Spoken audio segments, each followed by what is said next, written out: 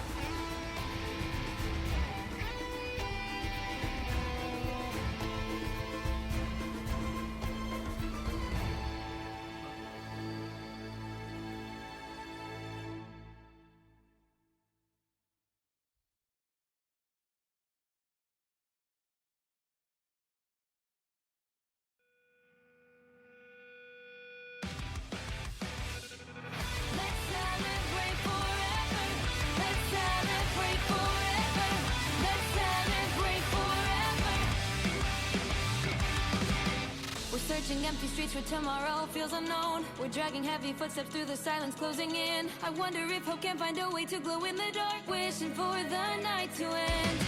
We're storming through the heartache as the city lights burn out, trying not to break what we stumble lost within. Something we must face, wanting to heal. Trust that you will pull me through. Wake up now, see the truth, ready to face the pain. You'll stay through the storm. Come on, let us hold on to hope. Yeah.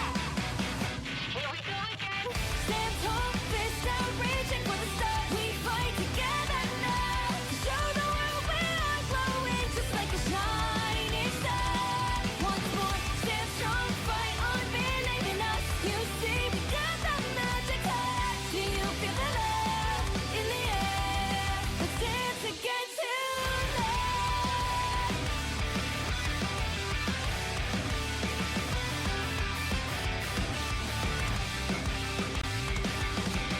We run through the thunder as the city sings our name. We're turning heavy moments into laughter with our friends. We all rise up and smile right when the shadows pull us down, laughing as the lights begin.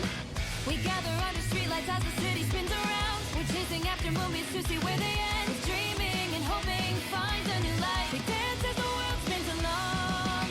Stay here now, feel the beat, ready to let it go. We'll dance through the night. Come on, let us keep the lights on. Yeah. Here we go again.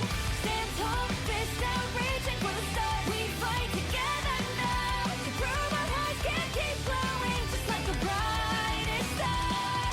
Once more, stay strong, push on, believe in us. You know we'll make the darkness fade. Can you feel the strength in your soul?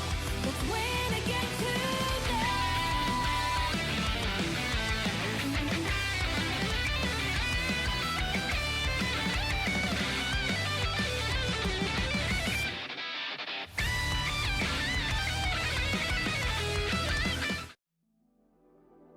Hello and welcome to day 3 of the Mega Milani tournament, the culmination of 2 days worth of back and forth. You see the hand of Khonshu's, you see the overtimes, you've seen multiple battles throughout all of these maps. And today I am really excited because we have a full desk of people. My name is Shibby, that's CB. Next to her is Diatonic. Next to him is Vaudable. I'm sure you've seen all 4 of us at one point or another.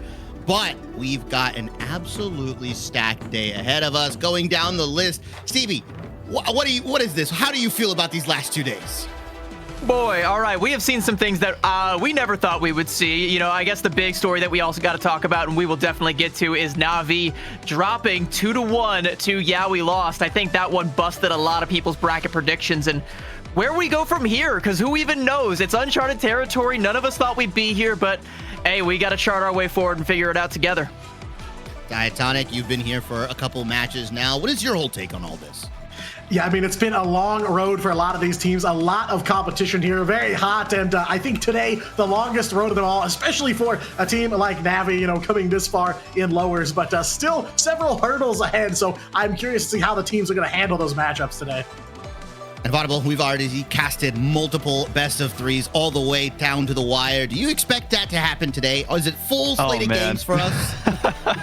I think we are going to have some very intense matchups going down to the wire. I know Na'Vi are going to give it their all in this next one against Lunex, but Lunex, again, they also have a chip on their shoulder, and they were the first roster to take down Na'Vi, so they have that experience against them. Both these teams have to give it their all, and it's only a best of 3, best of 5s start after this, so they got to give it from the get-go all the way to that final map. Yeah, and although we have Lunex Na'Vi for our first match of the day, I do want to go over the schedule for everybody. I know it's a busy day. Some people are juggling multiple things happening, Marvel Rivals, football, whatever, but there's a lot of good games. I mean, obviously Lunex Na'Vi we have coming up very soon, Dreamland versus Race Car, and those TBD matches. That's the interesting part there, right? Because we can see a hodgepodge mixture of different things. And CB, as we move towards the bracket, I need you to tell me, break down what's been happening, because there are some kooky, wacky situations that can happen in these next couple matches. I mean, we're already kind of in a kooky, wacky situation, but again, so there's what I alluded to on stream yesterday. Na'Vi dropping to Yeah We Lost 2-1 and forced to make a lower bracket run. When you take a loss like that, typically you want to go in for like a 2-hour VOD review session, but Na'Vi didn't get the chance. They had to go right back into the fire up against Flark in a lower bracket run, and even that one wasn't clean. 2-1, and now they have to go through Lunex if they want to keep this one going, but look right above them. Yeah We Lost is there again as they dropped to Race Car. So if Yeah We Lost beats Extinction, Na'Vi are going to have to go through Lunex and Yeah We Lost in order to make this lower bracket run happen. And here's the icing on the cake. You know who it was that put Na'Vi in that seed, that put them in this situation in the first place? It was Lunex in group stages. An absolutely insane set of run backs potentially coming through here. Vaudable, I'm going to go to you on this one. If Na'Vi actually make this run back and come to grand finals, can we just crown them as the best team so far this year? I mean, you could say that, but you can't give that to a single team who's not faced off against Virtus Pro, the world champions from the grand finals at DreamHack Atlanta. So they still have that moniker, but Na'Vi would say that they own the Americas region if they do win this entire tournament on Ping, especially after dropping in those two series, even dropping a map to the Beast, the first one that they did lose earlier on in this competition. So they have their work cut out for them, and it's not the worst thing in the world if they do go down against Lunex, because they did lose to them before. It would make sense. A lot of people thought this would be the grand finals matchup, but they have pride on the line and they want to go the distance. Lots of pride on the line here. Diatonic, do you think that Na'Vi's going to take it, or do you suspect that at least one of the America's representatives are going to take it to the top? Yeah, I mean, I do think they have a realistic chance. It's funny because this match was kind of what in my head I predicted we'd see in the grand finals, not lower bracket round 2. I mean, it's kind of like giving away the pay-per-view caliber match on free TV, right? So, not expected to start off with this one, but, it is a tough road ahead for Na'Vi. Like you said, back-to-back run backs in store for them, but, they're a team that you can't really count out until the very last. Feels like their Achilles heel has been that Virtus Pro squad we've talked about a little bit here. So I am curious to see how the rest of this run plays out for them with no VP in their way. Yeah, I mean, we've talked about Na'Vi, we've bigged them up, but this Lunex roster, CB, someone that you're very familiar with, you're intimate with, I'll even say, can you run down what this roster has in store for us? Oh, it's got something actually very familiar in store for us. Something that I literally just realized very recently is, again, I want to highlight the fact, Dongmin is not going to be playing with this roster as he's taking a little bit of vacation in Korea with his family. Hope he's having a wonderful time and not stressing too much over whether or not Lunex is able to get the dub here. They got Techie coming in to fill in, and it kind of felt like it took a while for them to recapture that Crimzo Techie Sentinel synergy, but they've started to get the wheels in motion and started to come into their own. And I took a step back here and I squinted and I realized, hang on, with Techie in the roster, this team is literally, it's just Sentinels. It's literally just Sentinels. You replace Aramori with Flamme, and you replaced, Nectar and Super Gomez with Yusher, and you've got the Sentinels roster. But it's like no one's talking about that because it still feels new. They have a new identity, they have new looks, and they have new upward potential that I think they are slowly starting to realize. But now in the lower bracket against a team like Na'Vi, seemingly with either everything or nothing to lose, it's got to be now. It's not Sentinels, right? It's Lunex. They dyed their hair. They changed a different color. They've changed They went through a breakup. They dyed their hair, as you do. Yes, of course. It's not Sentinels. We're not known as that now. That's Lunex, and that's a very good point, CB. Now, I do want to head over to Vaudable here. Obviously, a lot of great combos. I know you're big up on the Na'Vi roster. You've talked about them before. Do they have the pieces here to actually make it work against Lunex? Did you see something in that earlier group stage match that we saw? Is there like something there that, maybe Na'Vi can pull it out of their hat? Because they are known as that team to just lock in randomly. I think they are. I think the big thing was that they were kind of getting in their own heads, trying to play, the front to back style when it wasn't really working against the dive that we saw from Yeah We Lost. So I think having more flexibility in the ban and protect phase is the way to go for this Na'Vi roster. If they can't afford to do that, then they are going to go down against Lunex because they need that flexibility and not just going for the meta picks and bans, because that's what we saw happen so often yesterday, where they just continued to bull rush into what they thought was the meta currently and not really target ban these specific heroes that certain players were doing so well on. One to mention, Cartlover on that Hulk was just having to get banned out, but they just did not want to put a hand up. They wanted to just go with what they're used to doing. And these Americas rosters are all known for just throwing those tactics out the window. Very much so. Now, Diatonic, I'm going to come to you. The talk of the town has been Terra. How can he perform? How does he look? Obviously, he's been doing pretty well in this roster so far in this tournament. But for them to get the win over Lunex, is there anyone else you're particularly looking at to step up to the plate? Is it a Vanguard? Is it one of the strategists? Is it Terra's, dynamic duo Jerky here on the other duelist? Yeah, I think since Terra signed with Navi, I've really been looking for him and Jerky to lock in the synergy together. Terra, very powerful duelist, one of the best in NA, if not the world. But I do notice sometimes some inconsistencies. And sometimes when Terra gets caught on the back foot, he starts swapping heroes very rapidly, doesn't give it time to simmer and see if his changes are going to play out. And that's where it's time for Jerky to step up and help out while Terra's kind of recovering and getting back solid on the feet. So I'm definitely looking for Jerky to step up here. I want to see more of that synergy between these two duelists. Though I know the partnership is kind of new, so they're still working out some of the kinks and building that chemistry over time. Of course, always look to Trust Me. He is kind of a natural born leader. Of course, Captain America player, but a lot of Vanpool from him lately as well. So kind of looking for those two to be key players here to guide Navi through what are going to be some pretty rough waters. But, like you guys have been talking about, Navi, a team that plays very well in the clutch, and, pressure creates the brightest diamonds. So I am very much looking forward to see how they handle that pressure.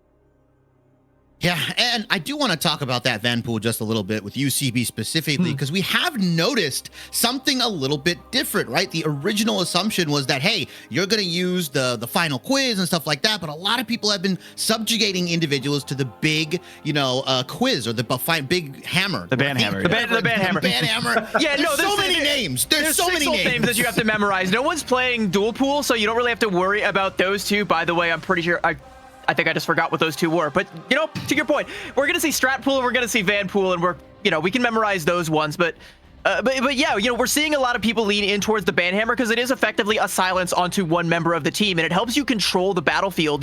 Overall, I think Vanpool's kit allows him to play very far forward. He has a lot of self-sustain with the ability to use the bubbles to kind of section people off, and then just that one extra layer of controlling the entire flow of the battlefield, you can get a lot done. There's things that people don't realize the first time they see that ultimate. They're like, okay, sure, missed shots and missed abilities, deal damage, but if a Loki clone misses, that counts as missing. If a Jeff, even a single drop, hits the ground before it hits your teammates for healing, that's a missed shot. That's going to be a dead shark before you know it. There's so many ways that you can just shut down an enemy and basically turn any fight into a temporary 5v6.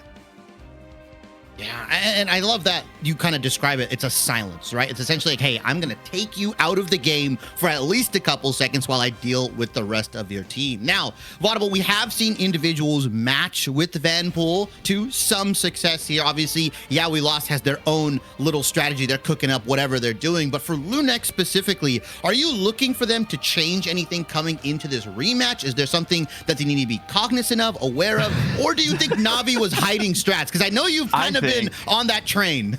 I think Mason needs to put away the Iron Man, unfortunately. It's not working. Put it back on the shelf, and then maybe when they get some buffs eventually in the future, you can bring it back out. But we saw it used and not really as effective as it wanted to be in some of those maps against Dreamland, where you saw the Magneto, the Meteor M just kind of being held until it came out. And even when it was used, it was always towards the end of a losing battle in a team fight. They couldn't even do anything about it to use that pulse charge. So it's a tough spot to find yourselves in when you're using some of these unorthodox heroes that might not work as well as you'd like to. And we talked about it, Chibi. The spawn bust that you can do from it is great, but it is sometimes in the later stages of a fight, it doesn't work as well, depending on who is on the other side, especially having that Magneto. So if you want to run it, maybe get rid of the Magneto in the ban and protect phase a little bit sooner for that. Other than that, I think Lunex, they just really got to focus down on the attacking side. I mean, that was the issue for both these teams, right? They could not get to that finish line at the end. They could not get those final confirms. And even when we saw like the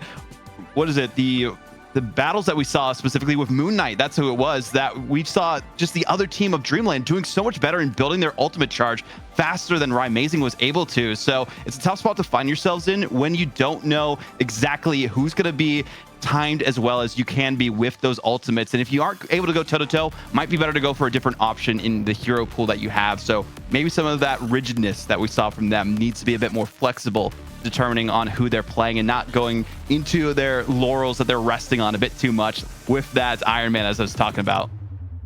And I think that's a really good point you bring up, Diatonic. We're going to look at the match history here. And I think a lot of Vaudibles and CV's kind of gripes with some of these teams are going to show here, right? Because they didn't go flawless. They fairly clearly lost some important matches. And I see some interesting map drops, both from Lunex and Na'Vi. Can you break down the surprising stuff here? Yeah, I mean, these two went toe-to-toe before already back in groups in the last round. So Na'Vi does have one map win over a Lunex, but again, ultimately, falling victim to them. Though I am surprised, in that upper bracket second round that Dreamland was able to overcome Lunex. Dreamland's been hot too, but Lunex, I felt like maybe it was kind of a clear path for them through that upper bracket. So, that's kind of where the surprise for me comes in seeing this matchup here in the lower bracket. And then, of course, Na'Vi have dropped a couple surprising maps. I think of the two teams, they have more surprises here. They dropped a map first round there against the Beasts in groups. They also have one dropped against Flark as well. So, they haven't been 100% perfect throughout this tournament. And, some of that you might be able to chalk up to a little bit of ping issues. Terra, the only one playing on server right now. But yeah, just kind of across the board, Na'Vi, picking up or dropping maps here and there to teams you wouldn't normally expect to see them drop to. So, the ping is questionable, of course, but some of it is that team harmony and that team synergy. Want to see them work together more, execute as a group. Yeah, I think a lot of surprises here. The map drops, the Beasts. That's the funny one, right? The one map drop there. Obviously, Flark taking a map here on Na'Vi. They haven't looked as buttoned up, as prim proper as we are normally used to seeing. And obviously, Lunex not being the perfect example themselves. But I do want to talk a little bit more on the meta and what we've seen unfold over the past 2 days. And CB, I'm going to take it to you. Has there anything that stood out specifically? Is it the damage boosted Namor? Is it my favorite, the Moon Knight that's coming in? Or are you expecting something else that hasn't shown its ugly head yet? I mean, we have seen a lot of Moon Knight, especially in the early stages of this tournament, but we've seen a little bit less of it, especially yesterday. But I feel like, especially once we start to see more of these maps coming in, we go from best of 3s to best of 5s. There's a lot more convergence. There's a lot more convoy maps that I think that Moon Knight Groot combination are going to be paired up with quite nicely if you can get it past the ban phase. And I think a lot of things are being painted by these very similar picks and bans that we're seeing across the board. You're taking out the things that are strong while trying to protect your own strategies. And it always seems to feel like, ban Gambit, protect Loki, and then ban Groot, and then from there it kind of becomes a mystery. Ban out some of these other strong heroes like the Hela, like the Phoenix, some of these longer range hit scan heroes, but it's not like, it kind of feels like everyone is dancing to the beat of the same drum, whereas a team like Yeah We Lost can just come in and throw everything out the window, throw teams like even the great Na'Vi into disarray. And I think some of these teams are going to have to reevaluate that going forward. I think you can't just kind of stick to what is strong right now. You can't just stick to like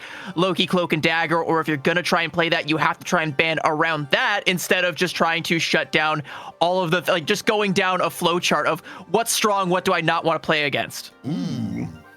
And just in time, we do have our first domination map. Just to remind everybody, it is best of 3s until we get into the winners, losers, and grand finals of this tournament. And Diatonic, walk me through Krakoa, because I feel like we've got a pretty solid depth of domination maps so far throughout this tournament, but Krakoa has always felt like the most one-sided affair for some of these teams.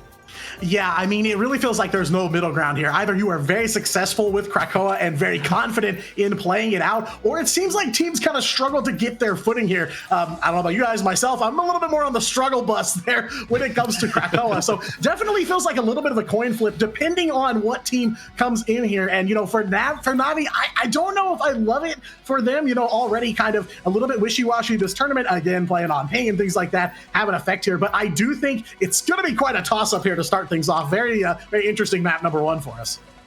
And Vaudable, we've seen this song and dance before. Is there anything different, anything new? It doesn't get spicy, this is right? The standard. This is the standard that we've seen. We'll probably see some group bans come through again. I mean, that's been pretty standard for both of these teams. But Magneto, potentially, the thing, we've also seen a lot of usage of that as well, specifically on Domination. We've seen a lot more Cloak and Dagger bans and protects as well. So wouldn't be too surprised if those come through. So it looks like Navi's trying to debate on what they want to focus on, and it will be that Groot. So they are getting rid of the Magneto, so we might be able to see here, CV, some of that Amazing Iron Man.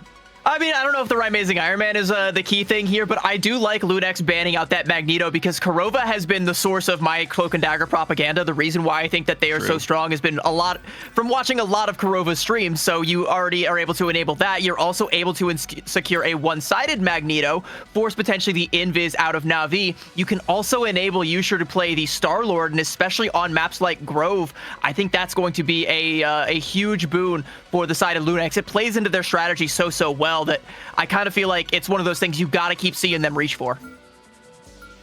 I do see the Thing ban coming in, and that's been someone that has been either very, very dominant or just gets farmed by the Moon Knight here. Diatonic, what are your thoughts on Thing? Because I feel like he's a very polarizing hero at the moment. Yeah, I mean, I've played a lot of Thing myself. I love the character, and yeah, he does seem to fit a little bit more into the mold here than usual or than the last couple seasons we've seen. But yeah, I think you guys are right. I mean, it is kind of dependent on who is piloting the Thing more so than the character itself. So yeah, I'm gonna have to watch out for the Moon Knight here because yeah, he will escape the ban phase yet again, and you know we're gonna see it. We've seen him all tournament long, and now that everything's on the line, especially in this matchup, I have no doubt that there's gonna be some Hand of Khonshu farming happening here.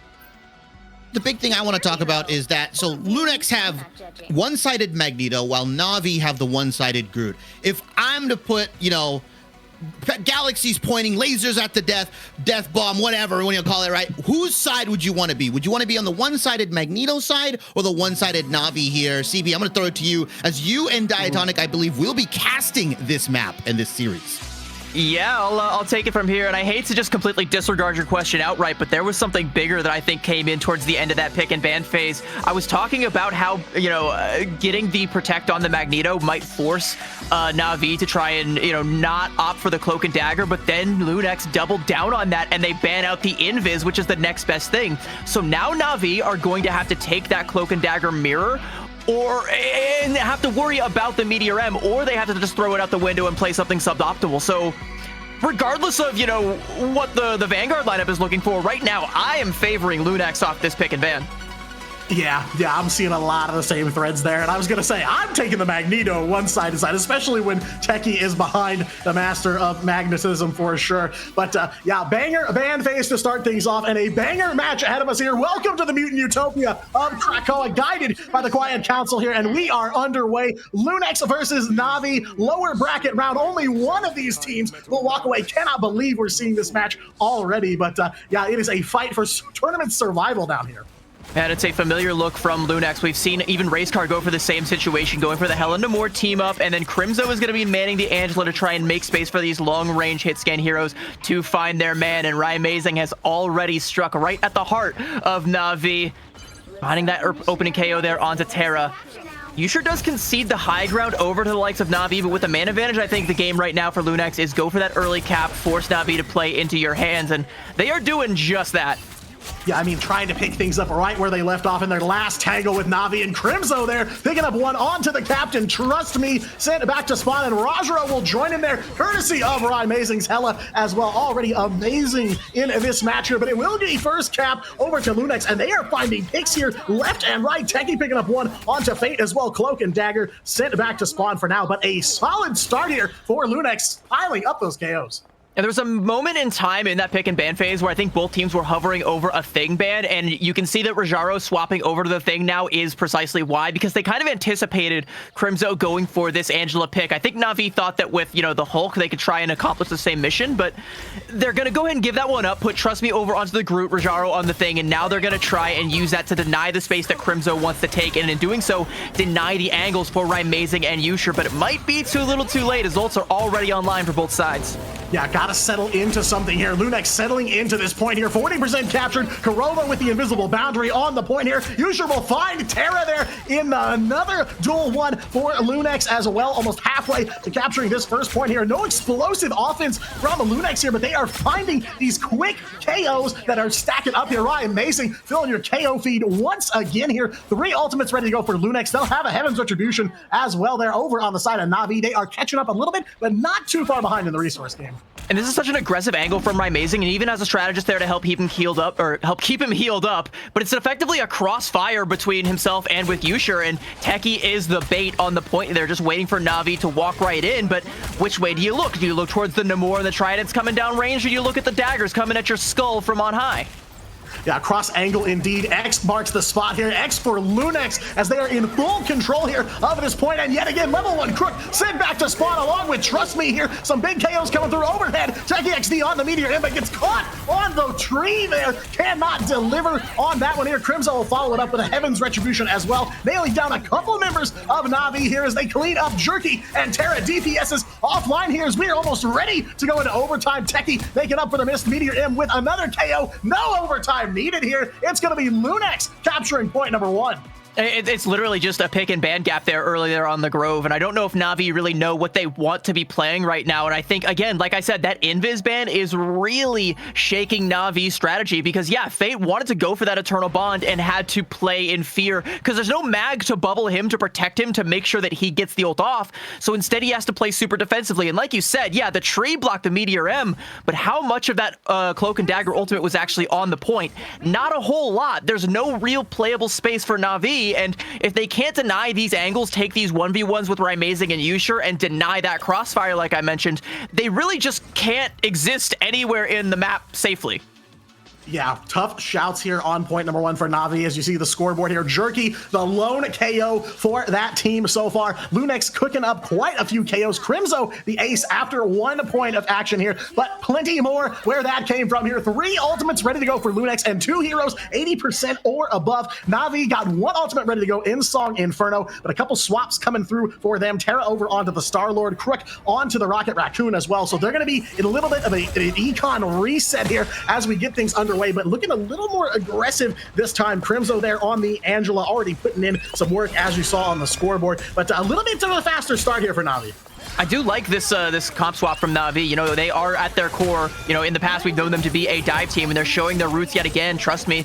Symbiotic Brazilians forced out early on, and a Dirge for a little bit of anti-healing. He's able to get out alive, and Na'Vi are the very least controlling a fair bit of space right here, but Lunex seemingly sneak right past them, get their feet planted on the point, and now with this Goddess of Death coming out from Rymazing, finding level 1 Crook, there's not going to be a BRB online for Rajaro when he really needs it, so now you are down 2 men, and it looks like this is going to be Lunex finding the cap yet again.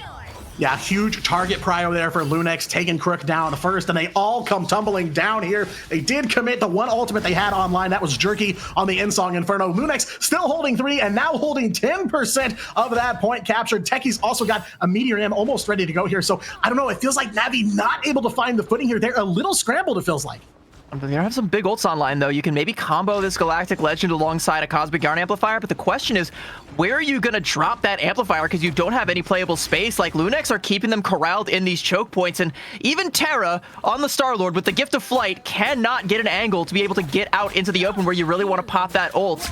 Turn around, you look at Fate over here on the Jeff, trying to just draw Rymazing back, maybe create a little bit of space that way, and now Terra is there for a 2v1. Yeah, I mean, all gas, no brakes here so far for Lunex, finding those KOs yet again here overhead. Another Meteor in from Techie, goes for the midair, does get some damage down, but can't fight quite. Find the full pick. Usher on to Jerky here. Phoenix back to spawn while Lunex in control again. Now they're going to let everything rip that they've got here. Almost every ult activated, but no KOs coming through for them so far. Rajaro there on the Captain America. Freedom Charge on the ground here for the rest of the team, but Lunex still standing tall here. Feels like they cannot find an answer to get through this Lunex defense here. Still 2 ultimates online for them. Crimzo and Kurova finding some KOs for themselves here. Almost 75% of the way, and Na'Vi is running out of time here on Krakoa. And it's good trigger discipline from Lunex, too. They still have that Heaven's Retribution and that Horn of Proteus. That's a 1-2 wombo combo that can win them this final fight. And look at Na'Vi's ult economy. They don't really have a whole lot to their name. They've got It's Jeff and Ensong Inferno. Not really a good combination to try and go up against what is definitely coming. And I have Strange TP come out here. Na'Vi want to try to take an aggressive position behind the point, though, but I don't know that's going to be, I don't know it's going to work out all that well for them, as Lunex are prepared for it, and you're still going to have to keep Crimzo pinned down, find out where he's lurking. He gets the ult. Yeah, Fate doesn't make it through, finds one there, but one after another here. Na'Vi through the portal, and just as quick, back to spawn here. Terra on the Daredevil will pick up a KO onto Yusha here, buying him a little bit of time, trying to get aggressive and follow up on it, but Ry-Mazing taking down Fate as well, so the Land Shark sit back with a empty stomach, unfortunately, to spawn, and that will close it out on Krakoa. Lunex take map number 1. And in dominant fashion, that was back-to-back 100 to 0s. I mean, Na'Vi really didn't get an opportunity to fight on the point, aside from that one towards the very end there when they had Fate on the Jeff, making that angle, trying to pull Ry-Mazing back, giving Terra the opportunity to get himself on the point, pop that Galactic Legend, but they then lost out in the Ultimate Economy game. I like that Na'Vi are trying things. I like that they're changing things up. I like that they went for that full dive, and I like that they're trying things as a team, as a collective, but it still strikes me as searching for an answer when the question has completely been changed. Yeah, I mean, you know, all pun intended, it really does feel like ice skating uphill a little bit. They can't quite find a foothold to start the climb. That's what it feels like here. As you can see, just 2 KOs cashed in, one for Jerky and one for Terra on the side of Na'Vi, so they feel lost right now. It feels like they're not sure what to do. I mean, I have to imagine, you know, the losses they've taken here and there, the maps they've dropped, probably shaken them a little bit, but man, I'm very shocked to see this scoreboard come through here. And it's gonna be a long day for Na'Vi, because remember, this is only a best of 3, so they have got to start a reverse sweep here against Lunex, and then, like I said, potentially meet up with Yeah We Lost in the next round of the lower bracket. So no rest for the Weary, and I don't even know if this team got to strategize before this tournament the way they really wanted to, or I guess I should say before today in this tournament, because you know, you take a loss to a team like Yeah We Lost, you want to go in and you want a VOD review, you want to figure out what went wrong and how do we make sure it never happens again. But then they had to go into another nail biter against Flark, and it kind of feels like they're still looking for the answers to these questions. They're still trying to play past the team that's currently in front of them, and it's just not working. Yeah, and before, you know, they had some opportunities, had a little bit of time here to try and find the answers, but time very quickly running out here. Of course, we still are in best of 3s up until the finals matches start up. So Lunex on a match point already. Na'Vi in danger of elimination this early on, and a lot of that thanks to Yusha and Ry-Mazing both finding picks around every turn here very early on. Before engagements even happened, it felt like they had already lost a couple of bodies on the side of Na'Vi. So, you know, again, like time running out here. I mean, this is truly the 11th hour for Na'Vi. And that's really like, you know, talking about Ry-Mazing and Yusha and the way that they're able to frag out there, like that's really all you can say about Lunex, because it was just crystal clean execution from top to bottom. They really didn't make any mistakes, and even the small ones that they did, Na'Vi failed to capitalize on them. So we're kind of hyper fixating on Na'Vi, who are now the, you know, de facto protagonists of this tournament after that Yeah We Lost loss. And it kind of feels like, you know, the hero's journey, it's got to start now. We're at rock bottom, and we can't possibly get any lower. And if we do, we're eliminated. Reminder, chat, this is an elimination match. It's lower bracket. We all thought this would be grand finals, and we'd be playing these two teams for cash on the line. But no, it's lower bracket. Elimination is on the line, and only one team will even continue to have hope of making it to grand finals. Yeah, and I can see where Na'Vi's heads are at here. I like the swaps they're making in the middle of that match, you know, trying to play the game out here. But, you know, it does feel like a little bit of trouble in paradise, right? A little bit of confusion, a little bit of chaos. You know, a hero's journey, right? You need a mentor to help you on that road. We're really looking for a player like Trust Me, who has often taken the mantle of captain and team leader to guide the team here. And that is what they need. They need one voice to listen to and one voice to operate on here, because right now it just feels like kind of a scramble for them. And, you know, typically, like you said, Trust Me has been that voice for this team in the past, especially once he's able to switch to the Venom, which is his comfort pick. And I do think that might have been what kind of drove the decision to go full dive. You know, between that and having Fate on the Jeff, you're playing to two of your best players' best heroes. You know, you're playing to your strengths and creating a situation where theoretically you can get the win, but you're also reaching back into the past. We're 2 or 3 metas behind, and I'm sorry, but Dive just ain't played the same as it used to be, and it just ain't as strong as it used to be. We are firmly in a poke territory right now, and it's something that Lunex understand, and they understand how to set up these poke compositions to their benefit. And I don't know that Na'Vi really have figured out how to crack it, but for my money right now, Lunex and Racecar are the two best teams when it comes to this comp, and nobody has been able to best them at it, especially on Krakoa.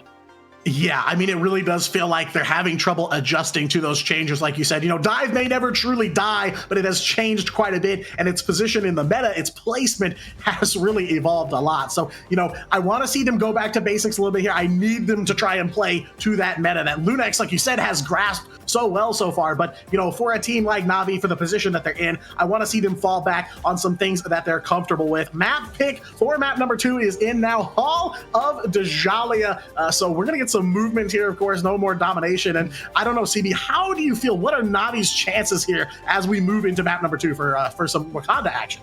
I gotta be completely honest with you. To me, Hall of Djalia conjures memories of Namor, and I feel like that Hela Namor comp might still very much so be on the table. So Lunex can kind of just do literally exactly what they did on Krakoa and still come up ahead. If you're up to Na'Vi, you have to try and get ahead in this pick and ban phase and deny that playstyle outright. But there is a second, just as sinister threat that I know Lunex has in their toolkit, and that's that Adam Warlock res comp. We didn't see it on Krakoa because they didn't feel like they needed to bust it out, but they could bust it out here on Hall of Djalia if they get denied that poke composition and be 10 times as lethal in my estimation.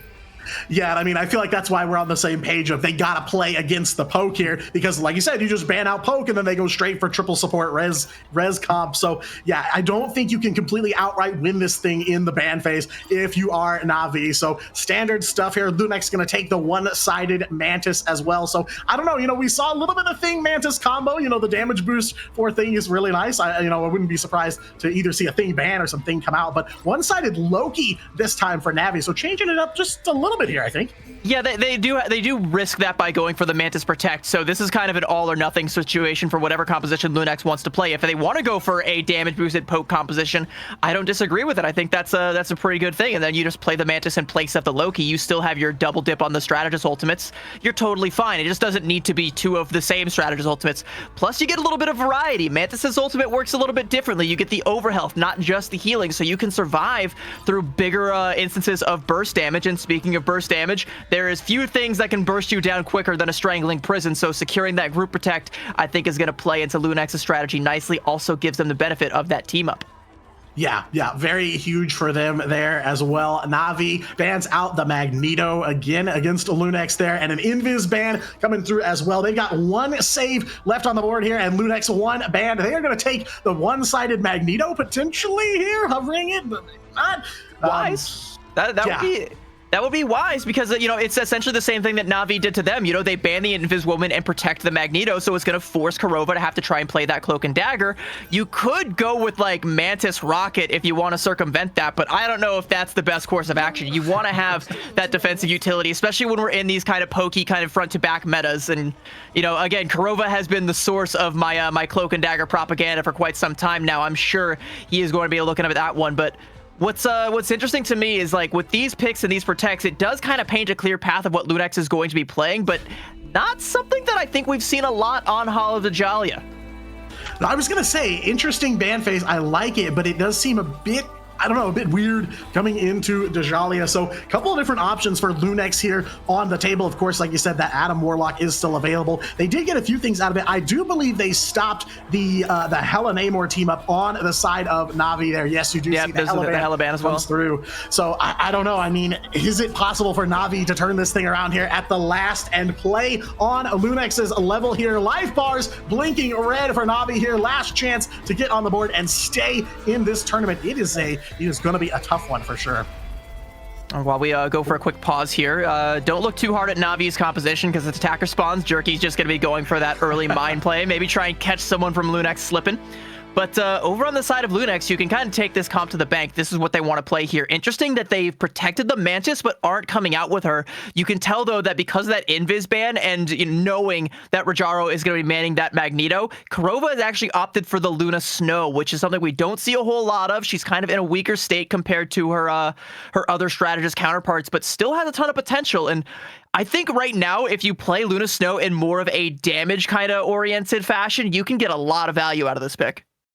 Yeah, absolutely. I was gonna say the Penny opening in the spawn room, throwing the mines down. I feel like that tells me maybe Na'Vi gonna look to just try and blitz to the point here. Terra over onto the Wolverine, see him do some crazy stuff there too. But yeah, I mean, at this point, I feel like being on kind of the edge of the cliff right here, heels dangling off, just your toes keeping you there. And it makes you wonder, even if they go for something more comfortable or something they're used to, I have to wonder, does that pressure, like I said before, it creates diamonds for sure, but can that pressure really help them in this situation, or are they just going to crumble underneath it?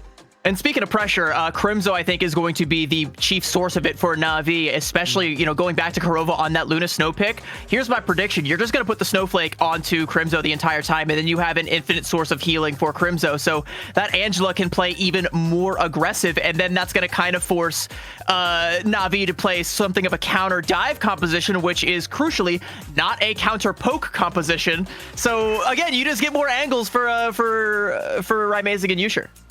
Yeah, and lets you take some focus off of having to look up every time on Luna and heal above you and kind of work on the rest of the team. So kind of a double-edged sword here, or for Lunex coming into this. So yeah, I think there's going to be some big aggression here. Of course, both teams fighting out of the lower bracket, so any loss will send them home. So you have to bring everything you've got to bear here. Nothing to hold back at this point. But I don't know. I've seen Na'Vi in positions like this before. They've kind of been dangling on the edge of some lower bracket runs, both in the last MRC as well, now here in the Mega Monthly. And I have to wonder, do they really enjoy being on the edge here this whole time? I mean, I kind of feel like it might feel comfortable, but at the same time, there's no way it's not like spiking your cortisol level to see this for like the 5th, 6th, 7th time. It just kind of feels like it's fate for this team, no pun intended. I have a question I want to pose to you, though, because Shibby was saying, if they could make this legendary run back and win this tournament, do you just crown them the Ignite champions? But obviously we can't do that because Virtus Pro aren't in the equation.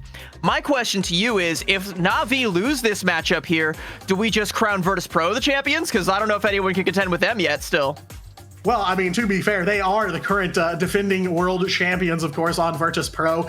But, I think in the same way that it would be hard for me to say if Na'Vi wins this thing that we crown them the champions, I think it's difficult to just rule them out or mark them off the list if they drop this match here. They're a very strong team. Again, it may sound like a little bit of an excuse here or there, but they are playing on ping, except for Terra, of course. So, there are some extra asterisks to this Na'Vi run here that I have to imagine play a serious role. So I would say no, they're not out of the running if they drop here. And Virtus Pro, of course, they do hold that world champion title for now, but so much has changed in the offseason. We've still got a little more time to go before Ignite kicks off again, so gonna be some more changes and some more power-ups for some of these teams. Like, for example, Lunex has powered up so much. These players have leveled up their game since the last time we saw them, like we were talking about that Sentinels roster core here in Lunex. So a lot of things have changed. I'm not ready to crown VP the champs just yet here. They have a lot to prove going forward. I like that VP are kind of on that Roman Reigns schedule, though. They won the title. They're just gonna take a 6-month vacation and come back and maybe defend it once every Big Four pay-per-view that comes around. But Na'Vi gonna open things up with a Doctor Strange teleport play here. I'm wondering if Rajaro is gonna make a swap over onto a dive hero. No, he's actually gonna go in with the rest of the team and now just try and play for this back high ground. But again, this just kind of helps Lunex set up these crossfires for Raimazing and Yusher. So you have to try and pin one or the other down. Yeah, you saw how successful that was last time. X marking the spot here once again for Lunex, but Na'Vi already on the point, looking for a tick. Where is Lunex at? No defense coming in so far here. Na'Vi finally able to clear one tick here, but there we go. Crimzo in on the Venom here to put down some damage. Na'Vi responding in kind here as they are looking to take control of this point. On the move here, almost a second tick. Lunex trying to find the angle here to get in and dig into this Na'Vi squad here, but Jerky over onto the Winter Soldier out of spawn, taking one down. He will go back to spawn for now, but not a bad start here on offense for Na'Vi. I mean, it's pretty rough on the defensive side, though, for Lunex. Crimzo going to clean up Rajaro there, so not a bad way to get your foot back in the door, but you gave up 2.5 ticks, just, spreading out to try and facilitate those aforementioned crossfires. They kind of bit Lunex in the butt there. They're able to reclaim and force Na'Vi back for the time being, but not through permanent KOs. You can see them grouped up there. in that low ground, ready to just come right out that door and right back on the point. And they've got the ults to brute force their way onto the point. Techie with a huge strangling prison though, and there's a Horn of Proteus, but Na'Vi are able to live it.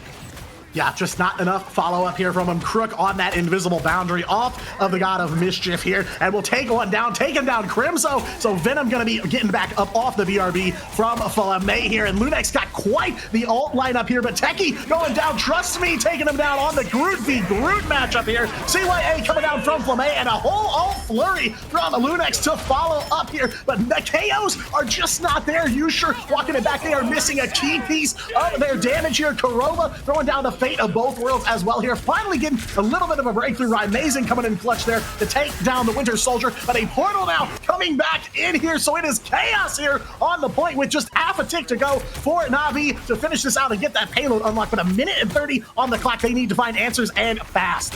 Off that last stand from Terra, could have found two, but didn't confirm the KO onto Amazing, so there's still a lot more damage coming out from this Hela. There's a strangling prison, I believe, that went out from Trust Me, but Lunex still able to live it, but look at those health bars. They're looking mighty low, and Rajaro is gonna deny any recontest coming out from Lunex with a huge Eye of Agamotto and the biggest Maelstrom of Madness I think my eyes have ever been blessed with seeing. A 3K off of that ability, and Techie is going to hang his head in shame as he could never. Well, the mantle of Sorcerer Supreme belongs to one, and so far, Rajaro definitely picking it up here on the move now. Payload unlocked, and 3:20 on the clock for Na'Vi. Rajaro said, bro, I'm Doctor Strange, you're just Mr. Weird. Professor Peculiar, in fact, here as Na'Vi on the move here on map number 2. They do have a God of Mischief ready to go. That's level 1 Crick holding that. Crimzo's got a Feast of the Abyss as well, but for now gonna be a little bit of left click action here. Time ticking down to just 3 minutes as Lunex back up and ready for some defense here halfway to checkpoint 2. Lunex holding on to that Feast of the Abyss, and Na'Vi having that double dip on the Stratus ultimates, and Jerky with that early frag there onto Techie. That's going to be res right back up, but that's a lot of positioning lost. That Deadpool going to be forced all the way back into the back line, but a good return fire coming out from Amazing. So the man advantage, and now the economy is in favor of Lunex, and they are willing to invest in this one as Techie is going to return fire back onto level 1 Crook. Trust Me falling as well, and despite Na'Vi double dipping on those Stratus ultimates, it's Lunex in the KO feed, but now the script has been flipped by Terra with that last stand, able to take down Kurova. It's so scrappy, it's so back and forth, but Na'Vi are not getting enough done to offset the spawn advantage from Lunex, so they have to bend back just a little bit before they snap in and hopefully try and confirm this this capture here. Yeah, checking in about 60 seconds later, 3/4 of the way to that checkpoint here with just 2 minutes left on the clock there. Terra going for a slice and dice, but Amazing cuts him down faster than he can get those claws moving here. Na'Vi held up a bit here, just shy of checkpoint number 2. Yusher overhead on the Phoenix as well, raining down some spark stacks onto Na'Vi, and they are quite grouped up here, so perfect opportunity for an all-you-can-eat here for Yusher as he is uncontested up there on the roof. Not sure how Na'Vi's gonna handle it, but they are healing right on through it here. Just not enough follow-up from Lunex yet, but a CYA on the ground from Flamay here, trying to get the damage moving here, and Yusher gonna let that Insong Inferno rip. 2 KOs confirmed now for Lunex here as they are finding the beats on defense. And it's another crossfire setup. Like, you're talking so much about, you know, Yusher because we're watching from his POV as he's just making popcorn with those sparks, but we also see Amazing denying Jerky from taking the angle. Look where Amazing is posted up. If Na'Vi try to walk in and take this center spire area, they're just gonna be at the mercy of both hit scan heroes, so they have to try and deny one or the other, but they can't seem to make up their mind, so they just kind of end up stuck and at the mercy of all the damage that comes out. And so you get that 1-2 wombo combo that comes out, cleans up your whole team, and Lunex have more for this next fight. Yeah, big banhammer coming out from Techie on the side of Lunex. 1 damage piece for Na'Vi down. Fade throwing the invisible boundary, trying to keep the team on life support here as Lunex moving in and moving up here. Jerky going to be walking it back for the time being, but Crook goes down too. Techie finds another one here on the Vanguard. Deadpool, 1 healer down for Na'Vi. So like dominoes yet again here, that ever-swinging pendulum going back in the direction of Lunex here, holding 4 ultimates now and playing them very close to their chest here in the last 30 seconds of this run. And with only 30 seconds left, it's going to be tough for Na'Vi to force out these Stratus ultimates, but Terra has a Galactic Legend, and that can be an opening, but they're going to open with that instead, use a Mag Bubble to protect him, but all that does is force out the ultimates from Lunex. The Fate of Both Worlds from Kurova is going to keep everybody nice and topped up there, but Yusher left the dance floor for too long there. And Rajaro said, this DJ sucks, play some Gaga. Confirming it there from mid-air, trying to keep the offensive run alive here for Na'Vi. They'll at least find one, and they are finally back in control of the payload here and on the move. Economics looking pretty even here for now, but Na'Vi gonna have a very quick ult swing here as they are approaching that checkpoint. 3 meters to go. Another CYA coming down from Promay. The support ult's coming in clutch here. Fade on to that invisible boundary as well. Mason goes overhead with just 1 HP there, but it's Jerky finding the Luna Snow. Karova back to spawn here at the worst possible time. Na'Vi trying to push through this last little road bump here. Crimzo looking solo on that Venom as well, while Terra trying to help the team come through with some more damage here. Techie going down as well, but I believe that's going to be a BRB from Flamme here. So one more getting back up into the fight. They'll finally break through there. Na'Vi find the checkpoint. 1:30 on the clock to close out the map. But this is feeling a little bit too familiar for both teams. It was on Hall of Dajalia where both Lunax lost to Dreamland and Na'Vi lost to Yeah We Lost, and it was because of the inability to get the cart the entire way through. Na'Vi only have a minute to try and get this one going, so it's going to have to be an OT push. You better believe they are praying to every god they can conceive of right now that they can get this full cap and force extra innings, but Lunax have the ults right now. They've got the Ensong Inferno. Crimzo making the swap off over onto that Groot is going to be building up that Strangling Prison, and you know that could snuff out all of Navi's momentum if it lands, and that KO onto Trust Me is going to do just that as well. So Lunax get to reclaim control of the cart, sit comfortably here for the time being, and force Na'Vi to make a sub-optimal play. They have the same tools that broke through that point B defense, but they got to use it again and then be prepared for that second fight that's going to come after, where Lunax are going to have the spawn advantage. Yeah, absolutely. It is looking good economics for Na'Vi, but again, distance is a big factor here. Terra overhead on the Galactic Legend finds Amazing here, going after Yusher as well, looking to cripple the damage for Lunax. Time ticking away though, and Ultimate's ticking away here. Yusher and Karova both throwing him down. More members of Lunax falling here. Na'Vi finding a leg up in this fight, but you are 100% right. OT necessary for this final push here, though. Na'Vi do make a breakthrough here with no ultimates used in that fight. They've got 5 left to go here as they are staring at the finish line, but there is still a whole Lunax squad in their way. But it couldn't be more perfect on the execution from Na'Vi. Like you said, they only use that Galactic Legend. Now they have 5 ults. They can just combo the Horn of Proteus with this Strangling Prison. We're going to see that Eternal Bond coming out now from Flamme. It's going to be enough to keep Lunax in the fight, at least for now. And now the Sonic Seduction to try and force some space, but it's Amazing that ends up falling first. It gets traded out for Terra, so it's 5 for 5. And now the Eternal Bond from Crook to try and even the score. Techie falls, and it's starting to tilt in favor of Na'Vi, and Lunax are running out of options.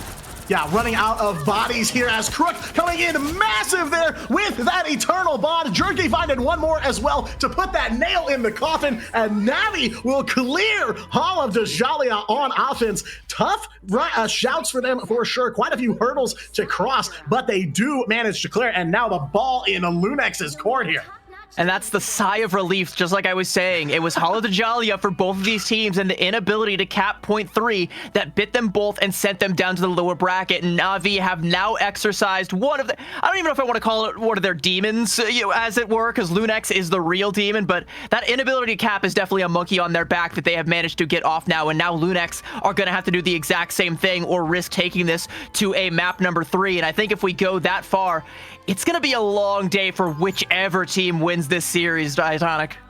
Yeah, I mean, got to keep in mind, this is just lower bracket round 2. This is not semifinals. This is not finals. And if Na'Vi do turn this thing around, they may potentially have to face the team that put them down here in the lower bracket in the first place. So again, a step forward for sure, something to commend Na'Vi for, but a long road ahead for them here in the lower bracket. So Lunax going to be on offense here first. It looks like so far pretty much going to rock the same comp that they had up to now. Na'Vi as well, no big changes coming through for them just yet, but Lunax, of course, they're gonna have to not only clear the map, but they're gonna have to do it in rapid succession. Can't get held up in the same points that Na'Vi did, because they need to build that time advantage if they want to close off the series here in map 2. So now Lunax are playing more or less what I expected them to play on the defense, but now on the offense. But the win condition is the same. You send Crimzo in and try and make some room for Amazing and Yusha to shut up that crossfire, and hopefully you can find at least a couple of KOs off the back of that and use that to your advantage. And I believe the Snowflake from Karova is going to be on Crimzo to help execute in that mission, while Techie just kind of helps the rest of the team slowly push forward here. So The strategy from Lunex is sound, but it's going to be the execution that I think is going to call into question, as this map is very defender favored, especially with the geometry, and Rajaro leveraging that favor to its fullest potential, forcing out the BRB early on, and Lunex are getting cold feet, it would seem. Yeah, and even this first little uphill here on the way to checkpoint number 1 can be the death knell for a lot of teams. I see them get stuck here so often, and yeah, Lunex definitely playing it very slow and methodical here. I like the little window Rymazer shooting through there just to try and keep some damage putting down, but it is going to be Fate from the side of Na'Vi that picks up first KO here in 60 seconds, so 1 minute already off the clock here as both teams looking to just build some ultimates here. Techie so painfully close to that Deadpool ult, but sent back, and that is going to be a swap on to Groot here. Of course, those attackers, shorter walk back to the point here, but Na'Vi so far looking quite healthy and in control at this point. And a large part of it is something that you're not seeing. It's the fact, well, you're definitely seeing it now as Na'Vi, as Terra turns around and just sees Crimzo getting bullied. Na'Vi are doing a good job of keeping Crimzo in check, so he's not actually able to make as much space as you would think, and so they can just take this fight on their terms. And with one swift Ratastern shot to the dome, that's another BRB forced out, and no space gained for Lunex. Na'Vi are doing a great job of standing their ground. Yeah, feels like they've upgraded from dial-up here. Download almost complete for Na'Vi. They definitely have the threads of what Lunex is trying to pull off here, and so far able to repel it here. Big 6 ult swing coming Na'Vi's way here, while Lunex trying to muster something. Half of their time gone already, but Lunex too has quite a bit of firepower here. 5 ults ready to go. It's going to be the fate of both worlds from Kurova here to start things off. And a strangling prison from Techie doesn't find too much here though. One stun looks like onto Rajaro, but just not enough follow-up here. Quick going for the invisible boundary as well, and Terra there on the Kraken impact will find 1 KO. Does not look like he completes the reset beyond that though, but 1 enough to at least grab a couple of KOs in this fight here and eat up even more of Lunex's time there. Trust me, finding 1 more KO as things settle down. 1 minute and 30 seconds left to go for Lunex to try and turn this thing around. CB, it is a tough road ahead here on offense for Lunex. The good news for Lunex is that you did manage to drain out that entire 5 ult swing, like you said, that Na'Vi were coming up on, but the bad news is you only have Heaven's Retribution and nothing to combo it with now, so Crimzo is gonna have to try and use that to maybe section someone important off from the fight, maybe just catch onto a backliner, and then maybe, you know, the rest of your team can confirm a KO onto one of the Vanguards while the healing just won't be there. But that's really the only win con, and Fate already saw that one coming a mile away, shuts Crimzo down, and now under a minute left to try and get your feet back beneath you. There's gonna be time to build Kurova up to that Fate of both worlds, but again, you're waiting to use that reactively, and I don't know that it's gonna work out for Lunex. This is looking so good on the defense here for Na'Vi. Dare I say, they may have found their mojo. Yeah, it does feel like a neutral check incoming here for Lunex as time ticking away. Just over 30 seconds left to go. Heaven's Retribution does come down there onto Na'Vi. Trust me, responding in kind there, throwing down the strangling prison as well here, looking to just buy the last few seconds of this time here to close things out here. Hellfar's wild. Kurova does throw down Fate of both worlds. So dance floor on the floor for Lunex here, and Na'Vi trying to dance to that same tune as they are fighting back in kind here. Crook goes for the invisible boundary once again here. No ults online for Lunex as we are under 10 seconds here. They do manage to make a little bit of progress here, but they're nowhere to be found. Crimzo overhead, they're going to try and buy the OT for Lunex. They do manage to find it here. Na'Vi just need to repel them here. Going to be tough though. Jerky KO'd and back to spawn at the worst possible second here. CYA from Flamme, and Lunex fighting back here under OT. Oh, there's that CYA and the End Song Inferno, and off a little bit of cleanup damage. Flamme clogging up the KO feed. They're going to find 2, but it was the explosion that did it. And Lunex, by the skin of their teeth, have managed to secure themselves a tick. But as the Strange TP comes out and the reinforcements start to come through, 2 ticks now, but Na'Vi are ready to deny the 3rd. Goddess of Death from Rymazing. He can take to the skies to try and deny this one. And now that the regen domain has been forced out, he may be looking to do just that. It was going to be a little rocky there. Fate, the last one to come through that portal. A couple seconds left on the respawn here, but now overhead, Rymazing going for the Goddess of Death here, trying to confirm that last tick, and they will find it. Where was Na'Vi there? Lunex revived here. 2 minutes and 30 seconds back on the clock, while Rymazing rains death down from above on that Goddess of Death ultimate here, and Lunex are still in it. Amazing. I mean, on that Goddess of Death, I think Na'Vi were trying to pin him down, figure out where he was. They scouted out that ult was online, but they just didn't know where he was. So they were playing afraid and scared because they lacked the information. And so they just kind of scatter like ants. And when it finally comes out, no one is there to find the touch. And now Amazing going to swap over onto the Moon Knight. And we've got that wombo combo from Techie. Sure, Techie is leading an ult charge, but watch that number in the lower right-hand corner of your screen go up about as quickly as you can blink. Moon Knight sneezes as he gets an ultimate. Yeah, I mean, when the first hand of Khonshu is almost done, he's already getting his second here, truly. So Korova on that self-res there, as now Lunex on the warpath here, about halfway to checkpoint number 1, as they are back in business here. Signs of life from this team. Crook throwing down an eternal bond here, and Terra on that last stand there comes in big, double KO for the Wolverine, and looking for some more here as Na'Vi tear through Lunex one piece at a time here. Under a minute 30 left to go, and now Na'Vi locked back in here on, again, this fight for their final tournament life. I like that the two that that Terra specifically found with that last stand was the Groot and the Moon Knight, shutting down that combo and any chance of using that to try and turn the fight. So now Lunex gonna have to carry that one over on into the next one, but Na'Vi again are able to do that fight win efficiently, so they have plenty of things to attempt to counteract it. You can still burst through Fate's ultimate with this Hand of Khonshu. It does a lot of damage, but there are still more options that you could potentially use to shut it down. Yeah, you have to wonder how long can they hold it off here for. The combo comes through, but it's huge for Na'Vi. They will find a complete ace here, wiping the floor with Lunex. 30 seconds left to go. They should have enough time to make one more attempt here, but I have to imagine Na'Vi going to put some big pressure here, and Terra's going to do just that, going after Techie, but he will be taken off the map by Amazing. Wow. With the Onk, I've never seen that in the KO feed. That is an insane thing to see. A 1 in a million. Lunex now have the advantage off a little bit of over-aggression that comes out from Terra, who's going to make the swap over onto the Moon Knight, but now Lunex are going to use the Soul Resurgence to reclaim all of this space, and now that's going to force out a response from Na'Vi. Crook going to pop that Eternal Bond, and now we're taking the fight on Carpet. Only 4 seconds left in the time bank, and one team has to come out ahead, and it looks like it might be Lunex. Yeah, not only that, Korova over onto the man of gold himself there. Adam Warlock on the board, and a Karmic Revival ready to go here. They are in overtime. Na'Vi is back in the spawn room here, trying to get back up and in this fight, but it is going to be a tough one for Na'Vi. They have a Hand of Khonshu. That's about all they've got. Strangling Prison, a little bit lagging behind there from Trust Me, so they're not going to be able to just combo and carve right through them. And even if they do, they're going to see a revived Lunex as well, so it is going to be tough here at the last. Early Hand of Khonshu coming out from Terra, but I'm glad you call out that Karmic Revival. Where is Korova going to be playing? That is going to be the answer to this question. Amazing, though, with the Hand of Khonshu taking down 2. And it's 2 for 2, though. It gets traded out, but there's that Karmic Revival. Crimzo is going to be back in the fight here, and Flamme popping that Eternal Bond, laying out the red carpet for Lunex, and they might just be walking it all the way to point 3 as they continue their march through Hall of Dajalia. But same situation that Na'Vi found themselves in. Only a minute and a half to try and get this full cap, and they did have to drain the bank in order to get even this far.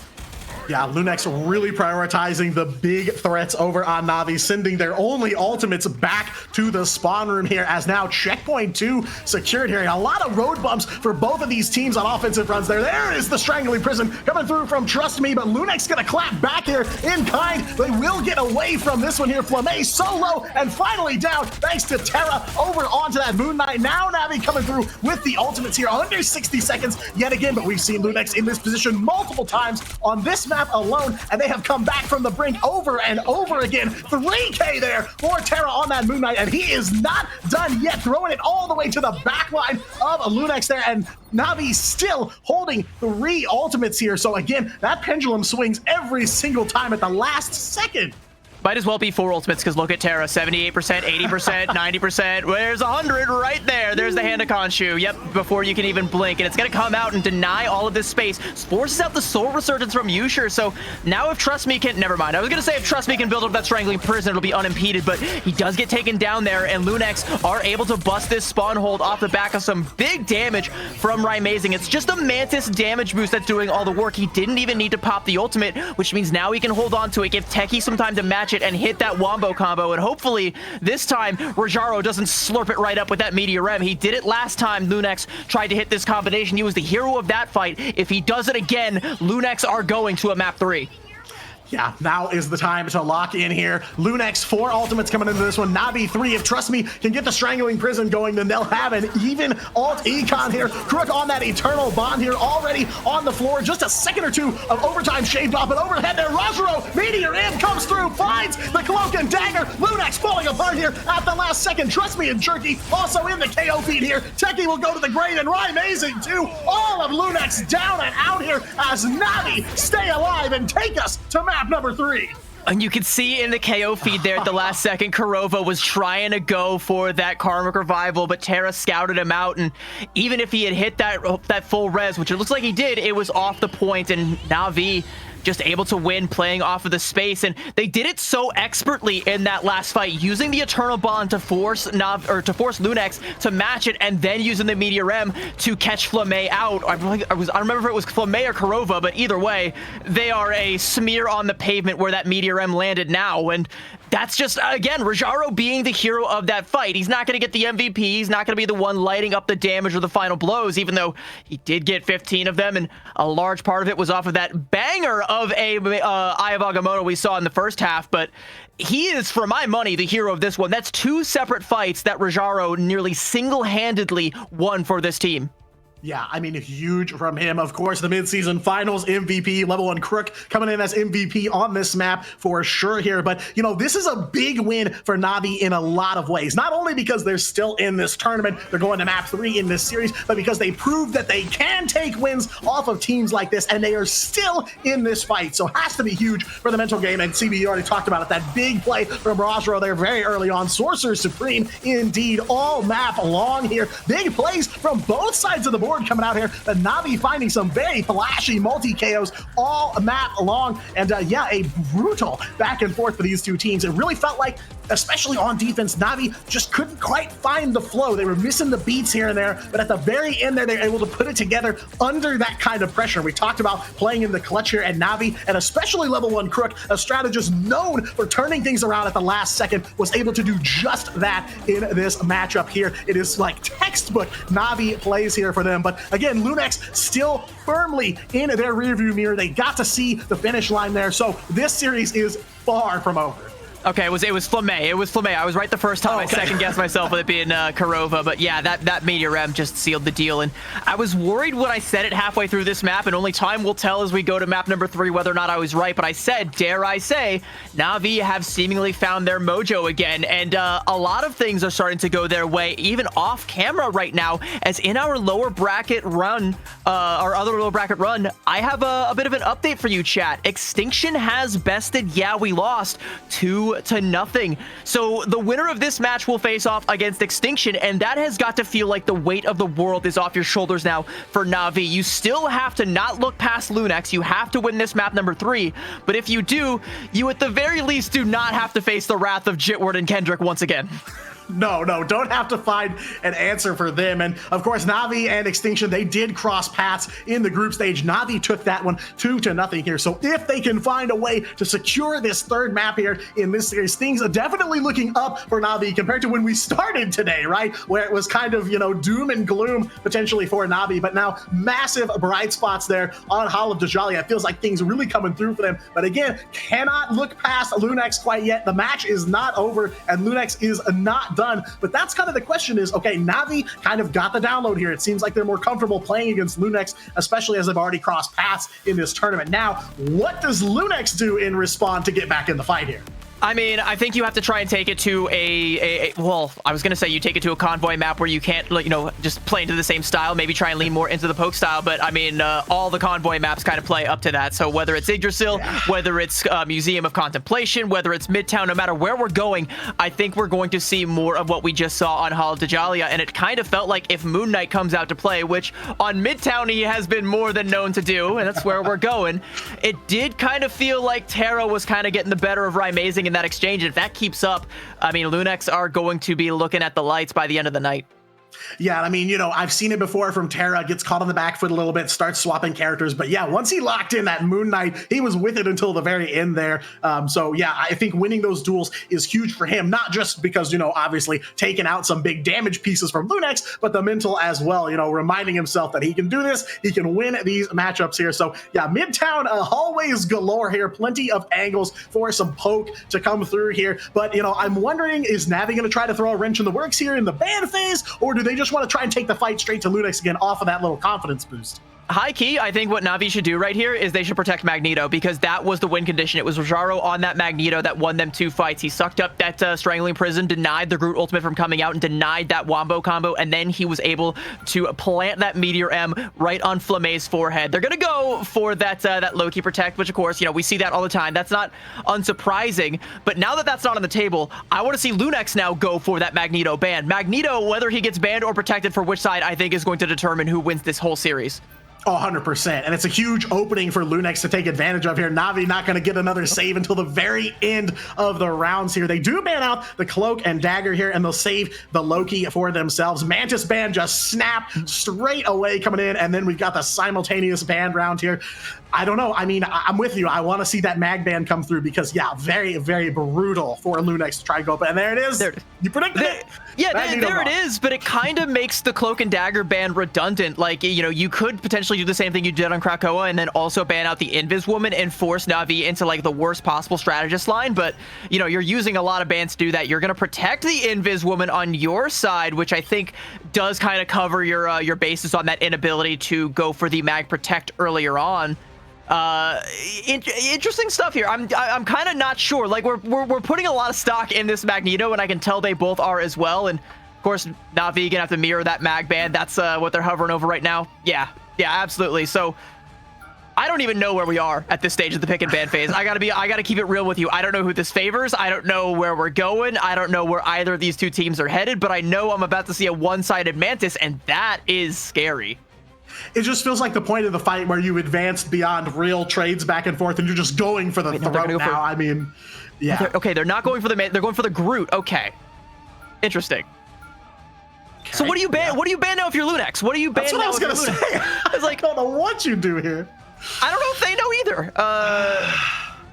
One-sided Invis is definitely a choice, and I think that's the one that they're going to go with. And yeah, I mean, I don't hate it. It does force Na'Vi into a very difficult backline, and you've taken away most of the good options for that Loki to use the God of Mischief on. So maybe it's going to force Na'Vi into what we saw in Krakoa, that dive composition with the Zootopia backline, Rocket Jeff. I mean, that might be their best foot forward, but even that on Midtown, I feel like is suboptimal. So I gotta be honest, I don't know where this can go. This can go any number of ways. It's a map 3. Elimination is on the line. Lunex versus Na'Vi, and I got no clue who to cheer for after that pick and ban phase, my friend.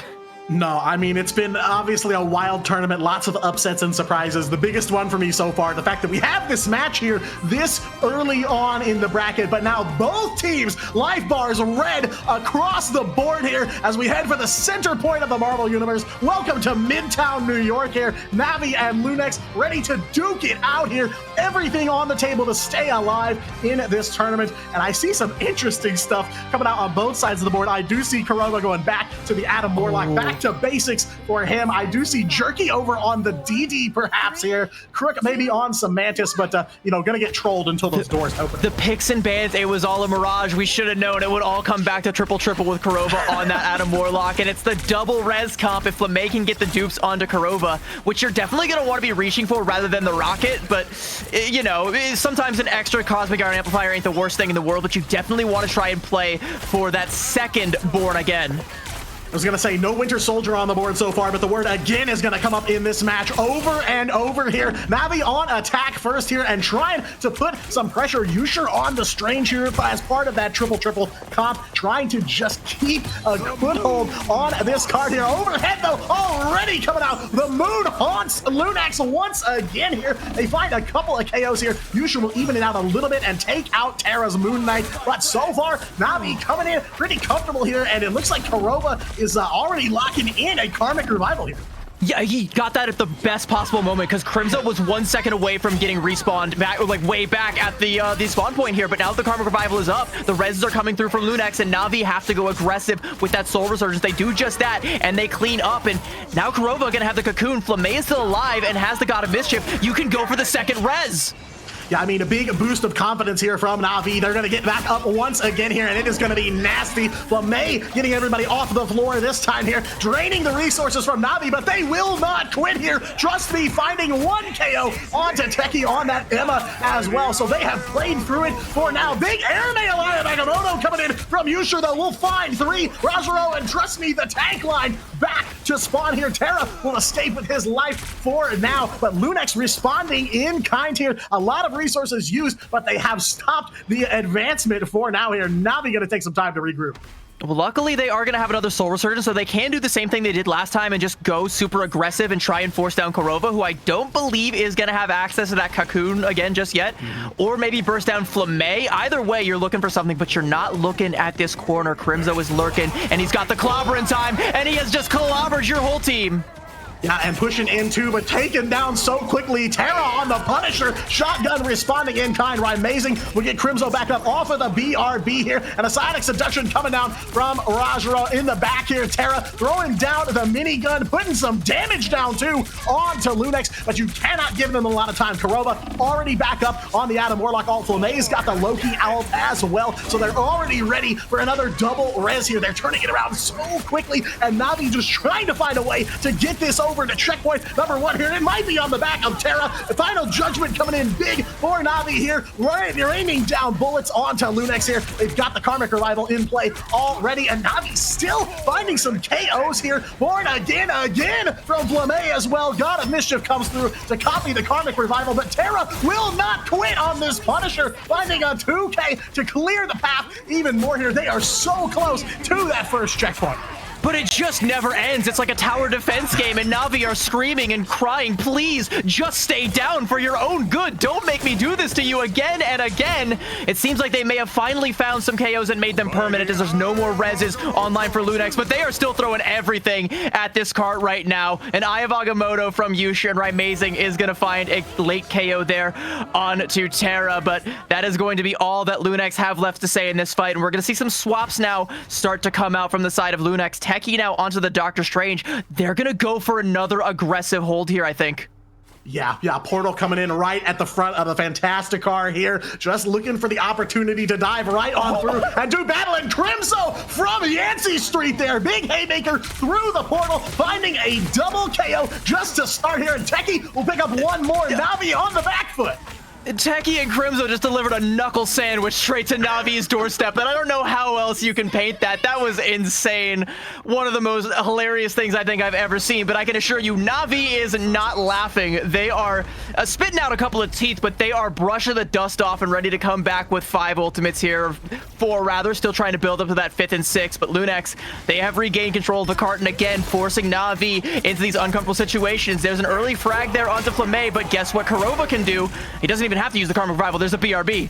I was gonna say Terra really feeling the flow on Punisher this map here, but taken down very quickly. And yeah, knuckle sandwich with the brioche bun and all. It's got Lunex back in the fight here. 2 stuns onto Na'Vi now. Psionic Seduction coming down from Rajaro, looking to make them walk his way here, but not a lot of turns on this one so far. Insong Inferno comes in big there for Lunex, softening up Na'Vi, and they will knock him down here after Yusher setting them up for a big Phoenix ultimate here. So again, Na'Vi hamstrung here just after checkpoint number 1. A minute 30 left to go, but still a lot of road ahead to that second checkpoint.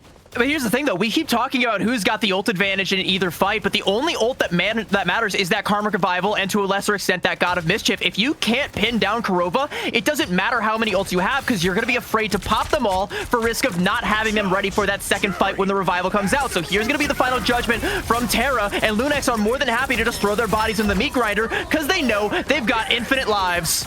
Yeah, well, not much risk here when you're just going to get right back up here. Triple KO for Terra on the Punisher, all but Lunex standing back up yet again. They will not go down here here. Yusher will take down Fate. One healer for Na'Vi offline. Terra and Trust Me following him back to the starting point of this map here. And Lunex still holding 3 ultimates. Still importantly holding that God of Mischief as well, though. Flamme shot down by Jerky on the Phoenix. That's huge. Rajaro down 2, just a 1-for-1. But Lunex still holding on to a couple of very key ultimates here. Yeah, but you can tell Flamme falling means that Na'Vi are going to be able to just walk right in the front door here. Lunex can't afford to hold the choke anymore because that was their res, and Flamme is going to have to come back. So Lunex respect this, giving a little bit more space, and now Na'Vi are going to capitalize off that space. They once again are coming up on some huge ultimates. They're not at an ult advantage, but they do have a way to cycle through here and try and get forward. But this Endsong Inferno from Yusher might shut it down, but luckily only going to find the Loki clones. Yeah, couldn't come in big that time here. Aya Agamotto does come big, though. A couple of stuns coming in, and Yusher and Ryan Mason will follow up on it, confirm those KOs, and Na'Vi so low here. Techie will find one as well here. Life bars ticking down for Na'Vi as we go into overtime. They are stuck in Grand Central Station, and they'll not make it out here. Na'Vi's offensive run is over, about halfway of the map cleared, so little bit of breathing room for them here, but maybe not what you want to see in this map 3 situation. And if you're Na'Vi, it's all about the mental game at this stage. Your back could not be more up against the wall. In a tournament that everyone ordained you to win, you are now staring down the barrel of elimination at the hands of a team that I think you might have expected to see in Grand Finals, but no, they arrived. Airdrop Amazon Prime straight to your front door way sooner than you expected, and they put up a hell of a defense there off of that double res composition. And now, as you can see, the attacker spawn side for Lunex, they're going for a spawn break comp, anticipating something similar coming out from Na'Vi. Jerky manning that Adam Warlock there in Fate on the Loki. It's more or less the same thing, but interestingly, Crook is not on the Rocket. They're sticking with this Mantis. Yeah, very, very interesting here. Terra on the Phoenix as well here. So yeah, Lunex 100% prep. They are looking for full Siege Breaker comp going into this potential last run here on offense for Lunex here. So they know the game here. They know the rules. They know how far they have to go to close out this series. We watched it, Navi's kind of momentum wane away there through 12,000 Karmic Revivals in that last run. So the question is, can they pull it together here for defense? Doors open up. Lunex looking to close out the series here. Half of Midtown is all they're going to have to clear. Well, Lunex, like you said, on that Siege Breaker composition, and a big part of that is the damage boosted Moon Knight, who is already 54% to that ultimate, and that is going to be just cranking up off the back of these Loki clones. And early KO, and trust me, this is where not bringing the Rocket has bit you. You've lost one of the key members of your defense here, and Lunex can just claim all of this space for their own, and Yusher already coming up to that Hand of Khonshu as another one falls. There's going to be no Vanguards to absorb the damage. You might not even have to pop this ultimate. Yusher can just hold on to this one and then play till Crimzo gets his ult and essentially fully shut Na'Vi down. They're also going to force out an early strange TP from Trust Me right behind Lunex, but again, like Lunex, they have definitely pressed tab. They saw this swap come out, they're ready for it, and there's that Hand of Khonshu. Yeah, one coming down, and Yusher will surely have another one ready to go by the time that Strangling Prison is online here. Techie will take down Fate, and Crook looking to suffer the same fate potentially as Rajaro as well goes down here. Already almost to that first checkpoint here, and Na'Vi have not found a way to slow the roll just yet here. Ryan Amazing on that Storm here. Big damage output for this Lunex squad here. Will find a KO onto Na'Vi, and they have already cleared checkpoint number 1 in Grand Central Station, the last battlefield of this series here. Yeah, bro, Herbie's got his pedal to the metal right now. Bro is in like 5th gear, and Na'Vi have barely been a roadblock to this full cap that's coming out from Lunex. 5 minutes in the time bank to not even get 2/3 of the way through Grand Central Station. It's a tall order, and Na'Vi, they don't believe in the res comp anymore. Fate is still holding on to that God of Mischief, but there's not going to be a golden god to duplicate. Instead, Jerky going to swap over onto the Psylocke. To me, this spells desperation. This is not a plan. This is Na'Vi off of their game and looking for something, anything that can help them cling to life, and Lunex have so many tools to snuff it out. Yeah, caught on the back foot here is Na'Vi. Economics gain in favor of Lunex here as they are looking at the finish line here. Na'Vi trying to throw everything they've got. Electric Legend overhead from Terra on the ground. That Soul Resurgence from Crook to keep this team alive here. Trust Me, looking to charge up that Freedom Charge as quickly as possible, but it may not be in time here. 3 members of Na'Vi go down. Breakthrough here for Lunex. Under 5 meters to go, and no one is there to stop the roll. They cannot stop Lunex, and Na'Vi sent home out of the lower bracket. Like I said, the team that was ordained to win the whole thing, their destiny arrived a lot sooner than they thought it would, and they were not ready for it. For the second time this tournament, they failed to put Lunex down in a best of 3, and it's Lunex that will ascend to the next round of the lower bracket. They've now got a date with Extinction. The winner of that will go to the lower finals, and Na'Vi, unfortunately, are going to be spending the rest of their time here looking on in the bleachers, not cheering, definitely booing on both Lunex, and they'll have Yeah We Lost there next to them, so good company nonetheless. But Lunex, what a performance, what a read on that Midtown pick, on that strategist composition with that double res comp, and it's just so annoying to have to play into because it feels like even when you win, you haven't won yet. You have to keep doing more and more and more, and it's just never enough. No, I mean, you know, I've seen this from Korova so many times since his days as a Sentinel, you know, that Adam Warlock coming in is so clutch, keeping the teams alive. Truly life support here, the defib nonstop for Lunex. But of course, this isn't possible without all members firing on all cylinders throughout this matchup. I mean, big stuff from Crimzo as well. Some big haymakers coming out from the Thing in this matchup. Very good portal play from Techie here. You know, just composition firing on all cylinders here. And Na'Vi left on the back foot and scrambling for answers here. You know, that Adam Warlock, the double res has to wear you down so much, and it leaves you in a position of what do we do? Because you're right, CB, it's all about, it's just not enough. We've done this, it's not enough. We played our comfort picks, it's not enough. We played so well on the first half of this map, and it's just not enough here. And Na'Vi running out of time in this matchup. I cannot believe what I am seeing. Na'Vi out of the tournament, and Lunex will advance for the run back against Extinction in the next round. A massive win for Lunex, knocking out one of the tournament favorites here, Vaudable. I mean, expected reaction. I'm looking at you. You're kind of like, how could it happen? I'm lost at this point, and I think Na'Vi are too. I think they need to go back to the drawing board and figure out their compositions for the future. Luckily for them, between now and whenever Ignite does end up starting, there's probably at least a couple hero releases, a couple balance patches that go on based on like the little roadmap that they showed us a sneak peek of way back when on the Rivals socials. But even then, I think the big thing comes down to just Lunex having the better composition and grasp of exactly where they need to play around each other. You talked about that Diatonic, especially how we saw Korova just have the Adam Warlock for free. Why are you going to give the best Adam Warlock in the world his main hero time and time again, and then having Rocket Raccoon available too, so you have the Cosmic Iron Amplifier with the damage boost and the extra health? I mean, I could go on a rant for days about why you should not allow these to be available, especially on a type of map like Convoy. But I digress. Na'Vi were guests for this tournament. They came in at the last minute, so maybe weren't as prepared against some of these compositions. But now they have a lot of homework to do afterwards, Shibby, and that's going to be the big thing, seeing how they adapt from now into the actual season of Ignite. Yeah, I'm just waiting for all the, you know, people on Twitter to... all the social posts. Yeah. Yeah, I'm waiting for Joshido. I'm waiting for all of these guys. I'm waiting. They're going to be clowning on Na'Vi at least for a little bit. I expect the burger memes, America on top, so on and so forth. Leg day, if you're in the chat, I mean, I would hide your face. I would hide your face. I'm just saying that right now. But we do have a bracket update, and for me, I gotta pour one out here. CB, just read me the results. Yeah, as we alluded to earlier on, Yeah We Lost fell 0-2 to Extinction, so it's going to be Lunex versus Extinction in the next round of the lower semifinals, and the winner of that will have a date with the loser of our upper finals, Dreamland versus Racecar. That is one that I cannot wait to sink my teeth into, because those are two teams that have been having dominant runs throughout their groups, throughout their brackets, and all throughout the upper bracket as well. We get to see two giants collide and see what happens when we pit them together.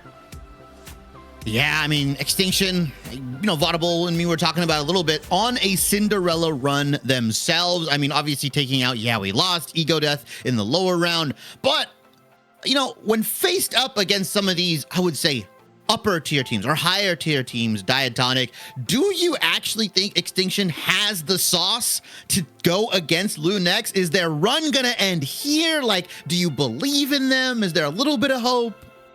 Well, I think there are a couple teams. Race Car, for example, has not dropped a map in this tournament yet so far. Clearly unscathed for them. But Lunex has dropped a map here and there. They have been shown that they are capable of bleeding here. Extinction still kind of working on chemistry, building that camaraderie together. That's going to be a challenge for them in that matchup for sure. But Lunex has not shown that they can't be beaten. The question is, can someone clear a series against them? And, obviously down here in the lower bracket, they have been beaten before, but yeah, that's ultimately the question is, can they close out 2 maps against them?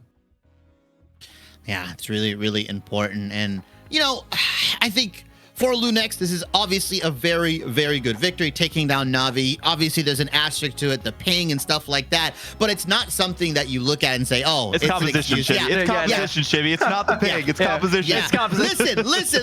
If I don't say it, I'm going to have people in chat at my throat. Oh, they're playing on ping, 110, blah, blah, blah, blah. Let me shift this over to a positive note and look at the team that came out ahead in Lunex, because this has to be a feel-good victory for them, because I alluded to how this team with Techie in the lineup kind of just feels like old Sentinels, and a little bit of a redemption arc for a team that, like Sentinels, that took an early exit in the midseason finals and failed to make it to the grand finals, to now best the second best team in the world. That's got to be a feather in your cap, and it's definitely got to be an extra little breath in your lungs, Yeah, and Vaudable, to close us out right before the break here. Yeah. Anything else on Lunex, Na'Vi? Like, is there anything you're looking at Lunex? Can they make the run? They're already doing it, but how are the chances against either one of Race Car or Dreamland? Do you think they have the gusto, the power, the abilities, the skill to take it over them? I think they really do. They've been grinding their hearts out, especially since exiting early in MRC Season 5. They were like the team people were saying was going to be the top dogs. And we were even saying that going into this tournament. So it gave them flashbacks, I'm sure. But having a bit more of a break in between the series yesterday and into today benefited them a little bit better than it did Na'Vi, right? You didn't see anyone streaming from Na'Vi. They were in the dumps emotionally going into the series and trying to see what they could do to recover. Now they have time to work out from that. Lunex, it's only upwards from here, I would say. Extinction, unfortunately for them, I think this is just going to be a training arc for Lunex to get back into the saddle of where we've seen them in the past, and then they'll be all ready and prepared for that lower final potentially, depending on how that series goes. Again, still a best of 3 against Extinction, so they can drop a map here and there, and if they do, it'll be that much closer, but I think they might take that one in stride in a 2-0. Yeah, expecting 2-0 from Lunex here, but for everybody watching, we are going to go to a very short break as we get Race Car and Dreamland ready in the lobbies. Go grab a snack, go to the bathroom, do what you need to do. We'll be back very, very soon.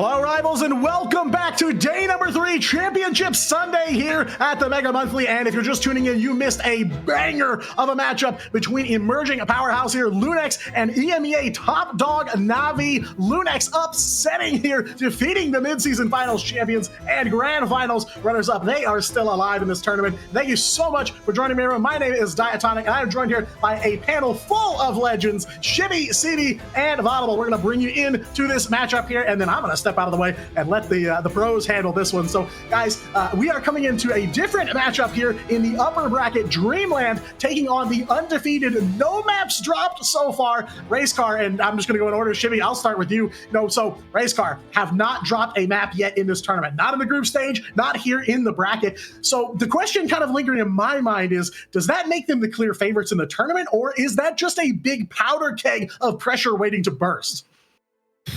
I mean, it's safe to say that as we've scaled into the days, I don't think anyone would be crazy to say, oh, Racecar should take this tournament. Now, the question is, can Dreamland challenge them? Can they take the map off? Can they take the series away? That's the big question. I think Dreamland has the pieces. These aren't scrubs. These aren't nobodies. These are two professional teams, pro teams, guys that have competed at the highest level. And I don't think it's crazy to say that Racecar with Spark Chief and a lot of these guys, they aren't unbreakable. They can bleed. They should bleed eventually.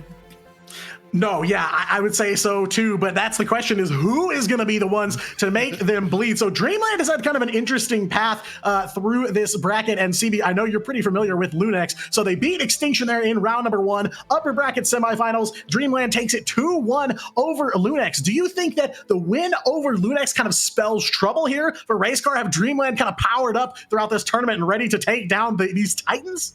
Well, I think either way, it's going to be, two Titans clashing, because, I mean, these are the only two teams now that Na'Vi has been eliminated that I feel are actually living up to their potential in this tournament right now. Like Racecar, the talent on this roster for them to not drop a single map is expected. Like, not to diminish how much of an accomplishment that is so far in this bracket, but that's still, like, kind of expected for this caliber of talent. And Dreamland, with their MRC performances in the past, we expect this roster to go the distance and to be this dominant. We expect them to struggle a little bit against teams like Lunex, but still be able to win out in the end. They may have to do just that again, but whether it's in the upper bracket or the lower bracket, only time will tell, and that's entirely up to Racecar. Right. And that's that kind of leads me to the thought that I'm having now is, we say that Dreamland, they've got the tools, they've got the talent, right? These players on this team are known quantities if you've been following the competitive rivals scene for a while. We've seen them on broadcast this tournament, but Vaudable, the one team that Dreamland dropped a series to in that group stage was Racecar. So what do you think needs to change from that first encounter between these two to now for Dreamland to try and take this one? I mean, Racecar is the team to beat in this competition, and Dreamland beat another team that was to beat, Lunex, the ones who took down Na'Vi in the first place. So they've already gotten past the toughest hurdle in taking down the world beaters, right? Now they have to figure out how they take out this Racecar with the best logo that you've seen in the tournament so far. This is basically the majority of the old FlyQuest roster on this team, with a couple of changes here and there from Envy and some other pickings from other teams as well. So seeing this composition, seeing guys of the synergy from them, Coopertastic also leading them from the back line. We saw how effective they were on Doom Crew during MRC Season 5. So maybe if they could shut them down specifically and have it more difficult for them to coordinate their team on specific team fight tactics and what they need to do on going in for the specific ban and protect phases might be the way to go if they can get in Coopertastic's head in some way. But that guy's got like an iron will, it feels like sometimes. So it's going to be difficult to be able to do that. Yeah, kind of tough skin that they've developed, this chemistry playing together. They've spent a lot of time working together here, and that's really shined throughout this whole tournament. But, now the question kind of on my mind as we look back at this match history, again, zeros down the line there for Racecar. No team has managed to find an answer to them. So, I guess kind of resetting here, I want to ask everybody this, but I'll start with you, Shibby. Do you feel like if Dreamland comes into this swinging all out of the gate, they take map 1, do you think that sends a Racecar into the wall here, or do you think that maybe we'll just see how they recover?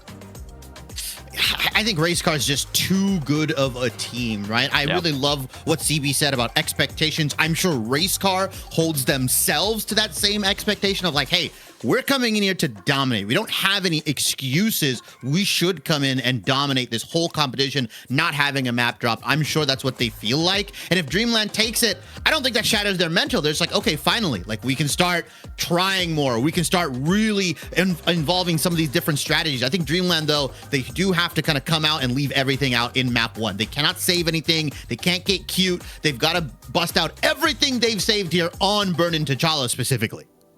Yeah, I mean, you know, it is kind of a question. Does this one map loss potentially at the start of this series, which we're going to see as a best of 5, is that kind of a yellow flag? You know, just okay, hold on, let's slow down a little bit. Or CB, do you think that we see Racecar on the back foot for the first time and they can't recover?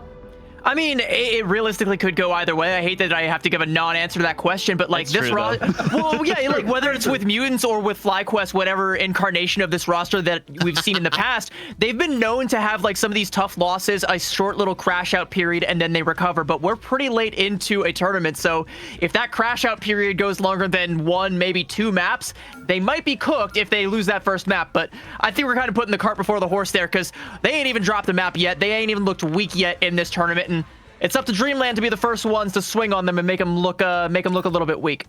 Yeah, that's the question, Bottle. Do you think map 1 helps swing it in Dreamland's favor, or does Racecar just play on through? I think Racecar is going to play on through for the most part. It does come down a little bit to this ban and protect phase as we go into it as well. Just seeing exactly what the prioritization is going to be from both these rosters, because then they can set the stage and be like, okay, they're going more leading this style for either triple support or focusing on certain heroes that they want to play throughout the series. And it being a best of 5, I think, works out in the favor of Dreamland in comparison to Racecar, because it gives more footage against them. Guaranteed at least one more map to play. So even if they do fall here and come back through the lower bracket, they'll at least have more to VOD review in between while they're waiting up for their next series. So a lot to look out for that. Daredevil being a prioritization, but the Namor was something that I was wondering if it was going to come through with the ban, because Dreamland looked really effective with it. Yeah, Namor yeah, save 100%. potentially? Right? I mean, the one-sided Namor with the Mantis Vaudable, we've seen some nasty things happen in this tournament, as well as Moon Knight potentially coming in with that damage boost. I feel like Racecar, if they want to, they could just lock this in right now, get the one-sided Namor instead. Whoa! Is that our first strat pool save of the tournament? Yeah. Have we gotten to see Strat Pool played on broadcast? Okay. So there was a Vanguard pool ban against Yeah We Lost, and so Mass just busted out the Strat pool instead. He was like, I'm going to play Deadpool. You cannot stop me. I will play Deadpool, and there's nothing you can do to stop me unless you want to burn 3 bans on me. Exactly. Yeah. Wow, yeah, a lot of DPS hate coming in from Dreamland here. Daredevil and Phoenix both taken off the table. Maybe floating a Wolverine save there at the last second, but I don't know. I feel like I'd rather see Groot or Magneto come out in this last save, and Groot it is.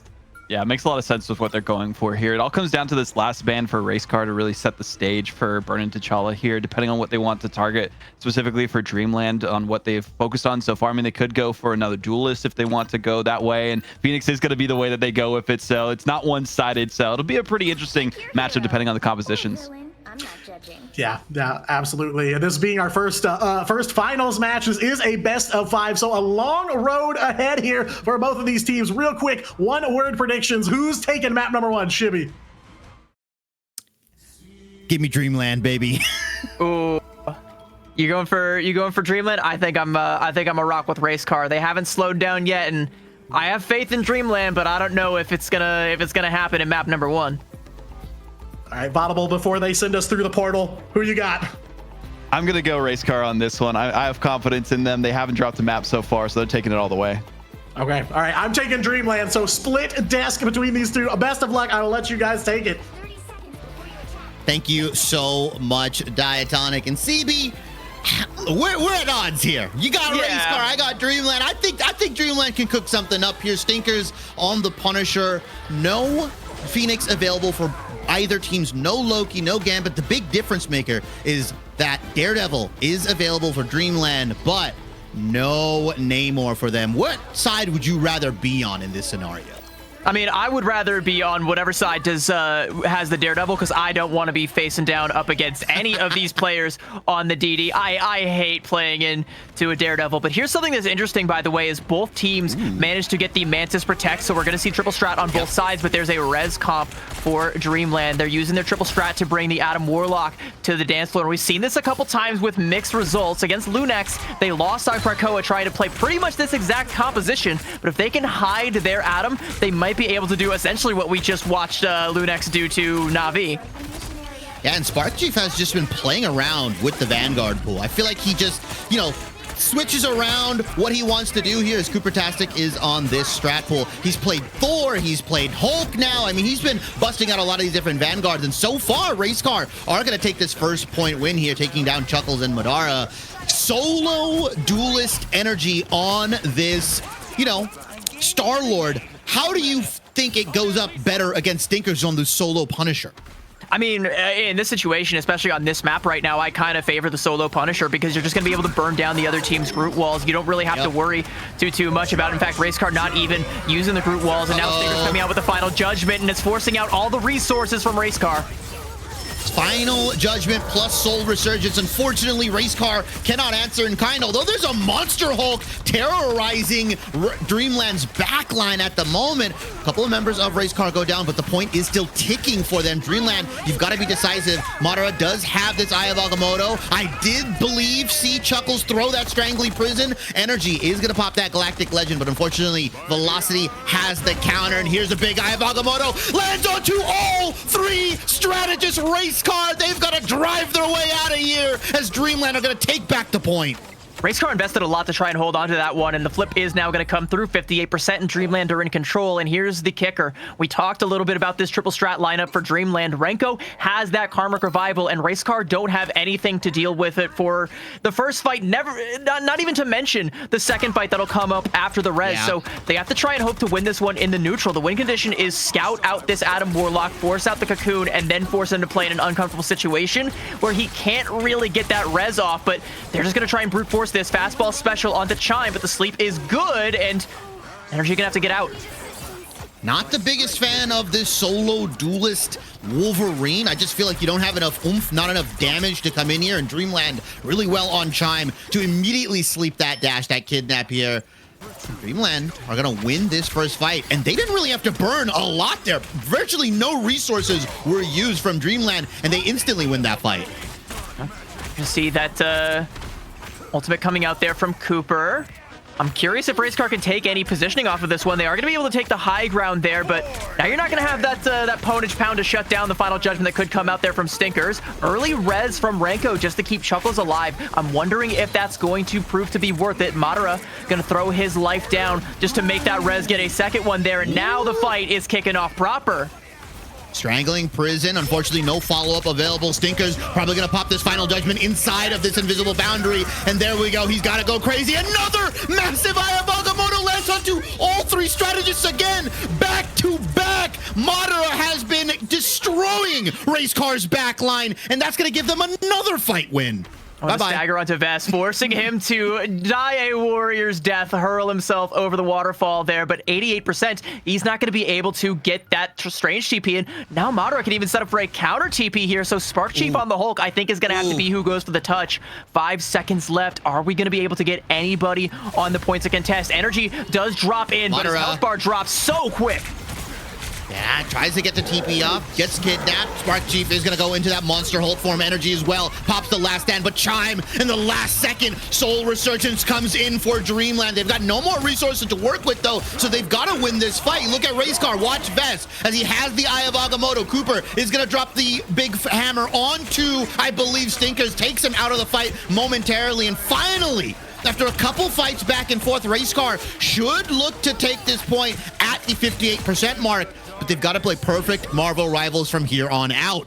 But it was a question of whether or not they could even touch. They're going to be thanking their lucky stars that Energy was able to trigger that OT there, because it was looking for a second like Spark Chief was going to have to jump all the way from spawn on the Hulk just to be able to get a touch at all. And there would have been a chance for just, one single invis push with the force physics to deny that from coming out altogether. But luckily, Racecar are able to keep their feet beneath them. They have ults to carry over onto this next fight, and they only realistically have to win one more fight to send it. But it's going to be 2 fights for the price of 1, because Renko has that revival yet again.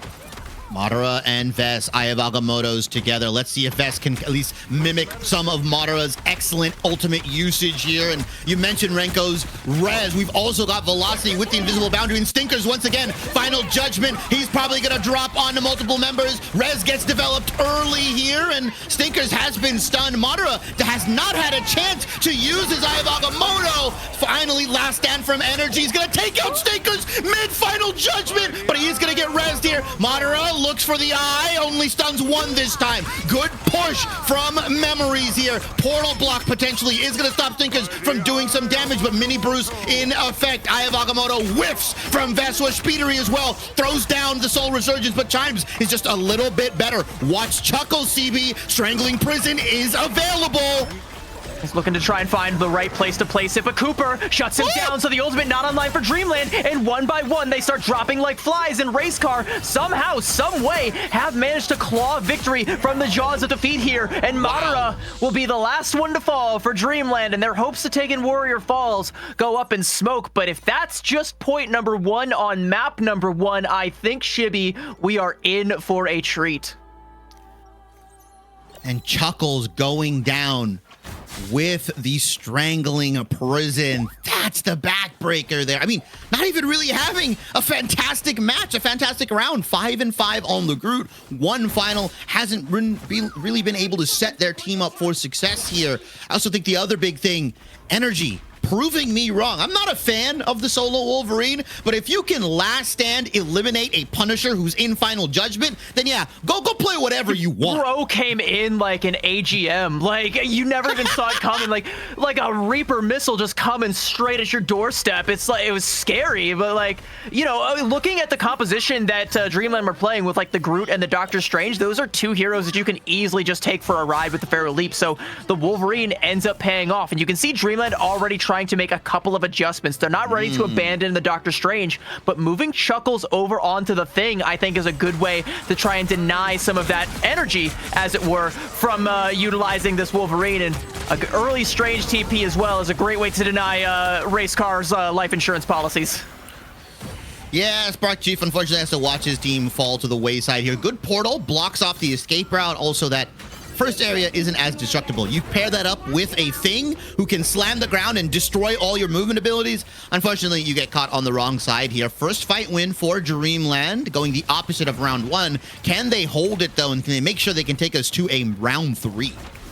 Gonna be that Karmic Revival online for Renko. Energy making the swap off of that Wolverine and onto the Bucky, and the ult's flying early on from Racecar, but that final judgment is gonna force out so much positioning from Racecar. They can't capitalize off these strategist ultimates. Great push onto the Eye of Agamotto, completely denying it, but they lose Chime in the scuffle. Renko's gonna pop that Karmic Revival, like you said. Big Eye of Agamotto lands on multiple members. Madara, how many times can you show them the Eye of Agamotto? They're caught in a boot loop, man. They're gonna be caught back in their spawn before long. Stagger KO's coming out. Velocity with some cleanup damage there to take down Memories. And now we're gonna set up the culling turret right at the spawn door. This is them just daring Racecar to come at them. Yeah, I love this advanced position as well from Dreamland, essentially tearing Racecar. Hey, you've got to burn one of your resources to push on in. We're not going to let you in for free. As Speedery, Soul Resurgence available. Energy has swapped over to the Winter Soldier. Clobbering time lands, unfortunately, onto only 1 member. Chime's going to pop the Soul Resurgence in kind of Speedery here. Velocity, look on the backside. Invisible Boundary available. Energy wants to use this Kraken Impact, just can't find a proper moment. Renko takes down Spark Chief in the back end. This is gets V5. Invisible Boundary gets used onto the point here. They've got to take down Energy, or he's going to have a free Kraken Impact. And they got to do it before Stinkers comes back before with this final judgment as well. Invisible Boundary coming out from Memories. Energy popping that Kraken Impact, and they're able to take down Madara, but Dreamland have the res again. A huge Trooper's Fist there to shut down Stinkers, but it's going to be res back up, and Judge, Jury Executioner, Stinkers wants to wipe the floor now with Racecar. 93% and counting, and Racecar have not been able to find the flip or even find a fight win. Ooh, they are going to bank it into overtime, but look at Vess. He's alive as Doctor Strange. He's one of the last one that goes down. So No I TP. don't think they're going to get the TP off, right? Energy is alive, though, but I think we're going to go to a map 3. What a dominant performance from Dreamland, not giving up a single percent. And it looks like it's kind of deceptive, right? Like you look at Dreamland and you kind of feel like this Adam Warlock is the linchpin of the composition, and for better or for worse, it is. But the only time that Racecar had any say in that subpoint was when they were able to deal with Stinkers, because that's where the lion's share of the damage is coming from. In fact, for 26k and 11 final blows off of these 2 points for Stinkers, now they're going to change things up. The swap over onto the Moon Knight, and Energy is playing catch up currently, a little bit behind, lagging in the damage numbers, but now making the swap over onto the Punisher as well. This is just a battle of the front lines right now. And look at Stinkers. Completely flipping the script. Hey, I know I played Punisher 2 rounds in a row. I bet you won't expect this. Onk, right? Like he's just playing Moon Knight here. Has Chime on the damage boost. We've talked about how fast you can build those ultimates here. I have a feeling we're gonna hear the Moon haunts you at least 5 times this round. Well, there's no Loki, so there's no like free Onks, no free Ricochets, but there is going to be a free Strange TP coming out from Vess. I'm wondering if Madara had the same idea. Indeed he did, but he sees that they teleport and is like, okay, never mind. We're just going to go take this fight right to the point. Yeah, right on top of that destructible terrain here. Chuckles, clobbering time available. Both of these portals, I mean, these guys are just playing portal tag with each other. Madara has the Eye of Agamotto. Resource-wise, Dreamland have the ability to win this fight. You look at Racecar, they're not really building up to anything too crazy here. Speedery on the Namor does have Horn of Proteus available in 10%. Renko goes down early, but a nice clobbering time lands onto multiple Racecar members, and surely they can give this up. As we do see the Horn go down, unfortunately doesn't land onto anybody. Does force Chime to use that Soul Resurgence, though. Point gonna be going over to Dreamland. Wait a minute, no, they're gonna contest. Cooper has the invisible boundary. Eye of Agamotto gets pushed away. Get off of me, and Racecar aren't just done giving up this point. Energy pops the Goddess of Death, but unfortunately you've got a Strange coming at you. Mock Speed instantly burned down, by the way, and instantly taken down. Energy, you are not allowed to breathe. And that's an unfortunate amount of ultimates to try and invest in a losing fight. Both the Invisible Boundary and the Goddess of Death used, and they can't even force the Soul Resurgence out from Renko. That is catastrophic for Racecar, because now that 19%, that's going to be 60, 70% by the time you get this one, unless you can force out the Cocoon and confirm the KO before that Karmic Revival comes out. And then still, even if you do that, you still got to do it clean and win the fight, and you just don't have the tools in your toolbox to do it right now. So Spark Chief now on the Thor is hunting for an opportunity. But Energy just made one, forcing out that Soul Resurgence, or sorry, that Karmic Revival. Karmic Revival gets invested early. God of Thunder comes in from Spark Chief. He swapped over to the Thor now, like we mentioned. Velocity does pop that invisible boundary, and Stinkers hunts him down, says, you're not allowed into the underground, and almost takes down the Cloak in with the shotgun here. Final Judgment is available. Oh, Horn gets dropped onto them, and finally, Racecar finally win a fight here. Karmic Revival invested, like you mentioned, to not a lot of success, as Vess has Meteor M in the back pocket. Yeah, and it's just like too many of these members from Dreamland poking their head out and finding the business end of the daggers that come out from Energy. Yeah. You lose Chime, and that's something that you just can't afford to do, because you need to have that healing. You need to build up with that Soul Resurgence. That's your main defensive tool. So Renko has no choice but to pop that Karmic Revival way sooner than Dreamland wanted to. Now they got the Soul Resurgence and that Final Judgment. They want to take this fight. Vess, Meteor M available, but actually gets stunned out. I'm not sure what happened. He popped it, but unfortunately it's not there, and Stinkers is just gonna go one after the other, knocking them down, and Racecar losing this fight. Dreamland flipping the point, 60% to their name now. Still gonna have the Goddess of Death to try and reclaim with, but that's not the best tool. Like, Racecar, it's looking kind of dire right now. They don't have a whole lot of ultimates. They don't have a lot of tools. They don't have a lot of win conditions. So Spark Chief now gonna swap over onto the Groot. And I think now Racecar are, for the first time, potentially all tournament long, scratching their heads, looking for the answer. And this is good for Dreamland, because when they're looking for the answer, they're not looking up to the skies. And that's where Madara is lurking, just waiting for that Eye of Agamotto. But as Spark Chief takes down Stinkers, they don't take the bait. Racecar may have done enough. Yeah, not having that big shield there does leave Dreamland up to some weaknesses, as Speedery is going to go take Renko down. I don't think they're going to pop that res just yet here. Chuckles trying to stall as much as they can. 99% for Dreamland. Racecar, do you have that portal available? Look at Renko's ult charge. Look at Renko's ult charge. He didn't get to use the Karmic Revival. I think he tried to and got punished for it, so it's not going to be online. So now Racecar, they have everything they could possibly want. What a bailout to be able to confirm that KO and then deny that ultimate from coming out. And now it's Dreamland, who don't really have any good options to reclaim this. They have time to build up to another final judgment, but now Racecar have the ults, and all they have to do is cycle the strategist ults out. Yeah, big strangling prison from Spark Chief here. We also see Memories pop Deep Eternal Bond. Velocity has to get that invisible boundary down just so they can live here. The point was getting flipped momentarily. I believe Chuckles on the Venom was trying to draw a bit of pressure away. Nobody's gone down just yet, but that might change. Chuckles has to burn the extra shield. He's just getting tossed around. Unfortunately, finally gets back here as Stinkers and Madara. Big Eye of Agamotto lands on the Memories, but they cannot get the confirmation as Cooper, very clutch invisible boundary, Soul Resurgence to keep him alive, but there's not the elims. Feast the Abyss gets used, still doesn't get any elims. So far, these two fights that have happened, nobody's gone down, and as I say that, Madara takes energy down, flips it into a 6v5 for Dreamland. It's going to be a strange CP that comes out as well, so all hands going to be on deck. Renko cleaning up Speedery there, building up to that Karmic Revival, but might not even need it if Dreamland can keep stacking the bodies high, and Madara just puts another one on top. Stinkers gets caught out, though, by energy. Racecar, they have no choice. They have to try and flip this. They do have control of the point. There's only a little bit of sliver of overtime, and Dreamland have wiped Racecar off the map, and they take map 1.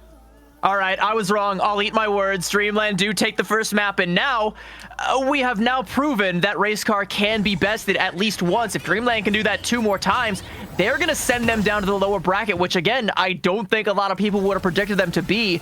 But, I mean... I wish I could analyze this. I wish I could tell you how. All I know is someday I will die, and on that day I still will not know how Dreamland were able to live through that strangling prison combo that Racecar tried to hit them with. The strategist ults, the guardian shields, everything was just perfect. That fight seemingly went on forever without a single body falling, and off the back of that, Dreamland are able to flip it and get themselves the dub on Burn and T'Challa. But just like I said, if this is map 1, I think you and I are in for a treat. Madara getting that MVP there. Bro is moving like he's got the Rinnegan. I mean, absolutely insane.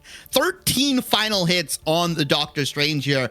Big ultimates, game-changing, team fight winning Eye of Agamotto's. Now, it's easy to look at Stinkers and say, yeah, 16 final hits, but he was propped up by Chime, by Renko, by Velocity. Every time he ulted, there was either a Soul Resurgence or an invisible boundary. Even if he went down, Renko was there to save the day with that Karmic Revival. I want to shout out Dreamland's strategist line, because I think they cycled ults near perfectly this game.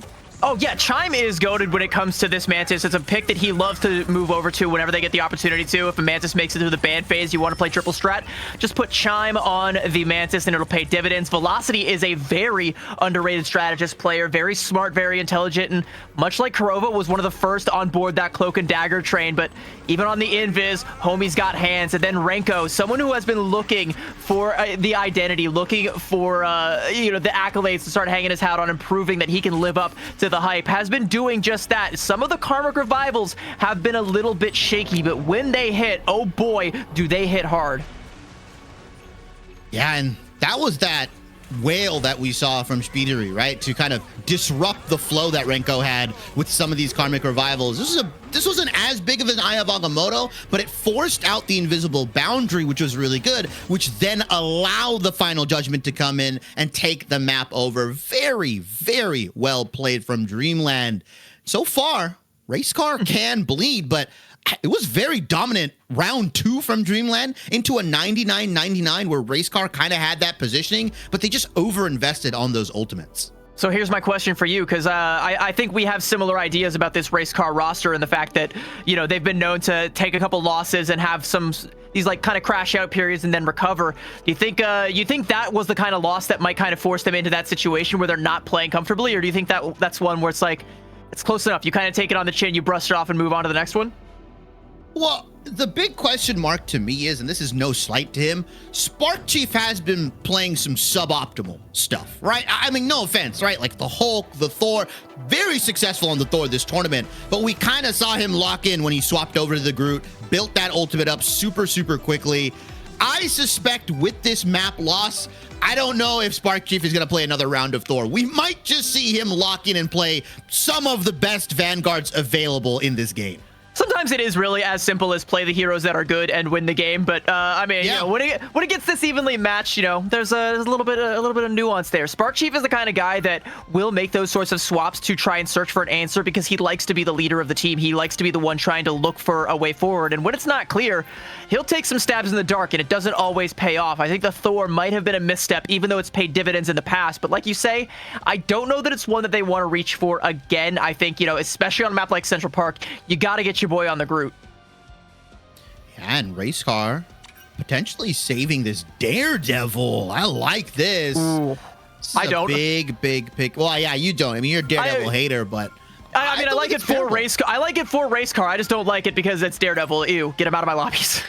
Yeah, fair enough. But Loki, one-sided for Dreamland here. That might be a big misplay as Racecar has opted in to ban away the Namor as well as the Mantis away. So are they going to save Mantis? Are they going to have... Oh, no, they can't. They can't. My bad. They banned Mantis. Dreamland's good. So the big save here now is, are they going to opt in for the Magneto so they can maybe dissuade Dreamland running that solo Punisher composition? Do they feel like they need to ban something else? I don't hate the Invisible Woman save here, especially for how good the support line was playing for both of these rosters, but I don't know if it's enough. I'm gonna have the Cloak and Dagger ban on the other side, so okay, a little bit redundant. I mean, that's gonna force them to use that Invis Protect in order to have a solid backline. It looks like they're hovering a Phoenix Protect as well, our Dreamland. But I think that one-sided Loki, like you kind of hit on early on, is gonna be the big thing, because you effectively do deny the double Adam Warlock res composition. Yeah. You also deny a lot of other potential. You know, you're gonna probably see one or the other member of Racecar's backline forced onto the Rocket Raccoon. Ooh. As we see another Cloak and Dagger band coming out. So I think, you know, for one side, it might just end up being like Rocket Invis, which, you know, you're kind of down to like B or C tier as it pertains to backlines. And how are you supposed to bolster a front line when your backline's in such dire straits? This is a nightmare scenario for any strategist player. No Gambit, no Loki, no Mantis, no Cloak and Dagger. You're forced on like Invis Luna, maybe, right? Or Invis Rocket, like you mentioned. Like, there's not the best options available here on Central Park. Well, you look on Dreamland side, they've got a little bit more to play with. Obviously, ball is in their court in terms of how they determine pick and ban, because it's Racecar's job to now adapt and overcome here. And Central Park, a map that has been played so much. I think it's like probably top 3 for most of the pro teams here. Oh, yeah, especially given the current meta with how strong like Groot and Moon Knight are, you know these teams love to bring it to Central Park, play to their strengths, play to what they are practicing. Shibby, look, what am I looking at? What am I looking at on Racecar's side right now? Vroom, vroom. I see a strategist I see strategist, yeah. I see Invis Rocket.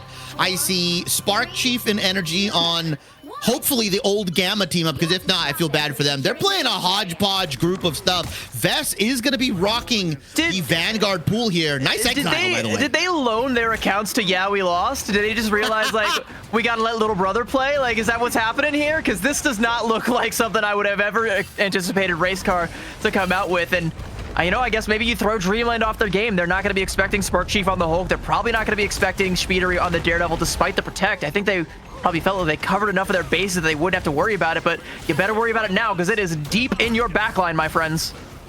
Dreamland are prepared, though. I mean, they've got Thing here. They've got Wolverine as well. Very anti-dive heavy, especially because, like you said, that Daredevil Protect indicated a couple things here and there. And also, whoa! Oh, what a fastball. But that guy's deleted. Record time, Bruce Banner. Unfortunately, you have been wiped off the face of this earth. I do believe should get rezzed by Memories, who has that res beacon, but Dreamland coming in hot right now. Vess is gonna pop the ban hammer, try to take somebody out. Unfortunately, that's only gonna give them a moment of reprieve as Racecar do hold on for a little bit, though Dreamland has gotten at least 55%. I might not be able to get a whole lot more than that. Speedery goes in and cleans up Velocity there. Fastball special, but Stinkers right on top of Speedery. It's being traded out on both sides. Good heals to keep Stinkers alive here, but as Madara falls, it's just a checkerboard in the KO feed, and that's going to favor the defending side for now as they still have more tools online to keep the rest of the team in check here. But I mean, for Dreamland, you're building up to a lot of ultimates, and outside of the ult fight, I'm struggling to find a way forward because I still haven't really calculated what Racecar's comp is all about. It's kind of just, you know, throw yourself at the enemy and hope for the best. I think I just got vertigo looking at Stinkers fly around here. Renko, Invisible Boundary is going to go down. I don't believe they actually comboed on Racecar's side the horn plus damage boost, so it doesn't take anyone out. Renko's gonna take Speedery, he's gonna get res though, still a 6v6. Cooper needs to pop that Invisible Boundary, unfortunately gets wiped out before they can get the full voice line, and there we go, Dreamland. A little bit of extra credit on top. They get Cooper's very own Invisible Boundary, and they should lock this point down.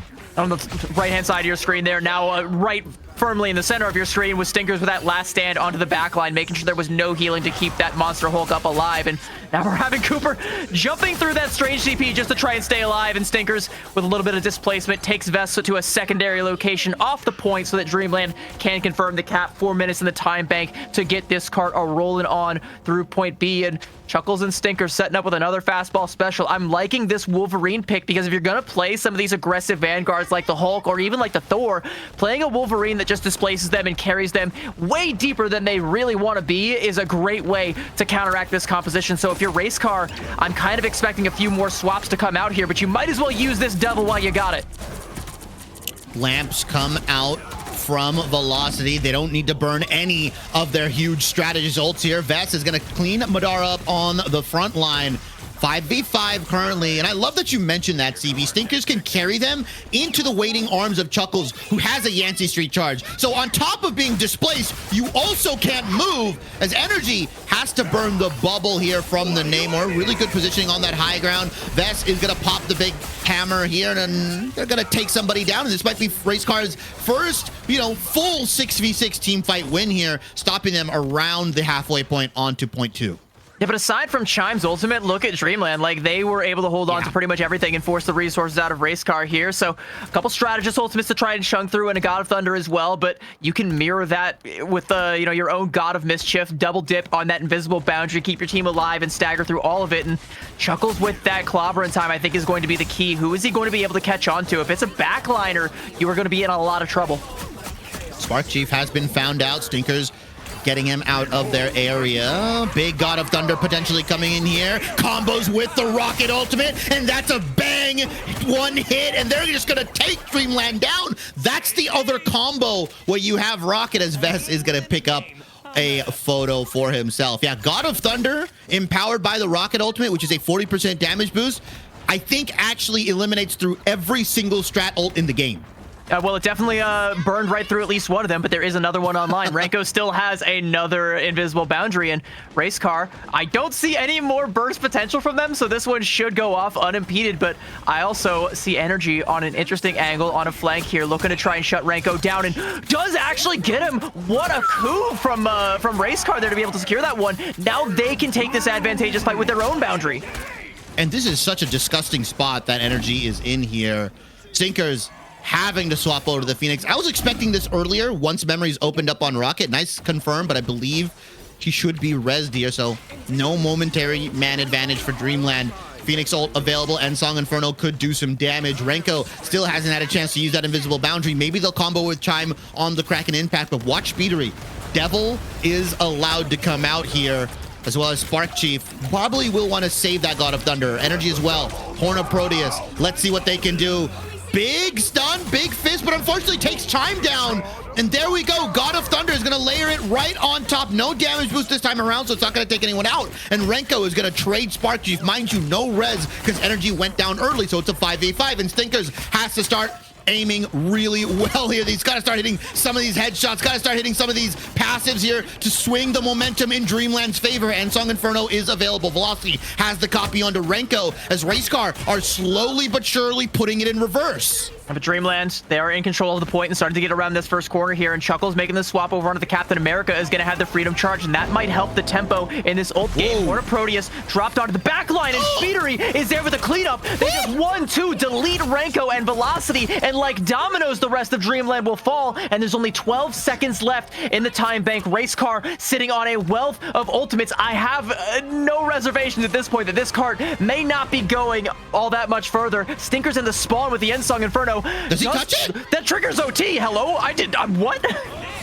The more you know here, as we do see Chuckles on the assemble, but I believe they're getting blocked out of this portal. We do see the CYA coming out from Memories. Vess and Cooper have Stratus ultimates available. Chime is going to pop the Kraken Impact to try to finish somebody off, to try to get an elimination here. Watch Vess. Banhammer gets thrown down, and unfortunately for Dreamland, their cart should stop here as Vess has picked up multiple. I hear Naibaga from Madara lands on multiple members, but too little, too late. Vess is gonna slice and dice them down. Dreamland only get about 1.5 points here.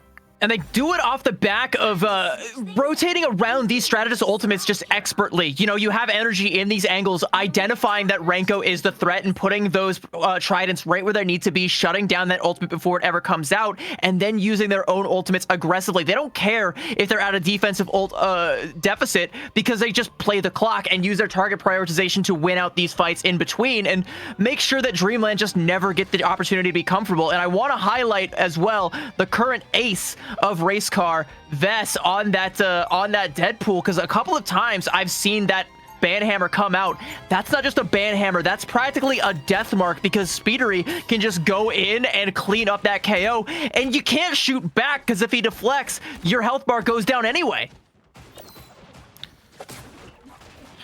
Yeah, I mean, it is a death mark, right? It's a curse, it's a taunt, it's a, hey, you're not allowed to play the game while the rest of my team can take care of everyone else, and it sucks. For Dreamland, I think they just got to be better at kind of kiting that out, understanding, hey, I'm getting banhammered here. Can we regroup for a little bit? Give the Deadpool ultimate the respect it deserves, as we have seen other teams play it out and just kind of give up some percentage, give up a little bit distance, and take the ensuing team fight.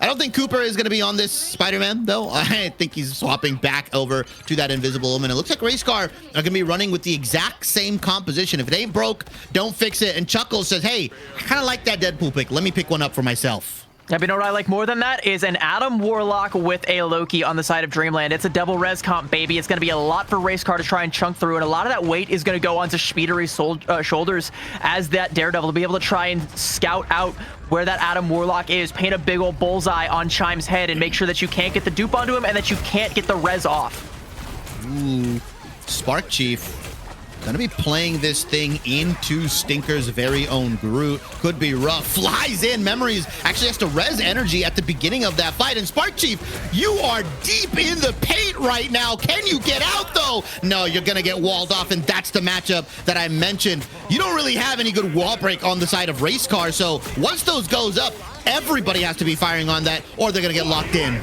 I'm wondering if Spark Chief makes a swap, and indeed he does. He's going to mirror that group pick now, but Madara taking down Vess and the Banhammer onto Cooper. This is just BM at this point from Chuckles. The healing is there. He knows Cooper is not going to fall, but he just wants to get inside of Cooper's head, and I think he's got pretty low rent in there at this point in time as Racecar making a few more swaps. Ooh. Energy onto the Moon Knight. We're going to have that Wombo combo coming up online, and with the Loki clones and with the Thing, there's going to be a lot of ult charge to be had. Energy will be feasting. When in doubt, bust the Moon Knight out. Although typically we see it with a Storm or a Mantis or something like that, as Velocity is going to copy that invisible boundary here to combo with, you know, Dreamland. Spark Chief drops the Strangling Prison. CYA comes in as well. That's a more than enough damage to wipe Dreamland off the face of this planet. They do have the portal available to them. And they actually have Born Again. Oh, but they do shut it down with the Hand of Khonshu, shutting down Velocity, and I believe Chime fell as well, and not going to get a second lease on life because he used that cocoon just to be able to get that one in the first place, but he's going to make the swap now onto the Doctor Strange. 2 ticks for Racecar. Will the TP come out in time? I don't know. They don't. It's just a little too late, and Racecar get the cap in. Well, if you're Dreamland, I mean, you're all in at this point. You have to, right? You try to buy as much time as possible. This is essentially your first fight here on the second point. You've got to make sure you can burn too much time. Stop the card here. Dreamland's Magic, unfortunately, not able to work a second time on that last sliver of overtime. And this all-in, CB, that you mentioned, could prove fatal as Racecar are going to win this fight and walk it down relatively far. Well, to be honest with you, like, Dreamland don't have any choice. Once they pop that teleport, they have to commit, because look at how far the cart has to go. Not even all the way through point B. So every inch of cart progress counts, and Dreamland know that. So they go all in, try and force resources out of Racecar, and in doing so, they have managed to burn out the Strategist ultimates. But now look at Racecar's ult economy. They build it up so fast, they've already recovered. Uh-oh. The Strangling Hand of Khonshu is available, and that could just be the team fight win. Look at Velocity. Maybe has lamps. That could be the saving grace, but you don't got a Strat ultimate in your back pocket. Strangling Prison lands onto so many members. Hand of Khonshu plus Vest are just going to wipe Dreamland off the face of the earth, and unfortunately for Dreamland, a bit of an overcommitment, a bit of mistiming from the portals, and an anticlimactic finish to this match. It is not with a bang, but with a whimper that Dreamland will take their exit from Central Park. And we're tied up 1-1 now, and it looks so dominant for Racecar there. Again, like, Dreamland trying to go all in off of that teleport play, trying to, at the very least, crash out the economy for Racecar so they can maybe try and wrestle control back for the second fight. But they just didn't get far enough on their own attack that there wasn't enough breathing room for that to be successful. So once that fight kind of ends and you have to feel the wrath of that Hand of Khonshu combination with the Strangling Prison, there's no time to recover. There's no strange TP to get yourself back on the point. All you can do is watch. Yeah, and this is the Racecar that's the clinical version, right? I mean, Spark Chief stopped messing around with some of the D tiers and some of the worst heroes in the game, picks up the Groot, and absolutely starts frying Dreamland here. And I think that's what we're probably going to expect from here on out. They drop the map, they lock in. I love this from Vest as well on this, you know, Vanguard pool. The Banhammers, obviously the MVP here, but very, very crucial in just giving energy, and specifically Speedery, a lot of time to dive. If you watch what they were doing, Vest was throwing the Banhammer, and then Speedery was diving the person that was taunted. What do you do in that scenario? You can't fight back because you're taunted, and you just have to rely on your strategist line to heal you all the way through. I mean, Speedery was just Agent 47, and whenever that Banhammer came out, that was just Vest putting out a hit on whoever he should so choose, typically a backliner, and Speedery just goes in, cleans up one, then you can't patty cake for the other, and while that Banhammer is there, just like I said, you really can't shoot back against this Daredevil, because if he deflects, you're not confirming a hit, so you take damage anyway. You're just good. Just nothing you can do. All you can do is resign yourself to your fate. Dread it, run from it. It arrives all the same. Yeah, it's like going into the timeout corner, right? The Banhammer comes in, and then the dunce cap comes on because Daredevil is throwing his whole body at you, and you can't really do anything. It sucks. This is a really, really annoying combo. Now, the question is, CB, has Racecar earned the Vanpool ban? Maybe they've earned the Daredevil ban that Racecar was so willing to save on that first rotation.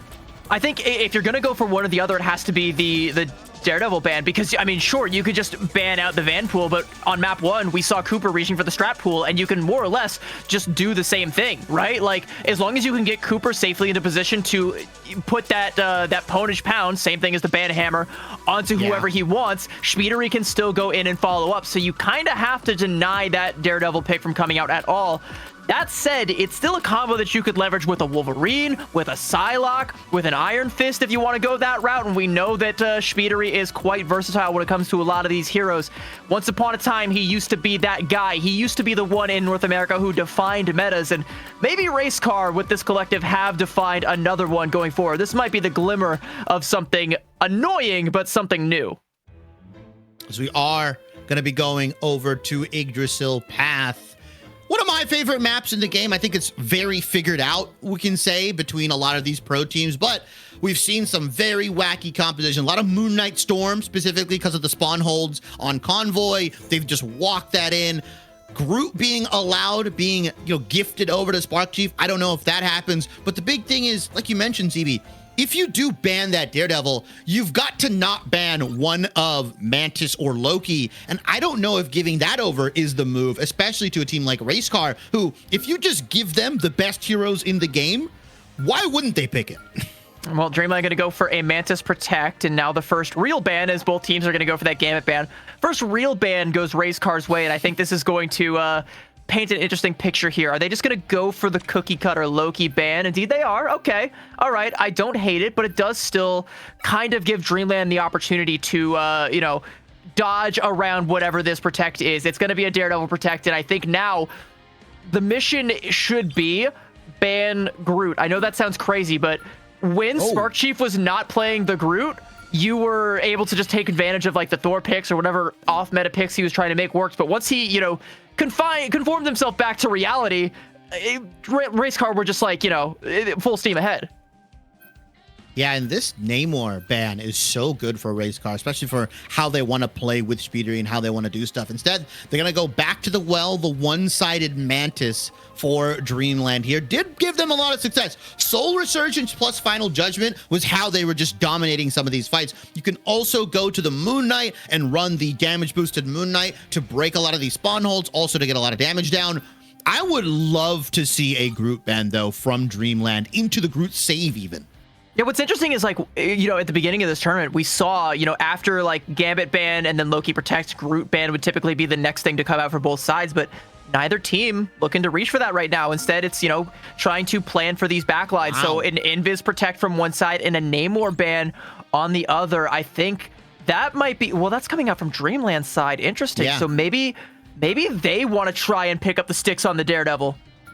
Well, I think also Energy was kind of going crazy on some of these angles, right? Like, there were some wacky, he was throwing squids on one wall and then he was firing from another. Like, bro, you had to know the Pythagorean theorem just to figure out where he is. Maybe you just fear the Energy flank more. Yeah, like you just don't want to deal with that. That's totally fair.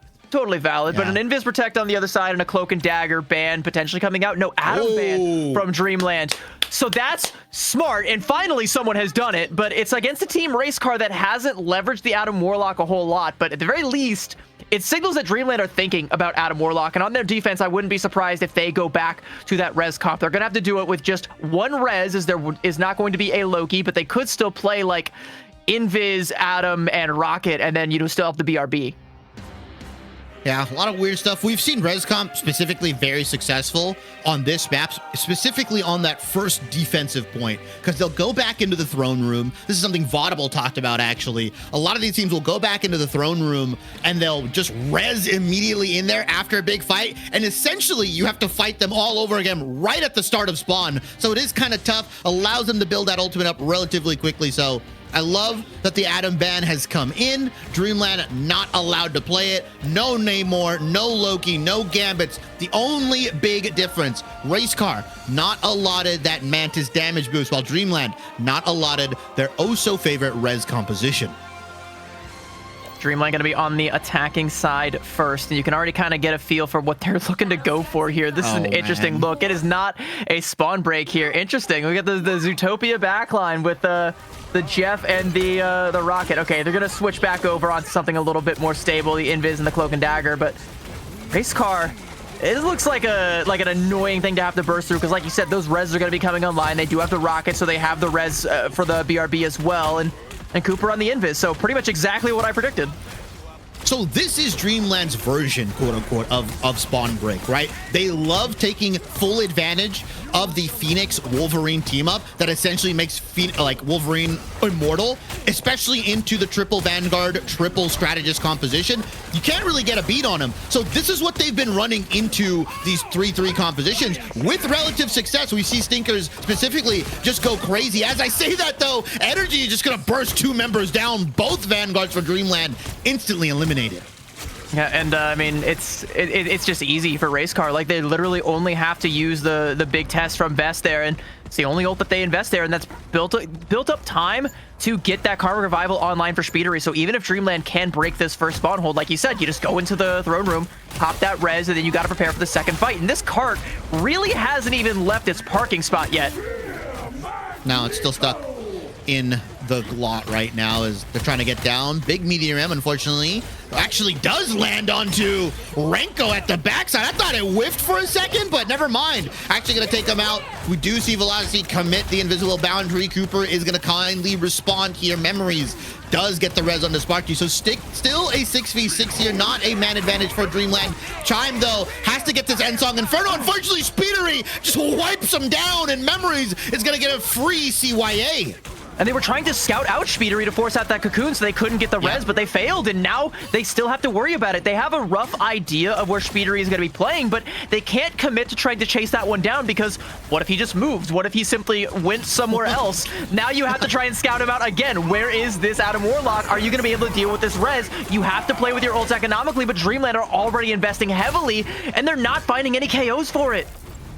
Dreamland are in the baby cage right now. Racecar has just stuck them down and says, no, you can't move, unfortunately. As finally, we do see a potential team fight win, as we do see Speedery pop the Karmic Revival, but there's another counter. The Endsong Inferno wipes away any bonus shielding, so it does take away a lot of the health that they would normally get, but you have to have Dreamland come into this area and wipe them away. They chase Racecar out, but there's another team fight coming in about 5 seconds.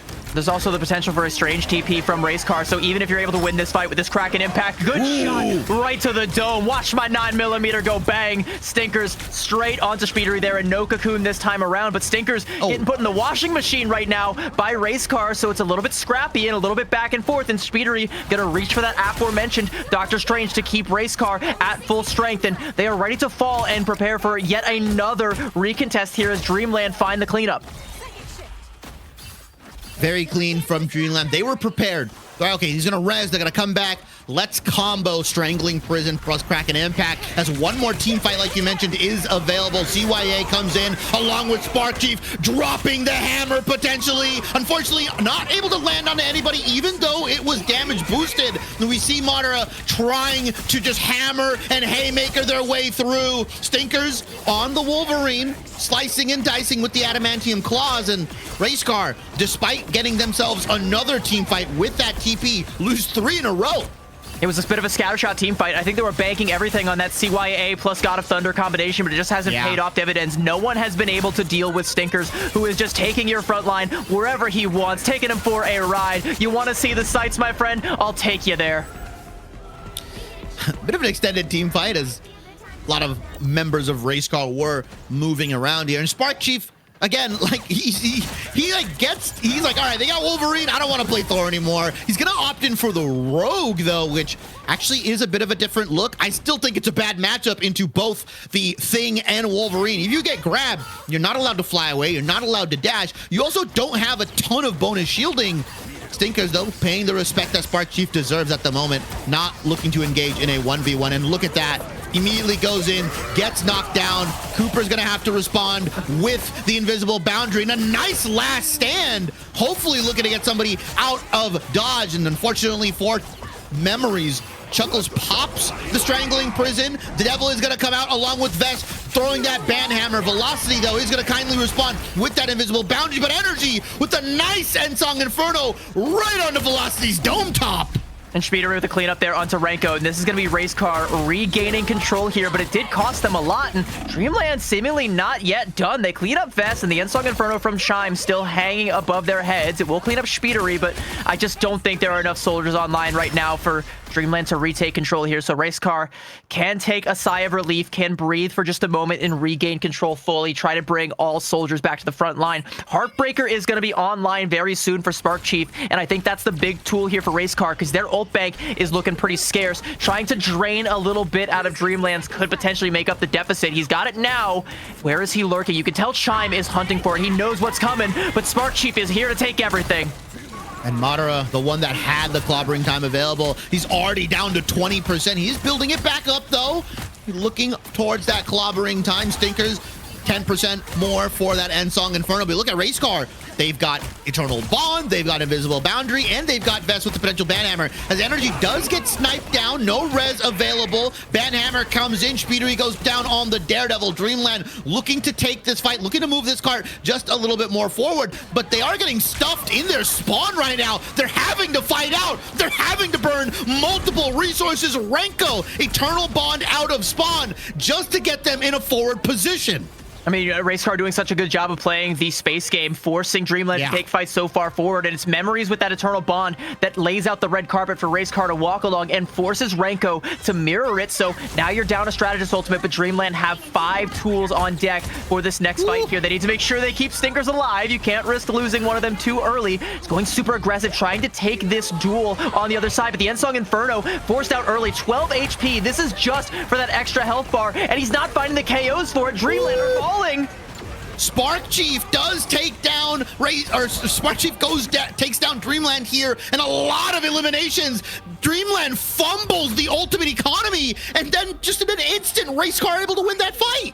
It's the rogue pick, right, from Spark Chief. Like, you were kind of doubting its matchup into the Wolverine, but that ability absorption, it might as well be the same as a Carbon Crush from an Emma Frost. It completely displaces some of these divers, and once you build up to that Heartbreak, the tempo is so in your favor. You are so much better off in these ultimate rotations when you can deny that ult charge coming out as you go in deep and you take everything. Just as I called it out, he popped that ultimate, and Racecar had nothing. After the end of that fight, they had everything, and Dreamland, despite coming in with all of these ultimates, they have them forced out in uncomfortable situations. Like that Ensong Inferno, you needed to use that to combo with another ult to try and confirm KOs, but instead you get burned down to 12 HP. You just have to use it for a reset on the health bar. That's just not good enough.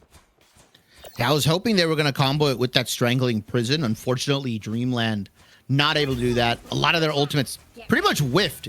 Like, you could say they whiffed. Like, it landed on the members, but unfortunately not confirming those KOs, not getting those elims. That's the big mistake here. And Racecar opening up with a bit of a different composition. I don't suspect that we're going to see Cooper on this. I think this is purely for scouting purposes. They're trying to figure out, is it a hard hold composition? Is it something else? And I think they're going to swap over.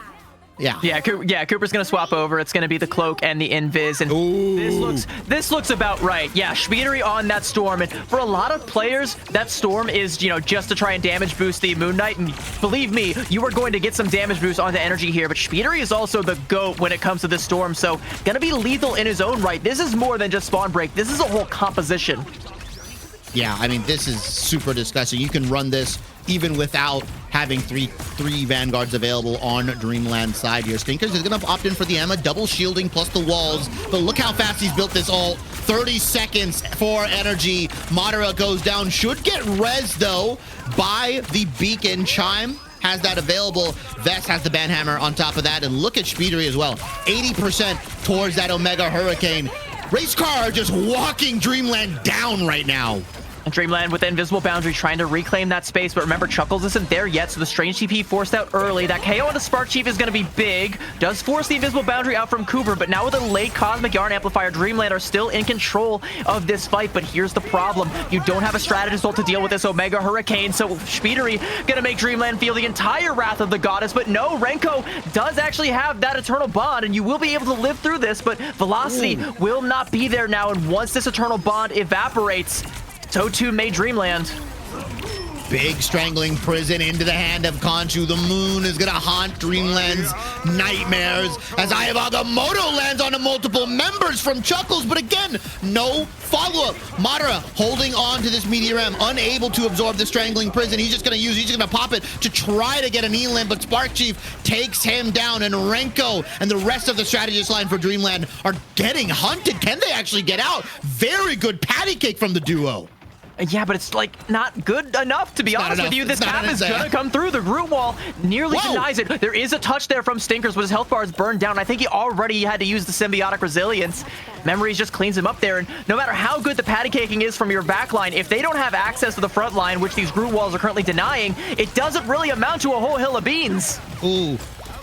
That res beacon not going to get any value. CYA looking to come in. Speedery takes down Velocity. Unfortunately, not enough. They're not able to hold, and I've seen a similar situation. Race Car taking the first point. They've got 80 meters to go, and Dreamland lost the ensuing fight, and then they lost the round here.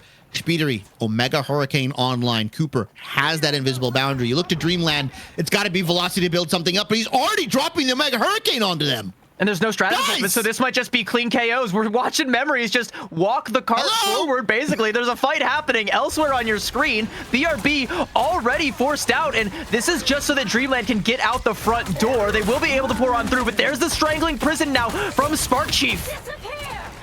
Strangling Prison. Cooper is going to respond in kind with the invisible boundary to match Velocities. Look at Stinkers. Galactic Legend. Both are popped. Who can come out on top? Unfortunately for Race Car, Energy does go down. Stinkers is the better Star-Lord. He's the Lord of the Galaxies as he's going to give Dreamland a fight win. 3 minutes on the clock.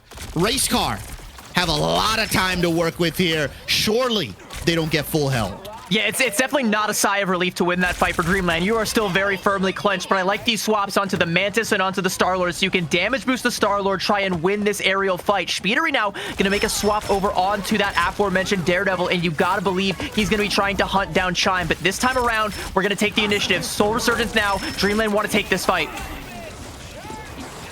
Meteor M, maybe Madara can look for something. Unfortunately, not able to do much here. Looked for the Eternal Bond. Groot, Chuckles, Strangling Prison. Unfortunately, not able to confirm anything. Banhammer available for Vest. Spark Chief very close towards the Feast of the Abyss, and he's going to go down immediately. Vest is going to take down Renko. Energy drops Chuckles as well, and this locomotive from Race Car, this NASCAR, this huge engine, this twin turbo is going to take them to map number 4. They're putting the Loco in Locomotive. That was crazy on the defensive side there to be able to turn that last fight and then to just carry that momentum all throughout the attacking side. I think taking that Adam Warlock away really threw Dreamland off their game, forced them into uncomfortable situations, and whenever they were prompted to, they gave up way more space than they needed to. They kept letting their backline get split. They patty caked as best they could, but it doesn't really matter if they're not able to heal up the front line. So if the front line falls, the cart just keeps on marching, and there's nothing you can do to stop it. This pain train rolls all the way, and Energy was the conductor of that pain train. 29k damage, 14 final hits. We were not looking at him a whole lot, but maybe we should have been. And I'm interested, Dreamland not going back to the Punisher well here for Stinkers. I mean, they had a similar composition, right, with Chime on the Mantis, Renko as well with the potential damage boost coming out from the CYA, but unfortunately when Energy swaps over to Phoenix, you lose that. Speedery as well, very good at diving onto the Punisher, not a lot of anti-dive available for Dreamland. Really well played from Race Car. I love this you know, van pool that's coming in and just kind of going forward. The moment he pops ult, everybody on Race Car is zooming towards the nearest target, and I feel like Dreamland just are unable to keep up with the pace. It's literally just, you know, marking them for assassination. You can even see Energy was looking for Velocity, who had the Banhammer on him, was trying to find all that damage and said, whatever, I don't care. I'm popping the Ensong Inferno to make it happen, and there's nothing you can do to stop me. So they find the KOs, and it's like a guaranteed elim if you just use it as a target focus button.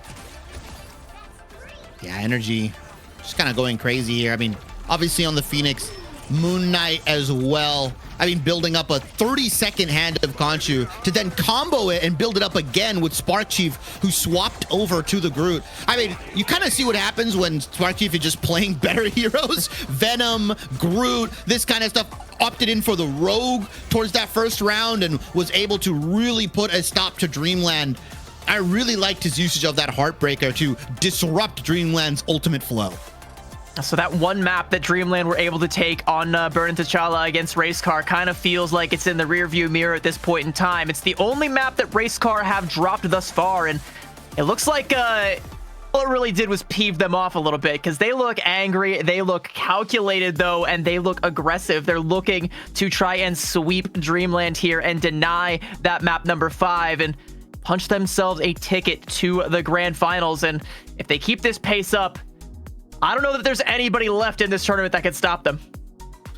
Yeah, Race Car might come out of this only dropping this singular map to Dreamland. They've got to come back here. It is Dreamland's map choice. I do believe we get to go to a domination map of their choice. It's going to reset the flow here. And then if they end up taking that, it's Race Car's choice of either Convergence or Convoy. It has to be a different map, though. But before all that happens, we're going to give these players a little bit of a break as we head into map 4. So again, I say go to the bathroom, go grab some food, and maybe, just maybe, you'll come back to Dreamland, taking us to a map 5.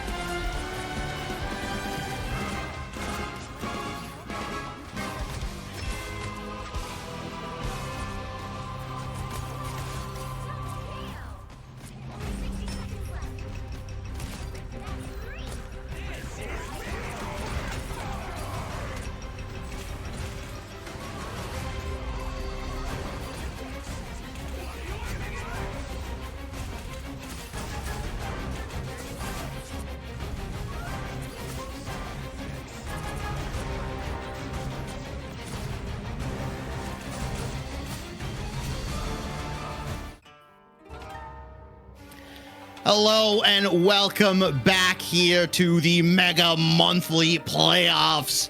I'm Shibby, joined by CB, and we're heading into a map 4 between Racecar and Dreamland. Dreamland taking that first domination map into Racecar, dominating on both Convoy and Convergence. I don't think that's a crazy thing to say, but now it's Dreamland's map choice. We're back to the reset. They could actually end up taking another domination map here and sending us to a map 5. Do you think that's possible, CB? I think that not only is it possible, I think it might be the smartest way forward, but either way, we're in uncharted territory. This is the first series we've had all tournament long that is in fact a best of 5, so we get to go the distance and see what happens when we break free of map number 3. And I do like the idea to go back to domination. I think Dreamland have a similar idea because they are going to take us to your favorite map, Hell's Heaven. One of my favorites in the game, CB. Very, very interesting map design, architecture. A lot of wacky stuff happens around the 50% mark. Things open up. You can take people into the abyss. The map changes very, very drastically here. Hopefully both teams are prepared. Probably, I would also argue, one of the most played domination maps in pro play. A lot of pro teams love Hell's Heaven for various reasons. And I think we've got most of the ban phase scripted out, at least for Racecar. Gambit Loki banned out, or Mantis banned out into the Daredevil save. Dreamland really love that one-sided Mantis, but can they go back to that Punisher well? I didn't see it in map 3 where they had it available. Map 2 it wasn't available, but surely on map 1 where they used it, they'll finally use it on Hell's Heaven. I mean, I think that's wise, especially on a map like Hell's Heaven. I think it just facilitates Punisher's playstyle quite well. And if you're going to leave the Groot on the table, you know, Punisher just tears him up into paper like shreds. And I'm kind of liking this ban phase so far, even though it's a lot of the same of what we've seen. It did work on Burn It T'Challa, and it did kind of play into Dreamland's favor. And so here's the question now, because we had a kind of an interesting idea on this. Also, by the way, Adam Warlock Protect, that's smart as well. But I want to highlight that Vanpool ban right there, because just like I said, I think that means they're just going to have Cooper play the strat pool. Do you concur, Doctor? You know what would be crazy? And I've seen it crazier. Is Vess actually just gonna go to the strat pool? Like, we saw just pulling Mask doing the same thing. Yeah, like in theory, right? We talk about transferable skills and stuff like that. You know, in the job market, whatnot. In Marvel Rivals, Deadpool does have transferable skills, right? You can, in theory, play the 250 HP version of Deadpool. You do have to play a little bit safer. You do have to know some of the other nuances when it comes to strat pool, specifically gaining your ultimate, bouncing on your buddies' heads, that kind of stuff. But realistically, it is not out of the ballpark that Cooper, obviously, like you mentioned, could play the strat pool, or Vess just says, hey, let me play strat pool, Cooper. We can run a triple strat composition. Yeah, I'll just be, you know, I'll just be Vanpool, but on a cut, you know, a little bit less on the HP. Not quite as bulked up, not quite as beefy, but still a threat nonetheless. We'll see if that's what they end up coming out with, but initial analysis here on the team compositions in the attacker spawn side. Stinkers on that Punisher is something I think you and I both very much so want to see coming out from Dreamland. Yeah, 100%. And Racecar are abandoning the Merc with the mouth entirely and instead trying to play around Spark Chief on that Thor comboed with Speedery on that Daredevil, which has, for better or for worse, been a consistent problem for Dreamland that they don't really have an answer for, because there's all these other smaller problems orbiting that Daredevil that they are still trying to deal with. Yeah, and I've liked the adaptation from Racecar. Energy on this Phoenix actually is able to counter Renko's res, because it takes away all of that bonus health that you get right after res. You saw Energy do it once before. I'm sure he's just going to be saving Ensong Inferno for that every single time.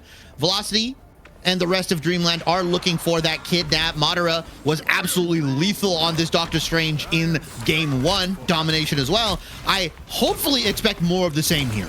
It's a small thing, but like Energy using that fly early on to scout out that Madara was going for that Strange TP meant that Racecar knew to play in a way that would kind of force Dreamland to play up onto that high ground, and that's their only real good option. Energy going to take out Renko early on to force out the Cocoon, and it's just a good read overall from Racecar. And I love Spark Chief instantly swapping over to the Rogue, bullying out Madara here, there's not really a lot you're blocking, and if you do have your shield up, you can't return damage on both Daredevil and Rogue beating you down. It's a catch-22 for this Doctor Strange. Do I block Energy's Phoenix shots? Do I block Vess's burst? Or do I return damage onto Spark Chief and Speedery, who are just wailing me down?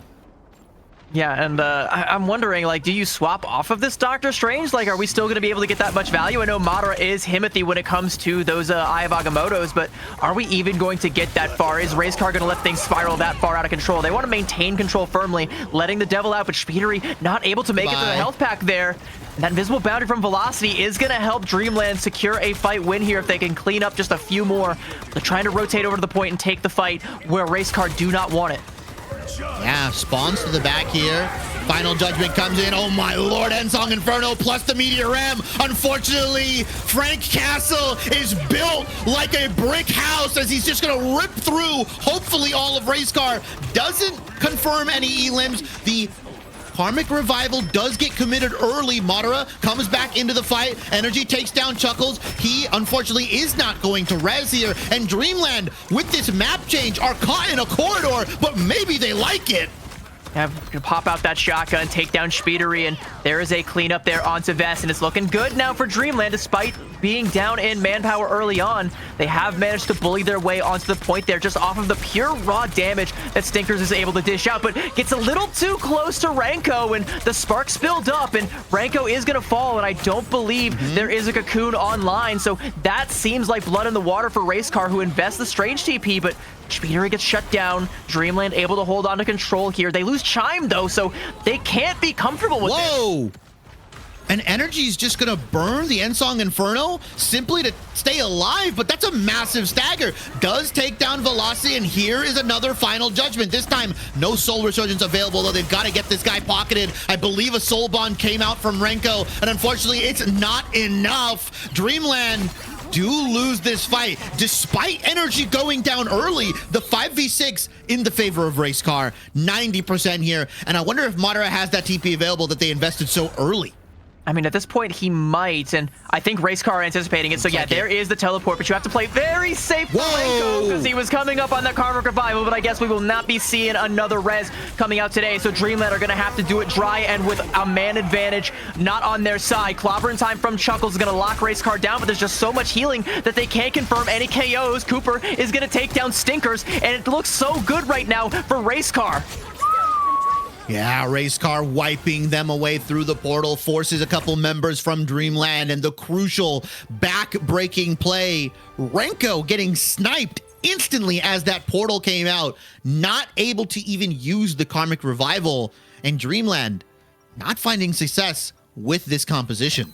And here's the thing, too, is like that teleport, when it comes out, it has to be placed on the point in order to trigger OT. There's really no safe pathing for Ranko to come through the teleport, help the team, and not be vulnerable. Like, he's got to put himself in harm's way in one way or another, but Razecar just do such a good job of identifying where he is, splitting the fight, and hitting that snipe on him, and then with no Cocoon, he's not going to be able to get somewhere where he can potentially build up to that revival and potentially pop it, even in an overtime scenario where it's going to be less than comfortable to have to do so.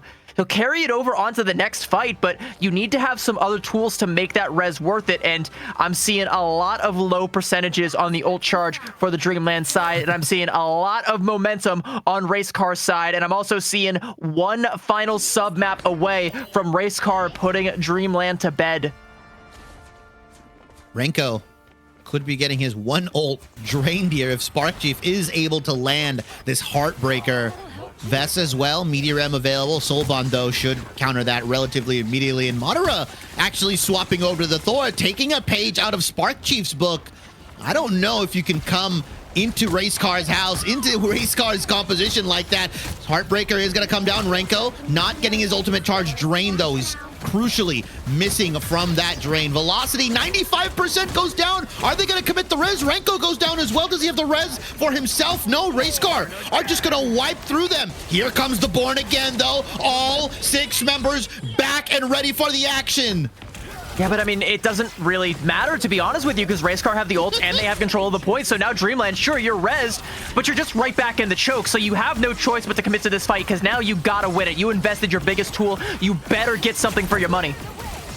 Yeah, they've got to at least force Racecar to overburn some of these resources right now. Velocity, invisible boundary available. Chuckles as well has that clobbering time. They're going to walk forward with it. Cooper gonna respond with his own invisible boundary. Speedery just has to wait all this out. Can let the devil out, force the soul resurgence. Stinkers and Chime looking to combo. Unfortunately, it's not enough damage coming up from Energy and Vest. Meteor M still available though. And we see Stinkers firing into Energy, but there's just too much healing. Energy wins the 1v1, and Speedery is gonna let the devil out in the back line and go to work. Energy just breaking Stinker's ankles right there, and that might just be the death nail. Sure, we're only at 50%, but Dreamland, I kind of feel like that was their Hail Mary. That was their best shot. They used the res, they forced out all the strategist ultimates from Racecar, and they came up goose egg. Sure, you're coming up on some Vanguard ultimates and another Karmic Revival, but you already tried that once, and it didn't work, and now Racecar are going to be anticipating the shot. You can even see how they're postured right now. They're so aggressive. They're good, taking the fight right to Dreamland. They smell blood in the water, and they want to force out that one final fatal mistake.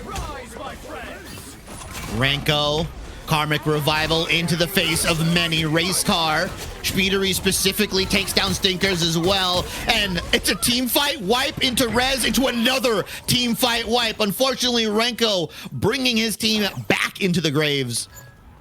I think that might have been that fatal mistake. There's going to be a strange CP that comes out. Good positioning from Stinkers to avoid it getting canceled, but it does get canceled. It's stunned.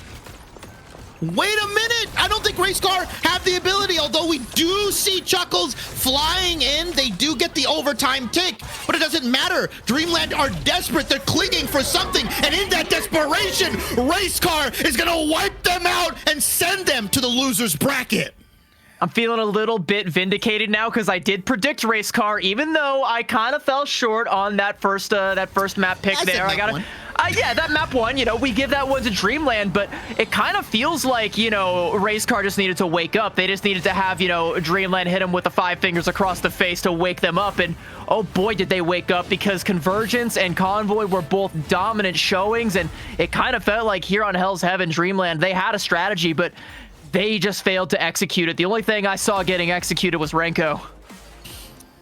He got executed, and then he rezzed his team into the execution again, unfortunately.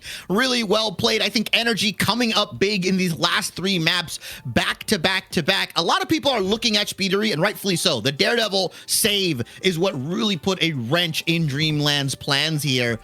Racecar coming in with that victory. Spark Chief, Vest, Memories, Smash, Cooper, obviously Energy, Vinny, and Speedily. A lot of players, but the main 6 that we saw here coming away. I mean, honestly, they improvised and they overcame whatever Dreamland was throwing at them after that map 1 loss. And I got a question for you. You know, now with Na'Vi having fallen, you know, there once was that Terra leading over the entirety of NA. You know, Terra was the guy. He was the best in NA. And then, you know, a couple days ago, I was talking about this Racecar team, and I'm talking about how who can fill that mantle as best in NA, Speedery, or Energy. And it still kind of feels like a toss-up. But now with Na'Vi gone, maybe it's not just NA. Maybe one of these two could potentially be the best duelist in the world, but Vest making a strong case for best Magneto in the world, because what a snipe through the portal onto Renko there. Disgusting stuff. Yeah, I mean, a lot of unfortunate plays for Dreamland. Definitely going to be looking back at that, understanding who needs to walk through the portal first? Who has ultimate? How are we going to look to actually cycle some of these big resources? And this was the 1v1. I mean, look at Energy dancing around. Unfortunately for Stinkers, ice up, son, because your ankles are absolutely destroyed.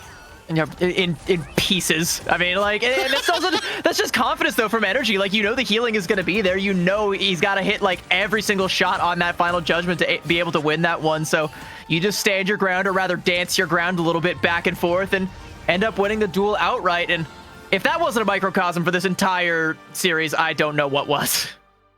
Yeah, I mean, last map, very representative of how things ultimately played out. Dreamland looking to keep that upper bracket dream alive there, especially on map 1, but Racecar really turning things around and speeding into the winner's circle yet again for them. So, you know, Shimmy, you know, Dreamland obviously not out of the tournament yet. They're going down to the lower bracket. They're going to be up against Extinction next, I believe. But the question is, not Extinction, actually, Lunex. Oh, excuse me, Lunex, my fault. Oh, yeah, I was like, whoa! Yeah, no. That would have been a crazy upset. So that's kind of the question, though, is, one very difficult match for them here in Race Car, another one waiting for them there in the lower bracket. How the heck do you brush yourself off quickly enough to prepare for that fast turnaround? It's tough, right? I mean, you came in riding high, got that map 1 win against Race Car, can walk away with that. Also, the thing is, for Lunex, they can kind of look at this series really quickly and be like, oh, this is what they like to run. Maybe we'll just, save Daredevil for ourselves. This is the comp that they like to run into domination. As we get a look at the bracket, the full picture, right? Lunex and Na'Vi dropping down to that lower bracket. Lunex taking it over Na'Vi. Yeah, we lost, unfortunately, losing to Extinction, and a 2-0 from Lunex lands Dreamland into a very precarious position, because even if they take down Lunex, they have to get that salty run back against Racecar, who, in my humble opinion, has figured Dreamland out, I believe. Yeah, really feels like they've secured the download there. So I guess that's kind of the question, Vaudable, is, say Dreamland does win a tough matchup here against Lunex. I mean, what changes can they make in just one series to prepare for another match against Racecar?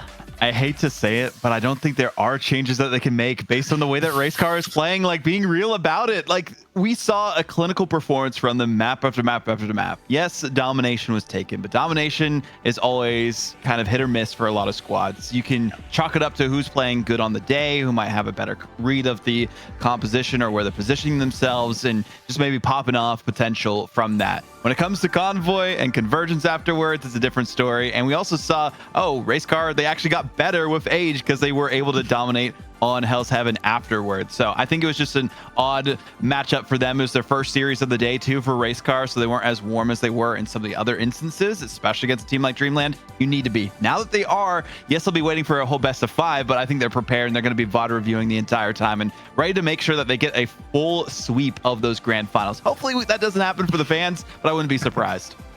Yeah, I mean, the story kind of going into this matchup was, can Dreamland be the first ones to leave a bruise on this undefeated team? And they did. And we saw Racecar on the back foot. But CB, that's kind of my last question in my head, at least, is, was there kind of a turning point for Racecar to turn this series around? Because, first map was very closely contested between the two, but it felt like after that, Racecar were just pedal to the metal. So what changed for them after map 1? I think it was just that defense on Central Park, how they were able to cycle and play around these strategist ultimates so effectively, so efficiently. It kind of felt like they completely shook off that domination loss and just played the game at its highest potential. Like they were just so locked in, so dialed in. The target prioritization from Spark Chief, from Vess, from Speedery, and from Energy, they were just looking to pincer onto the back line, and they kept doing it over and over again. And if you're always down a man and you're always down in resources, you're just never going to be able to dig yourself out of the hole that Racecar puts you in. Yeah, 100%. I mean, it felt like it just slipped through their fingers, and Dreamland just couldn't find a way to make a second catch to turn the series around. And Racecar finishes 3 wins in a row here to speed into the grand finals. First one locked in and ready to go. But Dreamland not down and out yet. They were able to make Racecar bleed in that matchup, but not able to get the pin, the 1-2-3. So they are still in the tournament, though. They will be taking on Lunex in the lower bracket finals. One more chance to try and get their run back against Racecar, and that, in fact, is the match we've got up next on broadcast before we will go to Racecar, and whoever wins that one as the final match of the tournament, and I am very much looking forward to it. But before we get into that match with Dreamland and Lunex, we will take a very short break to give everybody a breather from an intense set and get ready for the next one, so don't go anywhere.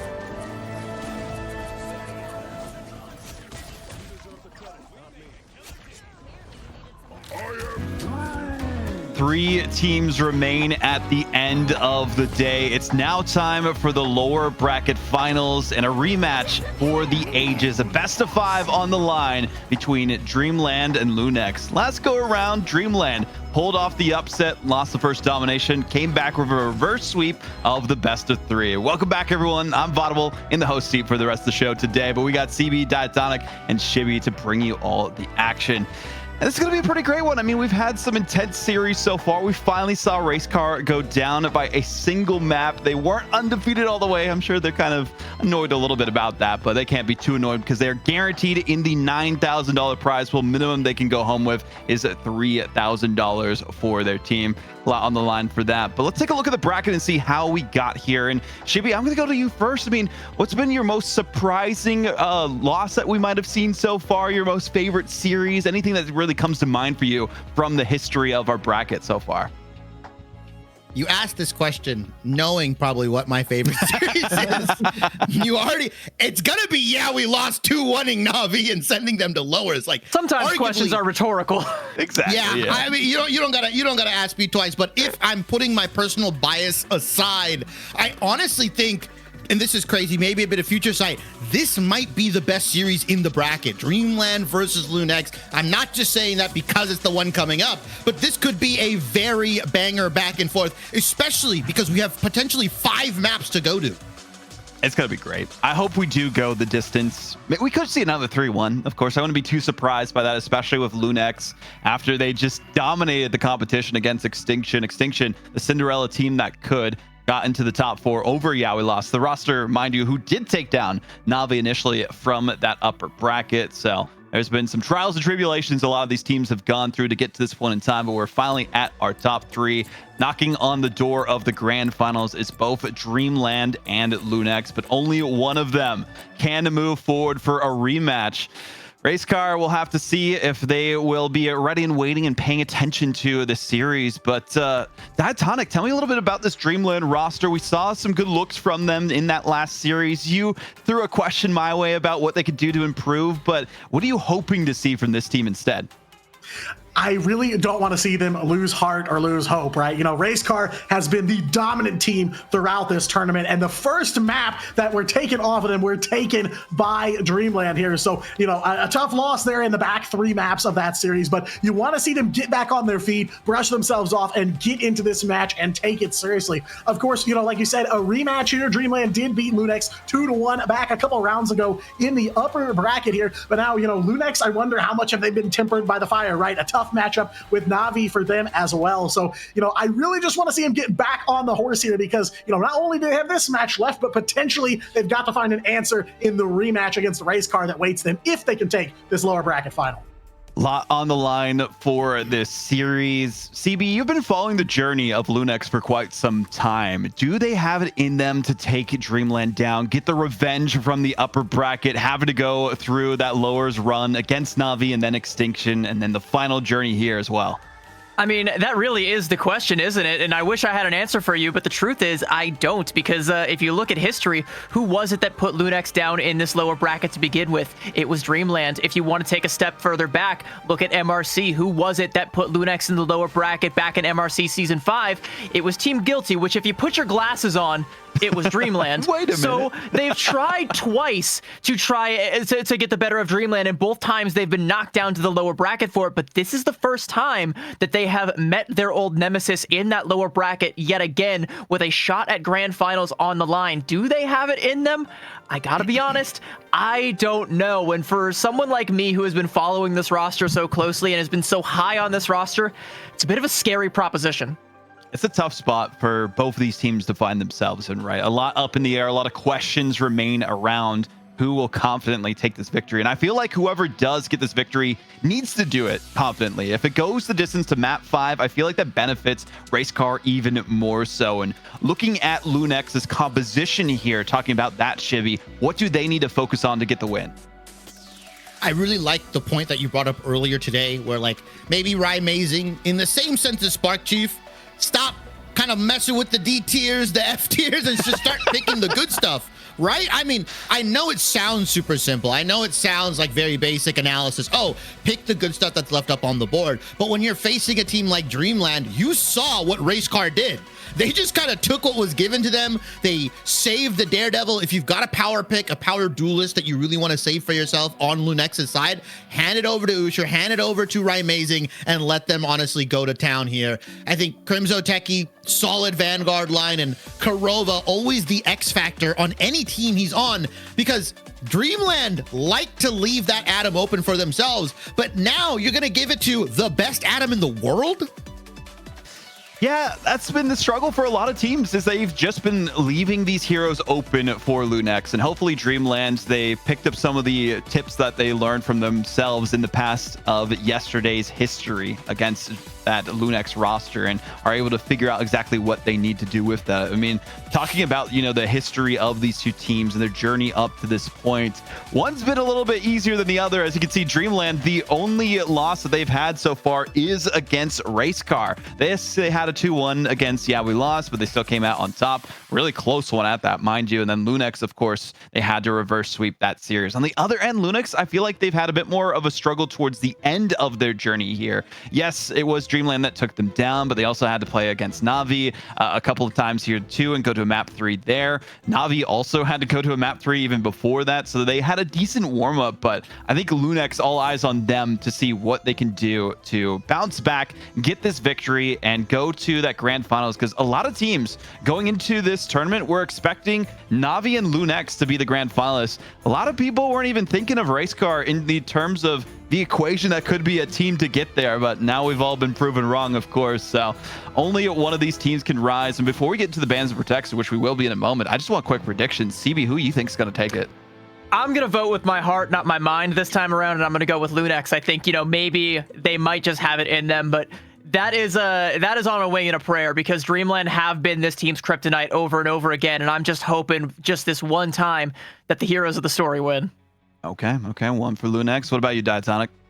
You know, I think Dreamland taking that first map off of Racecar is huge, and it's a great moment for them. But Lunex is a roster that throughout this tournament has kind of been forged in fire. A tough path for them, like you were talking about, against some of the toughest teams in the tournament here.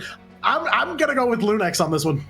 Okay. Shop production as well, getting these up on the fly. That's awesome. I didn't even prep them for this. Yeah. That's huge. Shibby, who are you going with? Are we sweeping the desk on Lunex, or are we changing our minds here? I just slammed 4,000 channel points on Dreamland. I'm robbing everybody in chat. I see all of you guys. Give me your money.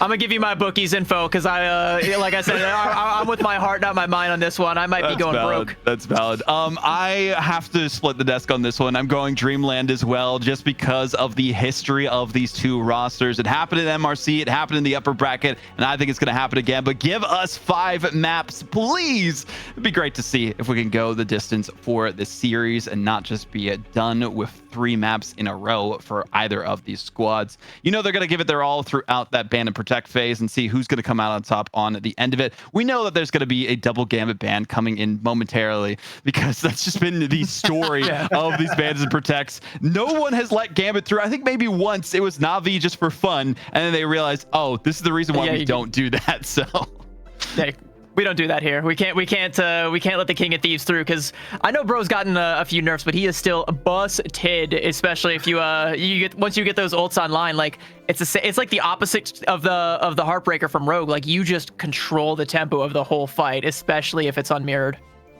It's going to be tough. I think a lot of focuses that we might see again, which has been typically been happening for these ban and protect phase, is the Loki and the Mantis. And even what we saw, you know, with Racecar, them prioritizing Daredevil, I think because there's so much focus on the Gambit ban at the start, Shibby, that it makes it so much more difficult in the current meta for teams to target ban at the start.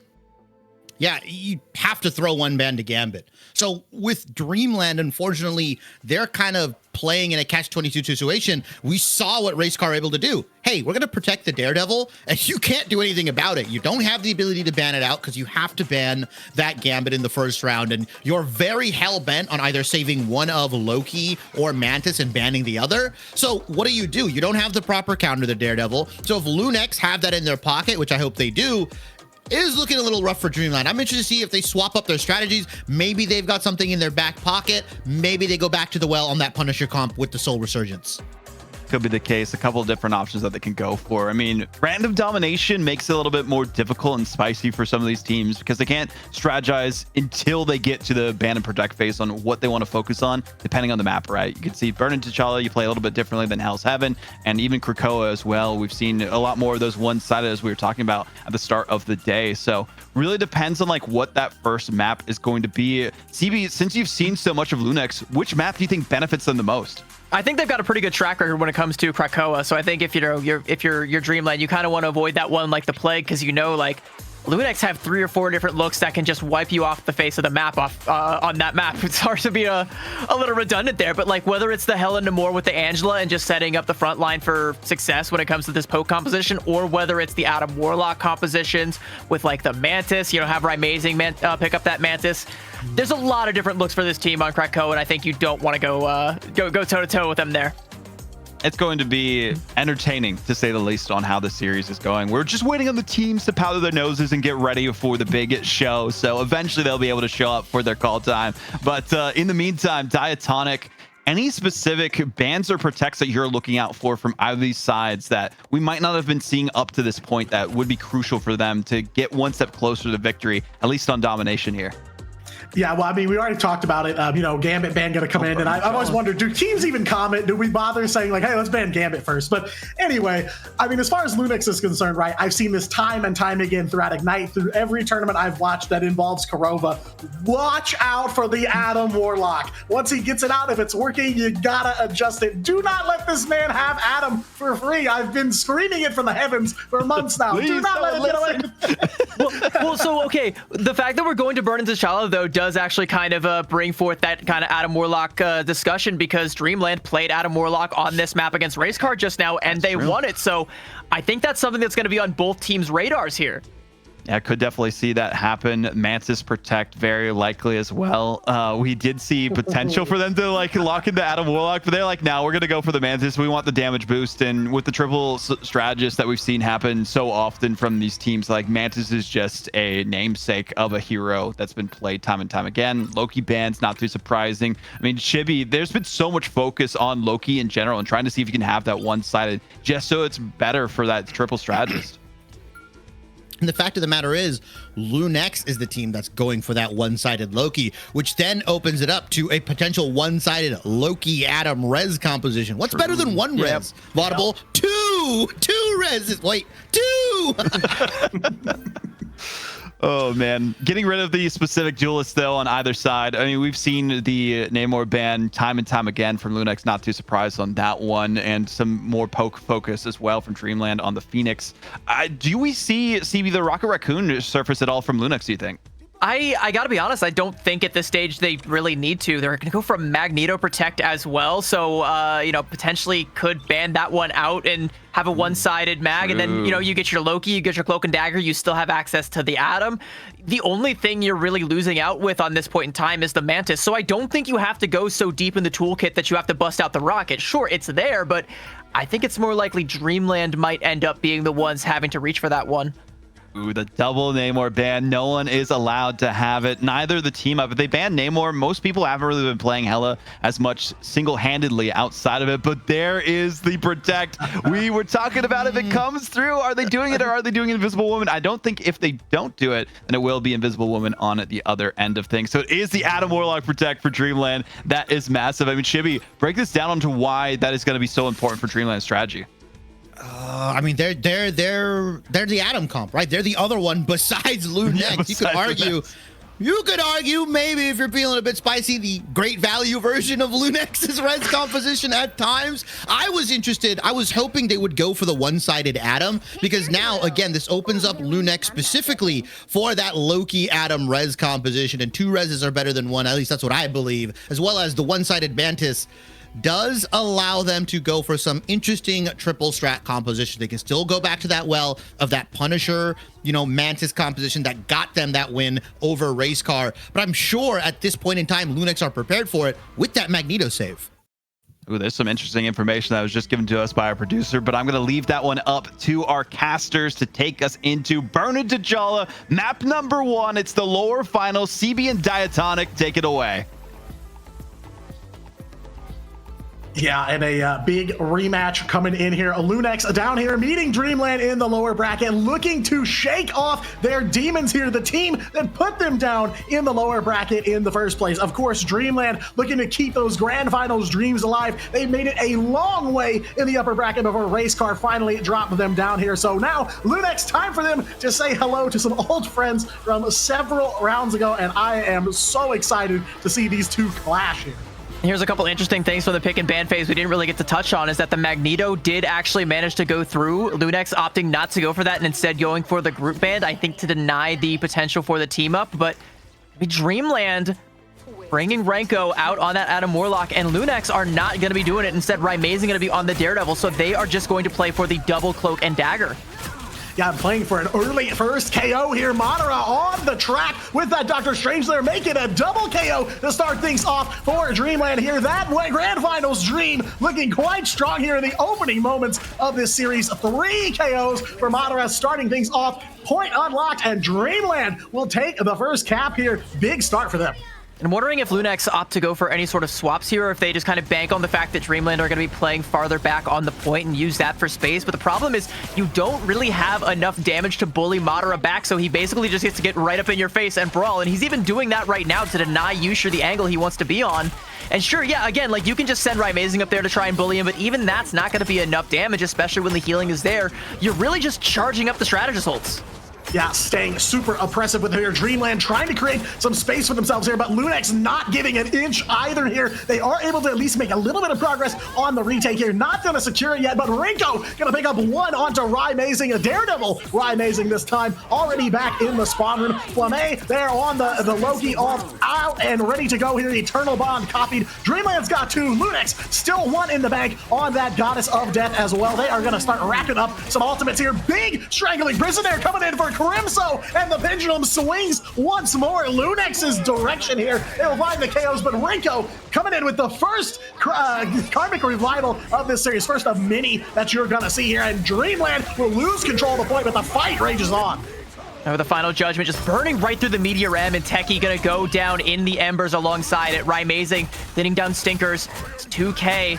Dreamland looking to try and regain control here, but now there is that Goddess of Death and a Meteor M coming out from Chuckles to absorb all the damage, and a little bit thrown right back in your face, but not able to confirm the KO here. And Lunex are doing a good job at the very least of holding on here and denying that flip coming out. And there's a Doctor Strange TP now going to come out from Techie to get Lunex back on the front line, but they keep bleeding soldiers one by one, so it's a very staggered fight here for Lunex, and Dreamland are coming up ahead. It's just a matter of time. Yeah, kind of feeding them to the grinder here as they jump through one by one. Dreamland still not able to make the flip, but they might do it here on the backs of many members of Dreamland. KOs left and right. Almost everybody managing to pop up at least once in the KO feed there. So big retake here for Dreamland. Lunex not able to catch up on capture progress yet, though Lunex does buy themselves some econ wins here. They'll come back with 2 ultimates and maybe a God of Mischief as well, the Loki ult there from Flamme. But the question here is, will that mid ult swing here for Dreamland as this fight breaks out help them, or will Lunex make the retake? It's gonna be Rymazing letting the devil out just right on top of the entire team, but Renko is completely safe. You saw him for a brief second there playing so far away from the rest of the team, so Dreamland are happy to throw their lives away if need be. They can just play with Reckless Abandon into what Lunex are bringing to the table here, as Kurova off that Eternal Bond is able to find 2. Yusher takes down Renko, and there's not going to be a cocoon for that one, so Dreamland are going to get the opportunity to go for the res, and they have to concede the point over to Lunex, but at 95%, I think that might still be a win here for Dreamland. The one problem, though, is that you have that Karmic Revival still on the field, but that's so much stronger when you can hide your Atom, when you're in control of the point. All Lunex have to do really is send Rymazing in to scout him out and then try and force that cocoon out early, and suddenly that res is a lot less of a threat. You can already see he's got that Sonic Pursuit on the Atom specifically. Yeah, turning into a game of where in the world is Adam Warlock here, but the question is, where is Stinkers on the point with that final judgment here, raining down onto Lunex, finding some damage, 1 KO coming out of that one, but Amazing gonna even the odds here, and Lunex will turn it around in this fight. Truckle's going up for the Meteor M, but no members of Lunex KO'd here, and it is looking rough for Dreamland. Born again comes through, but shut down by Lunex here. I really thought the Adam Warlock timing was gonna come in clutch, but now Lunex might close out this point. Is a little bit too greedy to try and go for the full team res, and Amazing again with that Sonic Pursuit scattered it out. There's going to be a strange CP now that comes out from Dreamland, so all hands on deck on the point here, but look at Lunex. They scouted this. They have the high ground, Amazing letting the Devil out, and there's no Stratus to try and soak up all this damage, so it's all on Madara with this Eye of Agamotto, but he's not going to have a second chance at life. He's not going to have healing as Renko and Velocity are already taking a dirt nap. No, just no clear window for them to pop it off here. All of Dreamland going down. Full ace for Lunex, and Lunex starting strong here in this best of 5. They will take point number 1. And it's so hard to try and play this Adam Warlock comp against a Daredevil because he always knows where you are. He's got wall hacks. He might be blind, but he can see through walls. It's a paradox, but it works, you know? And it's something that Lunex are very privy to because they've got the Adam Warlock in their backline. If you think that Kurova is good playing the Adam Warlock, he is just as good playing against it and leading the charge for his team, calling out where he's going to be playing and just saying, Amazing, sick 'em, boy. Yeah, insanely vital information coming through from Kurova, and yeah, you're 100% right. Whether he's on the Adam or against the Adam, a big boon here to this Lunex squad all tournament long, and coming in super clutch here as well. Leading the charge though, Flamme on the ace again with the Loki. Lots of Loki MVPs we've seen, and Madara on the other side though, doing everything he can to bring this team to bear here. So a very hotly contested point number 1 map, far from over here. I'm calling maybe a 3-pointer here. 2 ultimates, 1 for each team ready to go. So a little bit of a slower start here, but I'm curious to see where things fall when they butt heads here.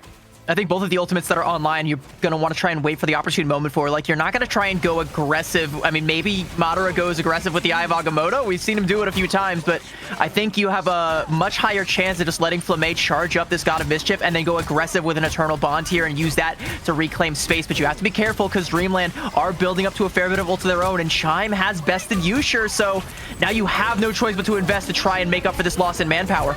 Yeah, big early pick here for Dreamland, and a invisible boundary as well coming out from Velocity here. Support ults left and right, strangling Prison coming out from Crimzo, but they can't quite secure the damage. Huge Eye of Agamotto there for Madara. Books up 1 or 2 stuns onto Lunex here, but it is Lunex quickly scrambling to the top of the hill here as they will take down half of Dreamland, and looking for some more here. Chuckle's still in the mix, throwing haymakers left and right. Not enough to turn the tide of battle here though. Techie will chase off the last of Dreamland, and Lunex will have the first cap here. Big opening for Lunex on point number 2 as well, but a lot of ultimates here for Dreamland, so they are going to come back aggressive.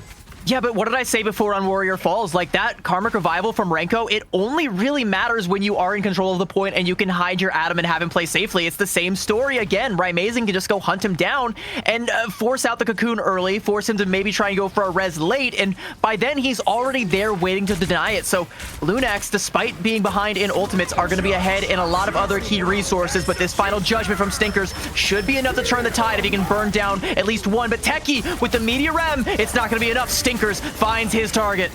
Yeah, need more damage coming out from Lunex here as Dreamland aggressive with it, letting the Devil out now. Amazing to put some damage down. Flamme, Usher, and Amazing, they're picking up KOs across the board. Renko gets the opportunity here for the Karmic Revival, will get the res just in time here. So the rest of his team standing on the point here, but they've got to try and convert here. They need some more value out of that res here. Just bodies alone, not enough to turn the tide. Flamme on the ground, Eternal Bond ready to go here as Dreamland falling once again here. And just as quickly as this team got out of the grave, they are back in it. And Lunex are so good at playing the space game. They know that that res comes out right up against the pit. There's nowhere for Dreamland to back up to. I mean, it's worse than having a wall behind your back. So all Lunex have to do is invest that Eternal Bond from Flamme, and they reclaim all of the space again. And Dreamland just don't have any agency in the fight because there's no safe place to play. And Lunex, they just get to sit comfortable. And now with the Strangling Prison coming out, is going to force reactive plays from Dreamland. They don't have the tools to reclaim, even if they can survive here. Yeah, they do make it out of the tangling roots from the Garud here. Amazing KO yet again by Dreamland. But Usher taking down Stinker, shot down out the sky here. Hella all overhead from Yusher as well, trying to convert on this attack here. Chuckle swinging in on the Venom here, finding marks left and right, but not a lot of KOs coming through just yet. Lunex, meanwhile, 98% and counting on their capture progress here, and a strange portal comes in from Rymazing. Refresh the troops here as overtime starting to take away. Stinkers looking to make a splash on the point there on the Star-Lord, but alone just not enough here. OT ticking down, and Lunex will take map number 1. You don't bring an Adam Warlock res comp up against Lunex. They wrote the book on how to play this composition. You're not going to beat Korova at his own game, boy. Stop trying.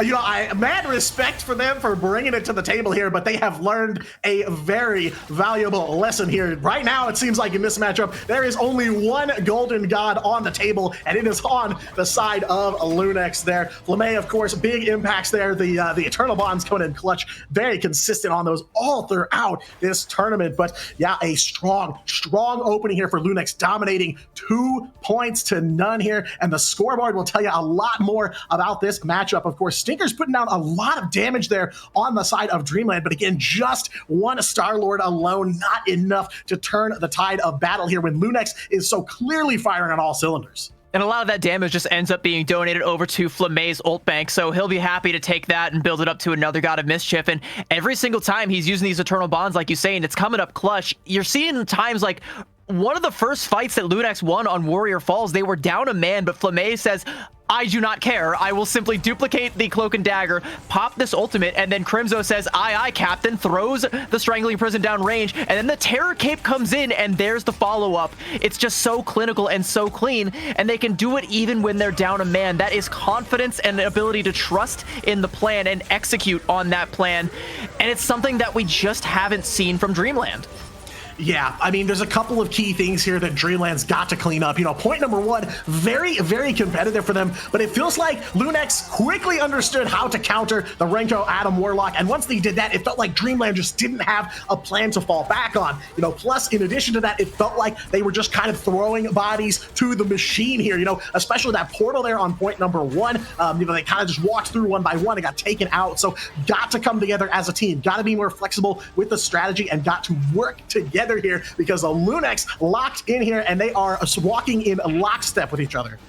So I'm going to ask you, and I think you and I both have the same answer, is like, what do you do against Lunex here? How do you change the strategy? And I guess more importantly, what do you not do against Lunex as you go into your first map pick here? Well, I can tell you predicted what I was going to say because you don't bring the Adam Warlock comp against them, okay? Look, if Korova starts bringing it out right now is the time, you know, let's see that Adam Warlock in the ban phase. But no, the number one thing, do not bring Korova's own strategy up against him because they were well prepared for that, clearly. I mean, I guess the silver lining is that if you do bring it, you know that they're not going to play it, but it's because they know how to counter it. They're just going to beat you on it. Like, why would I mirror this composition when I know how to beat it is what they're saying. And it literally is just as simple as Korova being like, all right, if I was Renko, where would I be? Rymazing, go get him.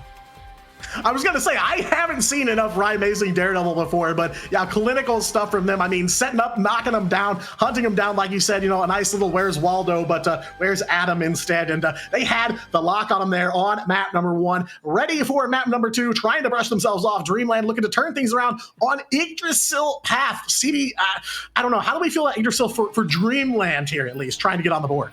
I mean, I kind of feel like, you know, if your options are either Convoy or Convergence, all the Convoy maps are going to kind of play in that same style where you're like, don't reach for that, Adam. Like, please do not. Like, it's an option and it's there. I mean, and Central Park also kind of plays to that as well. But I feel like, you know, you can still try and play other things on Yggdrasil path. You know, just ditch the Adam and just go for like the full like Moon Knight composition with maybe the maybe you put Chime or Stinkers on the Storm and just try and play that. Like, we've already seen that is a full composition. You don't have to just play it just for the spawn break. It is competent right now, especially with how strong Moon Knight is.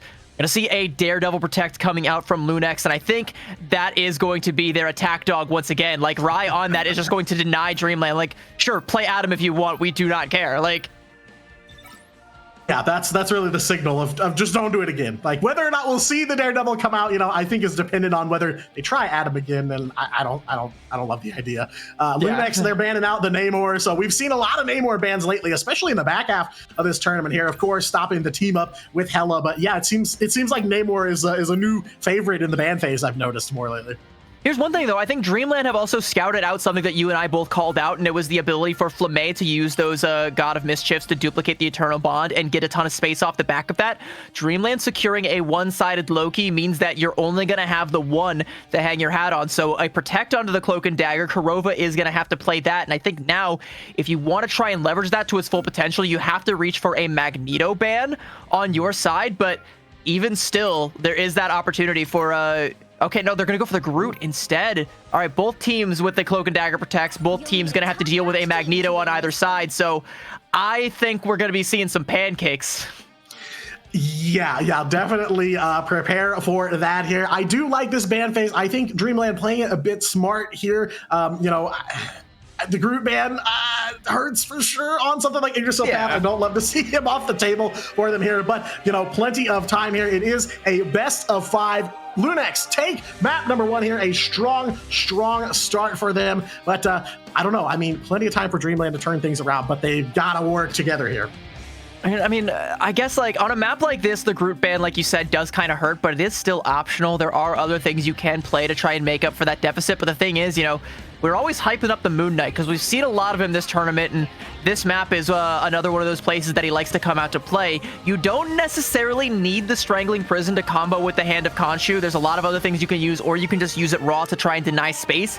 Currently, though, neither team is going to be reaching for that one, as Lunex don't feel they need that for the spawn break, just Dreamland don't feel they'll need that for the spawn break, as they're going to be on the attack first.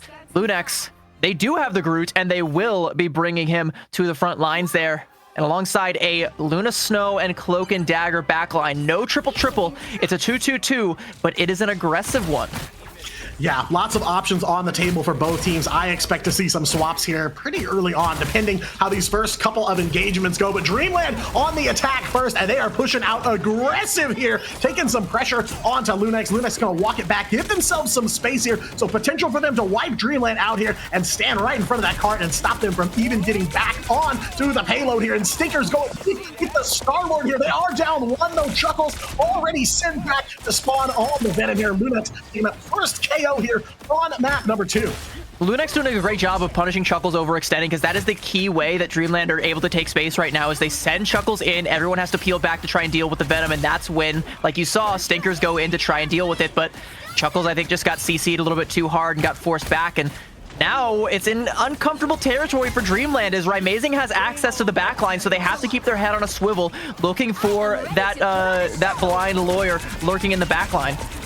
Yeah, definitely a different kind of challenge coming Dreamland's way here. And a couple of ultimates too. Strangling Prison now coming out from Crimzo, and a Fate of Both Worlds on the ground ready to go. Dreamland going to respond with a lot of damage coming out here. And Madara overhead with Meteor in as well here. So a lot of ults committed to this fight. They do take down Crimzo on the Groot here. That's Chuckles finishing him off here with a couple ults left in the bank. And they are going to try to convert on this one here. Rinko on the ground with the Eternal Bond as well. And overhead there, finally Yusher Holt that Insong Inferno, but letting it fly here. They will find Chime in the midst of this chaos here, but Dreamland find a couple more here, so a bit of a mix here. Strange Portal coming out as well, so Crimzo trying to buy some time for the team to get back up here, but Dreamland looking pretty good on this offensive run so far. I mean, yeah, but like, while that fight was playing out, Lunex have flipped the point, so it's not moving anywhere, and Dreamland have to completely wipe Lunex off the point to even get it moving again, and now Rai gonna let the devil out. Yusher with an early frag there onto Stinkers, and Dreamland are forced to invest to try and make up for that one. They will trade out Yusher, and that's a good look. It's forcing Crimzo to try and peel back to help with the rest of the team, but I just don't know if it's gonna be enough to displace Chuckles here, and all of this is space given over to Dreamland as they continue this offense. Rai trying to deflect for his life, but his life is over. Renko, the Grim Reaper, getting revenge for all of those times where his Adam Warlock got hunted down. Now he is the hunter.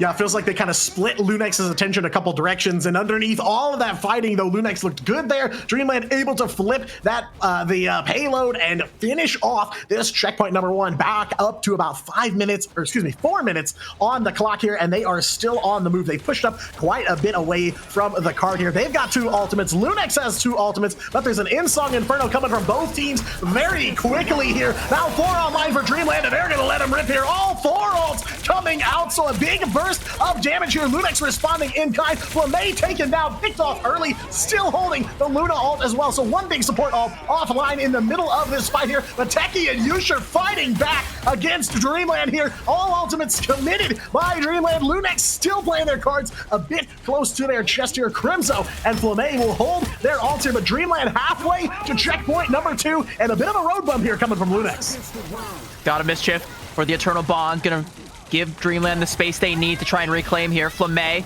off of getting pancaked from that previous Meteor M, is now back to the fight, letting the dance floor fly, and wants to square up with Dreamland, but you can see they don't want to tango, knowing that they are now going to be at that healing deficit, but they're able to burst through. Once it expires, Chime takes down Flamay, and now Dreamland are in the driver's seat. Lunex trying to wrestle control back now. Crimzo with the Feast of the Abyss, and Rymazing with that Let the Devil Out, but they're not able to confirm any KOs off the back of it. Dreamland, seemingly dry, are able to stabilize here, but Crimzo goes back in for one more cannonball off the high dive, takes down Velocity. Renko gonna fall as well, and I think that might be enough to force Dreamland back from whence they came, at least for now.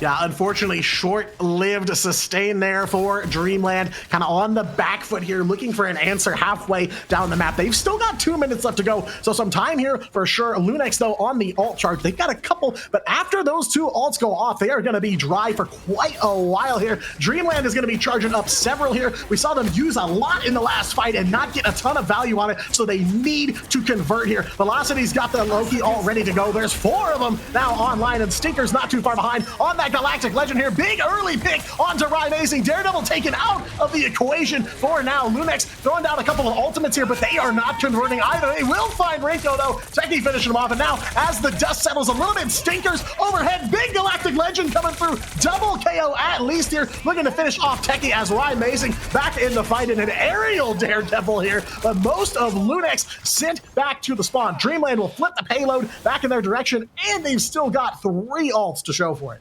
I like the discipline from Madara and also the ult tracking as well to realize that Flamay is not up there to that Fate of Both Worlds yet, so all you really have to do is just let that Eternal Bond from Kurova expire. You don't have to burn the Meteor M to try and pancake Kurova there. You just gotta wait for it to expire, then send Stinkers in with that Galactic Legend, and there's not gonna be that second ult online to be able to shut it down. So Dreamland's inching closer towards the checkpoint here, now about to get the cap. Lunex on the point, trying to deny it, but Dreamland want to hold on to their space, and now that Meteor M is going to come out, and he's hunting for Flamay, but he can't quite find his man.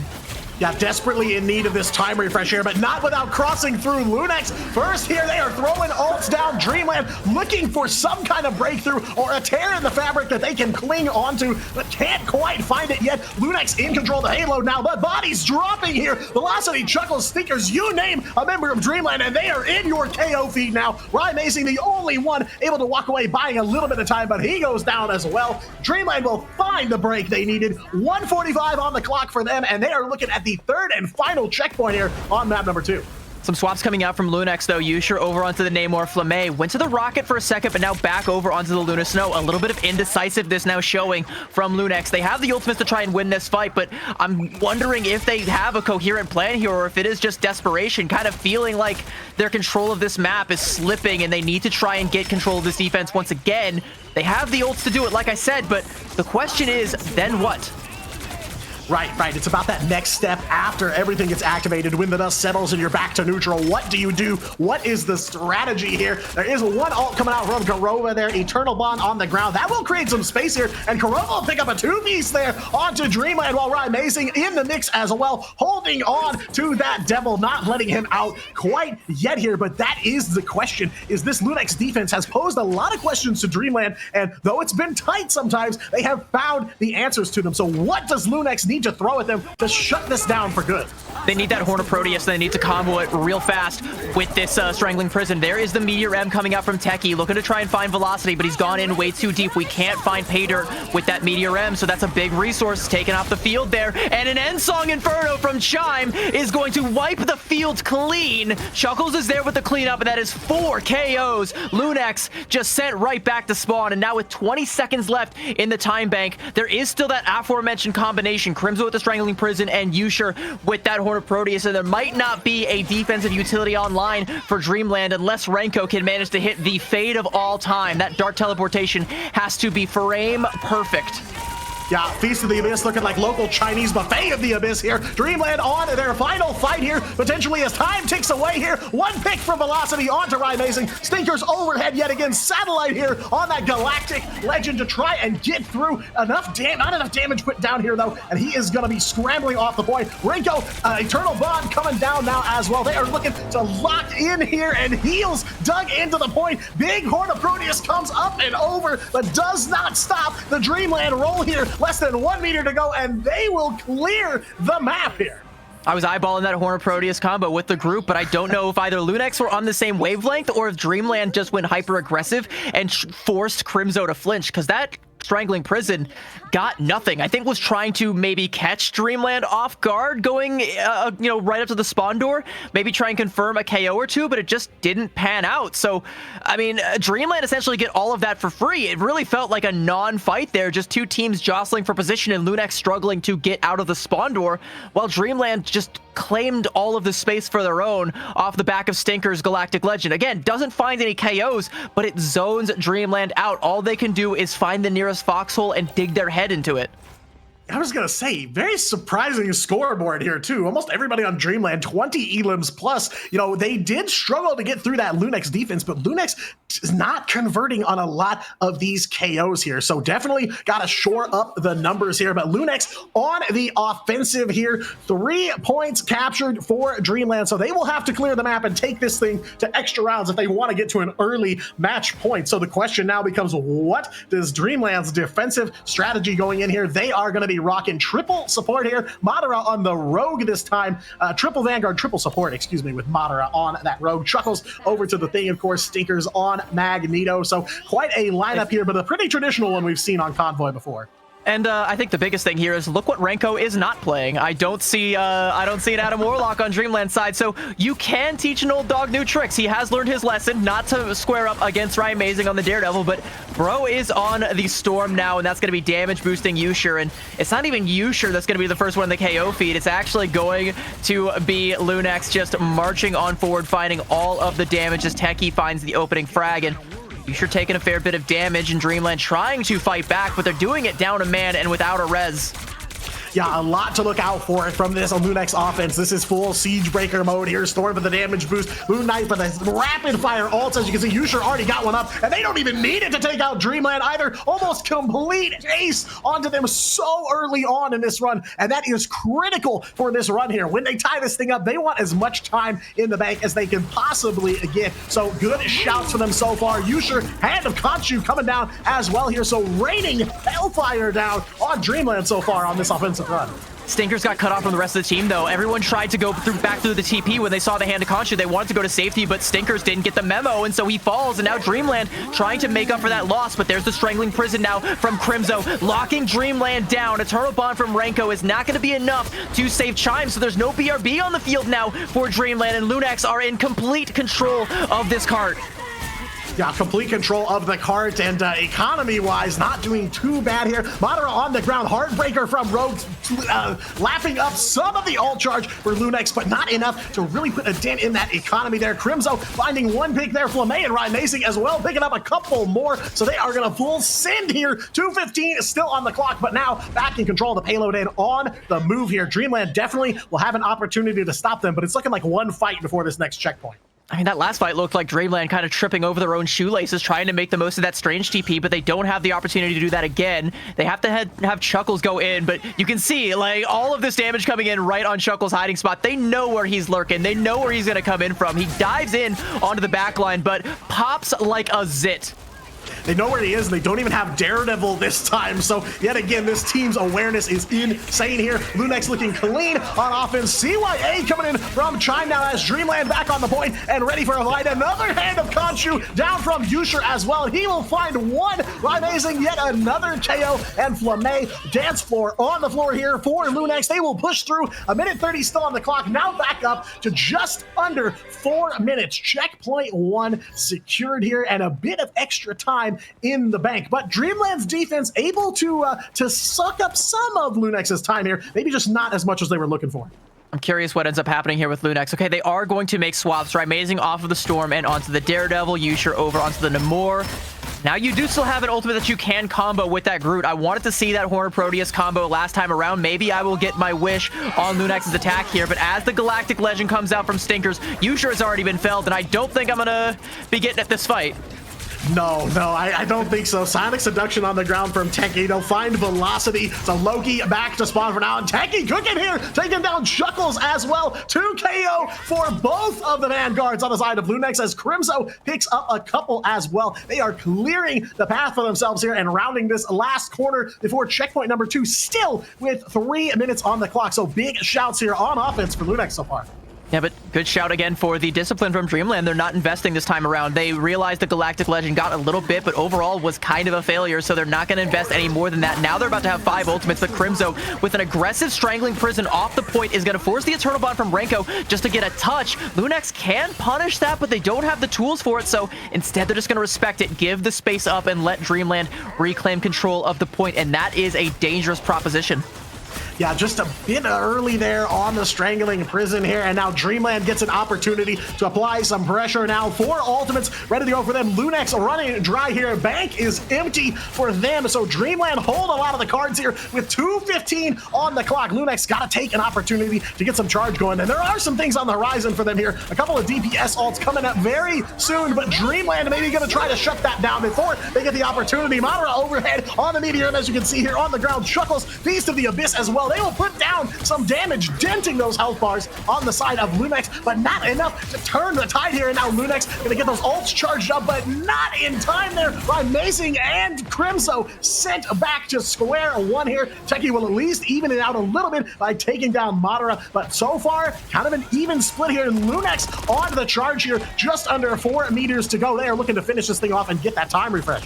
It's a good turn from Lunex, but now Stinkers coming in late with that Galactic Legend, and only the Dagger Storm from Kurova to try and keep everybody alive. That's not enough healing, so they're all forced into this cubby here, and Dreamland are able to reclaim space here. A strange TP to block the entrance and another to try and get out. Dreamland might be running out of resource to try and get this touch here, but they do still have a couple of health bars blocking Lunex from finding the cap here, and those will be cut short, and Lunex will find the cap here, but now 2:30 in the time bank to try and get the rest of the way through point C. And I mean, that was ugly. I gotta be honest with you. Like, it was a turn, then another turn, then some awkward, strange TP plays. Nothing is really clean from either side right now. A lot of mistakes that are being punished, and sooner or later, one team or the other is gonna have to clean up their act, especially if we're threatening extra innings. Yeah, I mean, unstable footing here, and like we talked about at the beginning, you know, got to build that time bank here. They've got 2:10 left to go, and this part of the map in particular can be pretty defensive heavy here, so Lunex have got to try and push through. They're going to do that on the back of this Psionic Seduction here, just trying to find what they can find to start things off here. They do have that Horn of Proteus as well, but just nothing in the combo bank for now. Dreamland, similarly, kind of a dearth of ultimates here for them, so again, these teams just kind of trading blows here in a semi-neutral kind of state, but it's yeah, it does feel a bit awkward between the two of them here, but now Dreamland gonna try and turn the tide here, get some defense going. They do throw down that the end song Inferno there, finding Kurova, but just not enough conversion here, and Lunex is gonna take advantage here. At least 3 KOs coming through from here.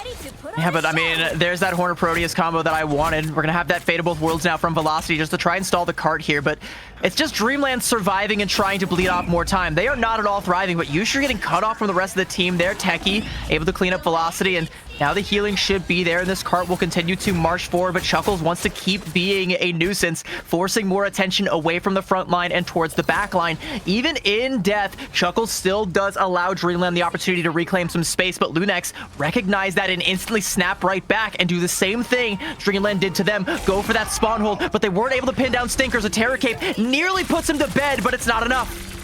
Yeah, the Devil in Hell's Kitchen there, letting the Devil out again. Ryan Mazing going big on Daredevil yet again, but taken down by Peter Quill there. Stinkers finding one, and Tribe will find yet another one here. Race to the finish between these two teams. Time running out, but space running out as well for Dreamland here. Chuckles going deep on the Venom here, far, far back from that payload to try and push Lunex off here with just under 30 seconds to go. The aggression seems good. Lunex going to come back with at least 3 ultimates here. Dreamland going to have a couple in the bank as well, but it is going to be a close one here at the end of map number 2. Sonic Seduction from Techie is going to be what opens it up. He does lock down Stinkers, but there's just no follow-up as Chuckles, I think, went in deep into the backline, and everyone had to turn to try and deal with that Venom. There's that Eternal Bond now going to come out from Renko. Crimzo looking for an opportunity to displace with that Strangling Prison, but the Meteor M from Madara, the Sword of Damocles hanging above their head. It can't confirm the KO onto Kurova. Horde of Proteus used defensively from Yusher, shuts down Stinkers, and now Dreamland are falling at the last hurdle as Lunex are coming up on the right side of the KO feed. The time to go sideways, definitely not now here for Dreamland. A couple of members down. Flame's dance floor ending very quickly here. Kurova almost taken down by Dreamland here, but no ultimates online. It is a straight neutral fight here in overtime. A couple seconds of it ticked down, but Dreamland looking for one last hold here to try and stop Lunex from taking this to round number 3 here. Payload on the move now. Most of Dreamland getting up, but can they make it there in time with just a couple of seconds of OT left to go? They're mostly up out of the spawn room. They are on the move, less than 5 meters to go. They'll find the stop at the last second. Madara on the Venom, but converted so hard there. Kurova picking up the KO here, and now the rest of Lunex is here for a big brawl. And it's all over, but the Crying, I think, is right amazing. Let the devil out right into Terror Capes, just popping Dreamland one by one by one. They're basically playing Bloons tower defense at that point in time. Just as they come out of the spawn, you line them up and you knock them down. But here's the key thing is both teams able to finish. We're now going to extra innings, but neither team was able to do it with time left to spare. So we're kind of back where we started, right? Except both teams are only going to have a minute to try and push this cart as far as they possibly can. And I don't know who that favors. No, I mean, we're kind of on an even playing field here, going for one last scramble. The Hail Mary of Hail Marys on Convoy as both teams, 60 seconds awarded to them by the game. And I just noticed this, Techie, 42 elims and 19 finals there, putting in some work. Can't overlook Ryan Amazing as well, gotten so much value out of that Daredevil on both of the maps in this series so far. But Lunex back over to defense for now. Dreamland, one last offensive push here, and they've just got 60 seconds to do it. Some swaps coming in. Stinkers over onto the Wolverine. Love his Wolverine. Seen it plenty of times there. Renko on the Rocket Raccoon here. Chime is on Phoenix. Lunex, though, looks like they're going to stick with mostly what they've been running up to now. But Stinkers, the key thing, that's what you call that, Stinkers on the Wolverine, and I really like that against what Lunex is playing. And you can see Renko on the Rocket Raccoon. I don't know if he's going to stick with that, but at least for now, it's to give Stinkers a jump pack. Okay, so Renko swaps over the Cloak and Dagger. Stinkers has a jump pack, which basically means, oh, with the fastball special as well, bro is going to be flying like an eagle. Yeah, very aggressive start here coming out. Stinkers thrown in there. Does not strike out here. Will pick up Flame and deliver him. Airmail Express back to the rest of Dreamland there. So one KO coming in big here. And yeah, when you've only got 60 seconds on the clock, you got to play big from frame number 1. And that is exactly what Stinkers and Chuckles are doing here. Bro went harpoon fishing and got the best possible KO he could have. Still just being a nuisance, getting flung in there with that fastball special again. And Lunex, like, they respect the fact that they lost Flame means that they have to peel so far back. So now the cart gonna round that first corner, and Lunex trying to dust off their shoulders and take this this fight again on an even playing field. But now you gotta find a way to lock Stinkers down. Another kidnap there onto Techie, forcing out the diamond form, and it doesn't look like Lunex get to be comfortable. No, frantic here after that swap onto the Wolverine, coming in so clutch here in round number 3 on this map here. Dreamland do manage to take down Techie at the end there. They've got a couple ultimates on charge here, but now OT in effect. 60 seconds gone in the blink of an eye there. Kurova on the ground with that Eternal Bond, trying to keep the team alive here on life support, but Dreamland crashing down. Big stun onto all of Dreamland there from that Horn of Proteus. Yusher coming in seriously big there with that ultimate. Portal on the field here to try and get Lunex back in fighting fit order here. Dreamland, though, a couple ultimates coming out for them all overhead. Insong Inferno and Meteor M, but Chime and Stinkers on the ground will find some KOs here. They're trying to clear the way to secure at least one checkpoint here, though they have made it pretty far, especially considering they're still fighting under overtime, and they will have it here. Checkpoint number 4 for Dreamland. And it all just went wrong for Lunex. Every possible thing that could have gone wrong went went wrong. You lose Flamme early on, you have to concede all of that ground, then you have to try and make this crazy teleport play off of losing Techie, but Dreamland read it like a book, and they even anticipated Crimzo coming out with the Strangling Prison, and Madara held on to the Meteor M for just that. Once again, opting not to go for the deny on the Eternal Bond, instead had a bigger prize in mind and got exactly what he wanted. This Magneto pick from the side of Dreamland is more than paying dividends. Lunex, they have to try and find something. They are scrambling, they are searching. Rai is looking for an opportunity to let the devil out, but Dreamland again are privy to it. They know where he's lurking, they're checking him, and they're just not letting him get what he wants. Yeah, much better awareness coming out from Dreamland here, but finally letting the devil out here is Team Lunex, and they are on the march here. The Dreamland fighting back here. Velocity goes down, one healer offline for Dreamland here. Can they keep the Dream alive here in these extra innings? No time refreshes, so 1 second of overtime is all they've got left, but they will stand tall there. Stinkers has been on 1 HP for so long here. Rai will find another one. Kurova taking down another member of Dreamland, and finally enough pressure forcing them off the card, and that is the end here. Round number 3 in the books for Dreamland, and coming up big here in round number 3. I mean, that's a miracle hold from Lunex. I mean, being forced out of your comfort zone, trying to make all of these last-ditch effort swaps to try and stop the cart from getting that first checkpoint, and being down in an ult deficit coming into point B, it definitely looked like Dreamland had the momentum. They had the sauce to be able to carry it through the rest of the way, but Lunex do a good job of scouting it out, biding their time, and waiting till they had the tools, and then they just get what they need. They get that first opening KO, and they're able to parlay that into another and another and another, and Dreamland just not able to recover. But as good as that defense ended up being from Lunex, it's still kind of rough because they gave up point A, and now all Dreamland have to do is essentially get that full hold, and they'll get themselves a win con, and there is even still a little bit of wiggle room to take that second fight after point A, just as Lunex did. So, I mean, if you're Dreamland, maybe you're upset that you didn't get more cart progress, but you still have to be happy with what you achieved. Yeah, especially with the limited amount of time that they have. One checkpoint with both teams only having 60 seconds is huge for sure. I mean, gotta be a lot of hope on the side of Dreamland right now that they can even this thing out and at least stay in the fight, getting on the board here. We are already round number 4 here of Yggdrasil Path. Lunex gonna try to catch up here, but Dreamland is on the attack here, or on the defense, I should say. Lunex on offense for this last round here, and they gotta make a push, gotta make something happen very quickly here. Amazing, sticking onto that Daredevil. I'm curious to see where he's going to be lurking. Crimzo going aggressive. You've heard of dive thing before. Crimzo knows that that play strategy very, very well. Question is Rymazen going to be in a position to follow up on any of these punches? I think Stinkers is lurking around trying to check him and preventing him from having easy access onto the backline. So Crimzo is just letting these haymakers fly and wondering, where is the follow-up?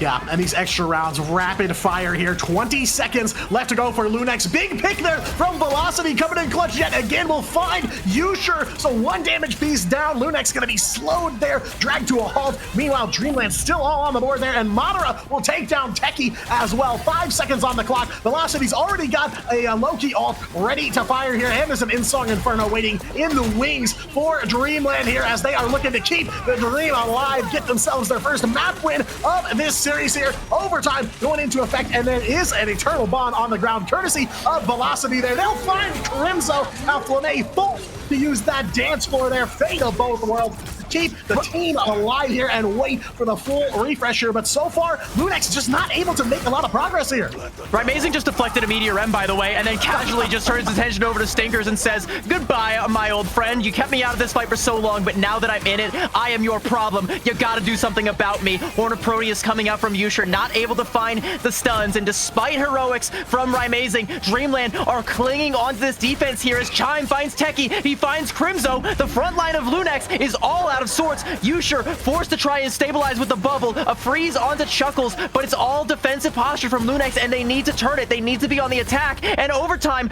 ticks away. They can't stay on the cart, and Dreamland will tie the series up 1-1. Wow, insane stuff there. A last-minute portal from Stinkers after getting sent back off that Meteor M deflect from the Rymazen KO. Comes right back with the portal, and it's just a numbers game. They just push them off of the point, and what a slugfest here between these two teams. And it's only map number 2 here, best of 5, and we're at least going to see 4 of those maps here as Dreamland evens out the score. And look at this scoreboard. Crimzo, 100k damage blocked, 93k healing from Korova, making him the SVP for Lunex there, 85 for Velocity as well. Numbers I did not know existed almost. Just insane stuff for both of these teams, and you can tell just how long and brutal of a match this was. But it is Dreamland winning the long game here. What's crazy is, like, you look at the final hits and you're seeing Techie with 20 of them, and you got to be like, all right, that's a winning team scoreboard right there. But no, it was pretty even all throughout, and Dreamland just barely able to come out ahead. And a lot of it was off of just how well they played that last defense there, you know, just not allowing Rymazen access to follow up on Crimzo's damage, so they can essentially just farm Crimzo for damage, win out in the ult fight, and deny any sort of forward momentum from Lunex, a team that, you know, we highlighted how great they are at playing the space on domination. Dreamland, they learned every possible lesson from Burn and T'Challa that they could have. They do not bring the Adam Warlock to a Lunex fight, and they learn to play the space just as Lunex did. It's like fighting Taskmaster. Yeah, you know, both sides having some struggles there, a little unstable ground there, especially on at the end of round 2. But I mean, both teams coming through here for a very competent matchup between the two of them. But Dreamland winning a marathon map here. And again, you know, a long series still ahead of them here. So an endurance round for these two teams as we approach the end of the tournament here. But yeah, I mean, big stuff from Dreamland here. They downloaded very quickly. And like you said, learned a lot of lessons and cleaned up a lot from map 1 to map 2. That is what's keeping them in the fight here. So I am very interested to see how Lunex will respond, you know, in the ban phase with the map pick. Just want to know exactly what they're thinking here on the back foot. I mean, they got to be thinking the same thing I was. How do we deal with Stinkers on this Wolverine? That was disgusting stuff. Like, I would be punching my desk if I was Flamme and that happened to me, because what do? Like, he's got the fastball special, he's got the jump pack, and he's got the Pharaoh leap. He's got so much mobility at that point that it's like, you just can't pin this guy down, and like, once you're in his arms, like, you're just his, you know? He can take you wherever he wants you, you know? Nothing you can do. Like, even a mag bubble, I think, at that point can't save you. Yeah, I mean, a big swap for them, lots of value out of that one.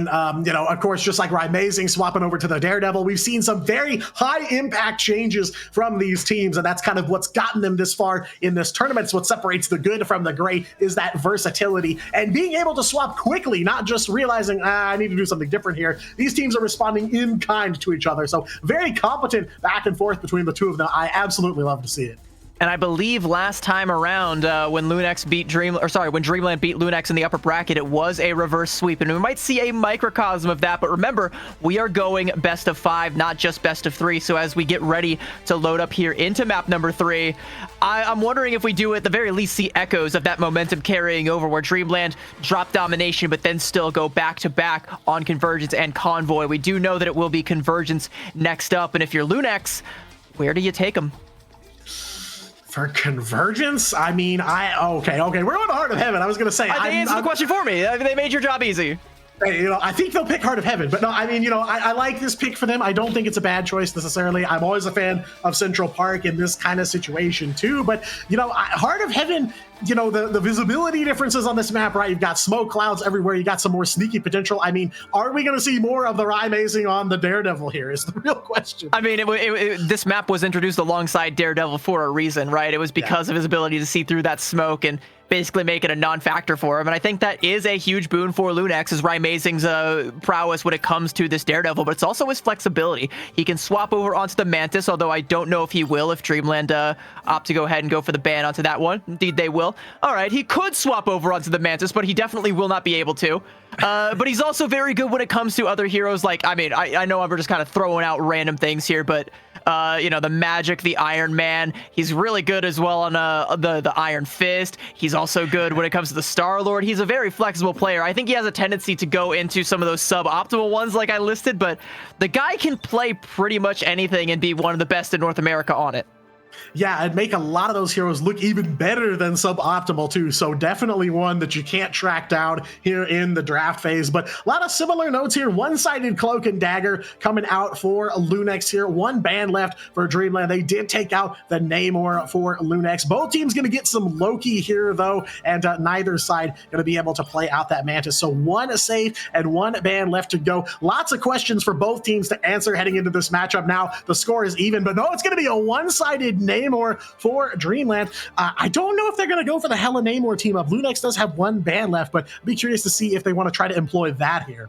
I mean, it does kind of like, 50-50. What do? Do you ban the Hela to deny the team up? Do you ban the Invis just to be mean, I suppose? Because you already banned the Cloak and Dagger. Okay, they're going to choose to be mean. I was going to say, like, you could ban the Magneto and then you just, set Yushur up on the Star-Lord as well. And, you don't have to worry about your Crimzo losing those Strangling Prisons anymore. Take Madara off of his game. But they'll give that one up and instead opt to just be as mean as possible. Look at those bans for Dreamland. That's 4 strategists on the chopping block, one after the other. Line them up, knock them down. You will play Jeff and Rocket, and you will like it.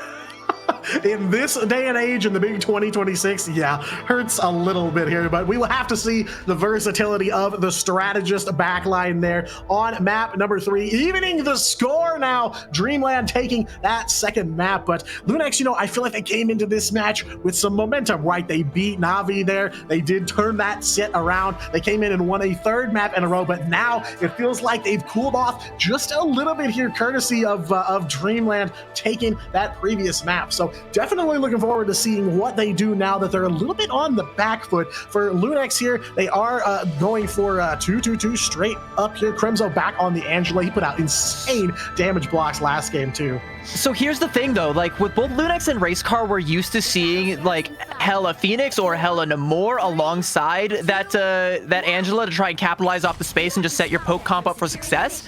Forcing the bans onto both the Namor and the Phoenix kind of means that you have to front load the damage with Raimazing on that Daredevil, which they kind of knew was coming, but now they have assured that it is the case and they will be ready for it. Yeah, I would be curious if they came into this wanting Raimazing on the DD more, but so far it has paid off for them in kind, and now they will take first KO here. Lunex grabbing a couple very quick ones here. They will burn through the BRB for Dreamland here. Dreamland on the attack first, so Lunex already repelling their opponents here very quickly onward here. Stinkers, though, picking up one on the Hela. That is on to the Raimazing Daredevil here, so sent back to spawn as Dreamland now just trying to break in through this first wall here. But that KO is amazing. Like, that's exactly what they were looking for. That one time where he overextends, oversteps his boundary, trying to front load the damage, and now Dreamland have a path forward. You can see Techie trying to play around this card here on the point, and it's not the most comfortable positions for your front line to be in, and Stinkers finds Raimazing again.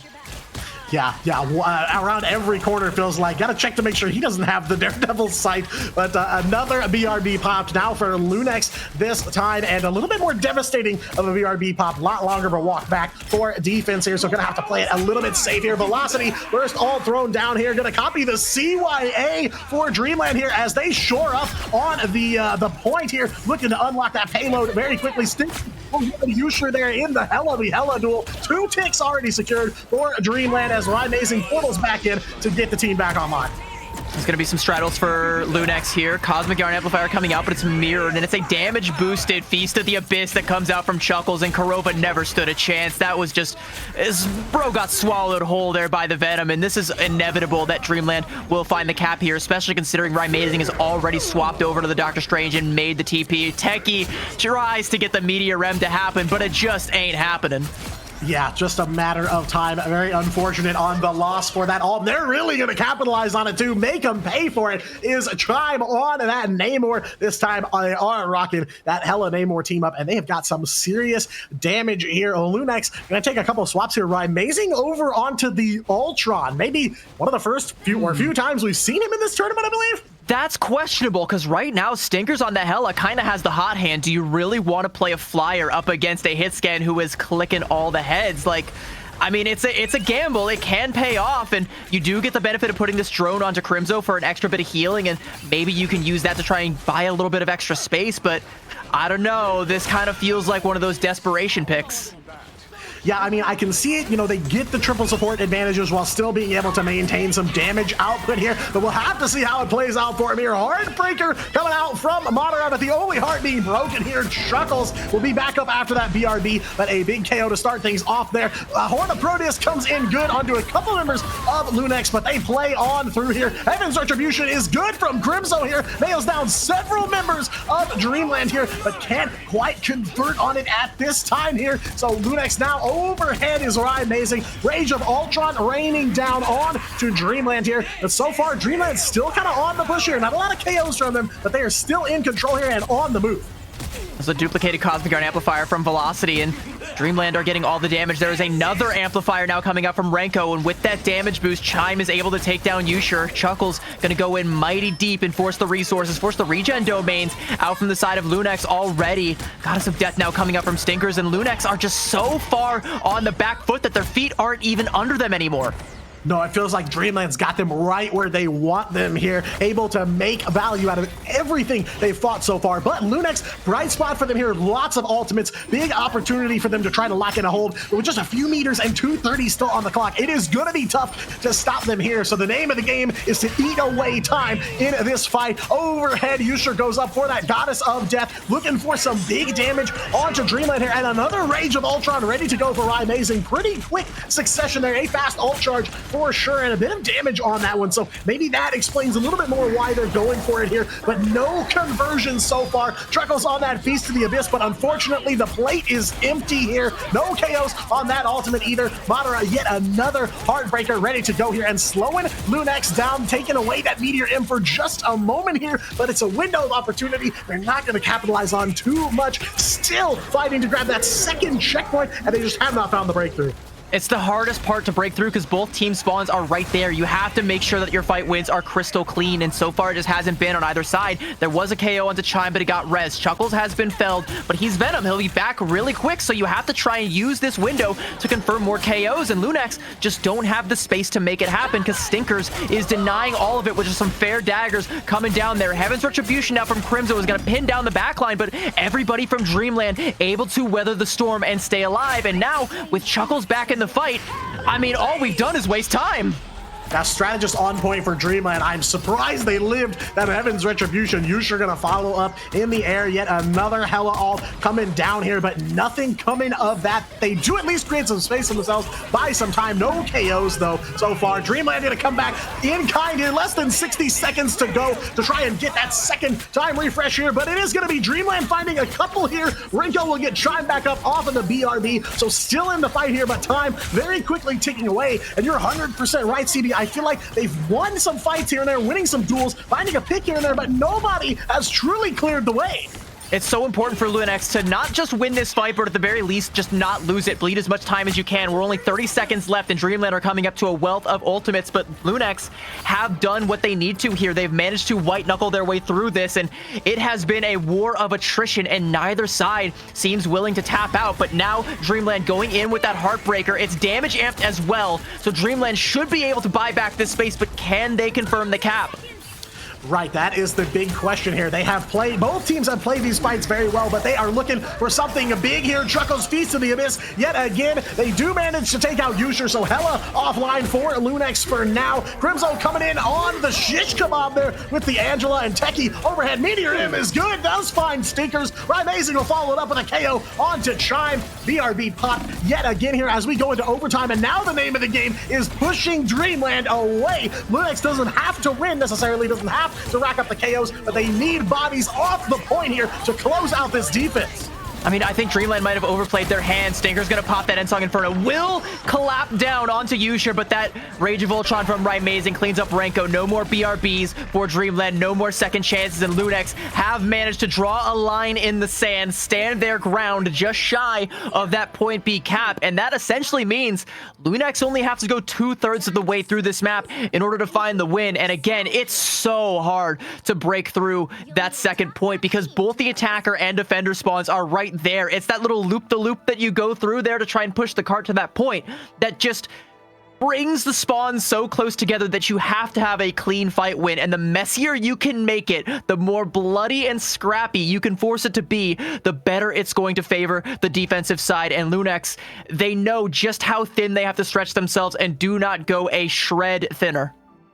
Yeah, I mean, it's a great place for them to stop the payload here, a point where teams get held up time and time again on this map, and that's all Lunex has to do to clear this map here and move on to match point. That is what's hanging in the balance here. The team that is one more step away from advancing to the grand finals here. Dreamland had a nice hold there on Yggdrasil Path before, so we know their defense is strong, but Lunex looking hot on this map here. It all comes down to the picks here coming out of the gate, and so far, Rising still sitting on that Ultron. I feel like the Rage of Ultron recharge rate is pretty fast, so I like that for them, but I don't know. I still think it's a little questionable to me. I mean, I think it didn't work out as poorly as I thought it was going to on the defensive side, because Rising had the benefit of being able to play around cover and then just kind of farm his ult off the healing and off of Chuckles going in on that Venom. Now on the defensive side, though, Stinkers can be set up on the Hela, and for Rising, trying to play that cover is going to be a lot more difficult. So Lunex's attack is definitely going to be treacherous. You can already see, like, Rising taking that duel with Stinkers from afar and not being willing to poke his head out and try and take that duel for a prolonged period of time, because you know that second headshot is inevitable. But Yusher gonna be the one to fell Madara early on. That'll be rezzed up, but look at Lunex able to march forward. Yeah, big BRB pop there very early on into this this contention for Lunex. They are trying to fight back here. Dreamland does get some damage down on Korova, but not enough to convert it yet. And, you know, we know Rising, a skilled flyer player for sure, made a name for himself on characters like Iron Man, so maybe in his comfort zone here. But so far, no answers for that Ultron here. Crimzo, though, going far in and finding Velocity there, taking down the Loki. Big pick for Lunex here as they are looking to get on the attack. Just 60 seconds used up so far, and they are circling in on that payload like hungry sharks. Yeah, there's Rising with another KO there onto Madara. He's coming up to that Rage of Ultron, and like you said, there's no real answer for it right now. Crimzo gonna go in deep and choose Chuckles. You have been chosen by the Claw Machine to come into the meat grinder. Strange TP now gonna come out from Velocity to try and keep everybody alive, but Invisible Boundary from Lunex means all of the playable space belongs to them. Stinkers, though, able to find that frag onto Techie, and that might be the pressure valve that lets Dreamland get back into this one. Lunex popping that Goddess of Death, LeMay waiting for his moment to try and pop it. Yusher cleaning up Chuckles, and the pendulum swings back and forth, but once again, Lunex are on the forward momentum. Yeah, a tough tug of war here. Lunex locking in that first tick of progress here, but big KOs coming through, and now on the van there, Chuckles climbing in to try and salvage this one overhead. Stinkers Goddess of Death raining down those darts back onto Lunex, but they cannot find the KOs, and Stinkers will go down, loses the Hela duel to Yusher on the side of Lunex. The path forward very clear here. 2 ticks, and the third one coming in very soon here. They don't have a way to get back to the point. 4:15 on the clock, and now Lunex staring down to the last checkpoint here to take the map.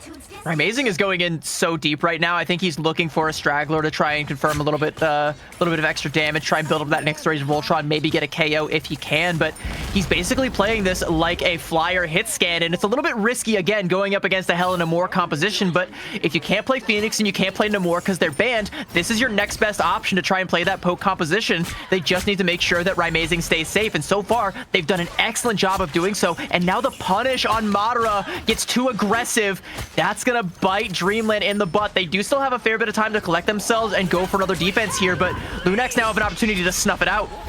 Plenty of ults cashing in here for Lunex. Crimzo will find one there onto Velocity after the Heaven's Retribution. Make it to another BRB popped for Lunex here, and now they are looking to try and get this payload moving up the stairs and to the roundabout. Yusher, though, in the back rooms here, will find a couple. Velocity, Rinko, and Stinkers make it a 3-piece for Yusher here, coming in just in time now. Payload captured by Lunex, and they are on the move here. Still more than 3 minutes to go. Definitely 1 or 2 more opportunities for Dreamland to come back, but they are quickly running out of space. And Yusher just makes it look so effortless. Like, bro looks like he's playing a point-and-click adventure game. Like, he's just playing, like, putt-putt enters the race or something like that. Like, he just goes in, clicks exactly where he intends to, and finds a KO. And we're running out of playable space here for Dreamland. They have to use this ult advantage that they have to snuff out this momentum from Lunex, and they gotta do it now. Yeah, Spy Fox point and click for sure for Yusher on this map. 4 ultimates ready to go for both teams here. No, Dreamland gonna have a couple more in the bank. Amazing overhead, Rage of Ultron here, combo damage and healing for the team. Now all 6 ultimates on line for Dreamland here, but still just about 220 to go. So even if they pop them all and win this fight, it's not over yet. But Techie overhead, Meteor M comes down, can't get the confirm off it, does put down some damage, and it is mass chaos here as Lunex in the home stretch here on map number 3. They will survive this onslaught of ults from Dreamland. Stinkers overhead with the last of the 6 ults they had charged up, and I don't know if they got a KO out of all of those ultimates. Yeah, but Yusher is now going to pop the late Goddess of Death. Crimzo is taking down Chuckles, and the BRB already came out. And Crimzo actually playing defensive to try and keep that Goddess of Death alive with the shield there. The cart is inching closer and closer to that checkpoint. But despite what Crimzo and Yusher were able to accomplish, it hasn't been enough to put Dreamland down for good. But there we go. 2 more for Yusher and 1 for Amazing as well. And Chuckles, even just to go 5 feet out the spawn door, has to use the teleporter. But Yusher puts him right back. My guy cannot be stopped. Yeah, and a huge block from Lunex on the portal as well. Set them up and knock them down. Lunex wins on Heart of Heaven. 1 more map win in the bank for them and 1 map away from a trip to the grand finals. They have managed to, at the very least, best Dreamland in the best of 3. So in a way, it's a small victory, but they are not home yet because this is a best of 5, and the winner has a date in the grand finals with Race Car, and you can bet your bottom dollar that Dreamland want that run back. They want to go the distance, but they can't look past Lunex, and Lunex have proven that they are still every bit the threat that we all estimated them to be, even despite, like I said, I questioned the swap onto the Ultron up against Stinkers, who in the front half of this map was fragging the heck out on the Hela, but Yusher said, hold my dagger. I got this one. And alongside Rymazing, made up for the deficit in the hit scan bans, and as risky as it is to play a flyer against a Hela Namor composition, Rymazing is that guy, and he can make it work. Yeah, I mean, you know, made a name for himself very early on as a top Iron Man player. I just cannot believe they still got away with it in spite of all that, you know, serious threats from the ground. But Lunex, you know, multi-threat team here. Of course, Crimzo, absolute menace on that Angela. Only 1 KO onto him and 27 elims as well. So, you know, a couple of flying threats, plenty of threats on the ground too. Of course, Yusher picking up KOs left and right as well. I mean, you know, it is hard to prioritize the target when everyone is the target, truly.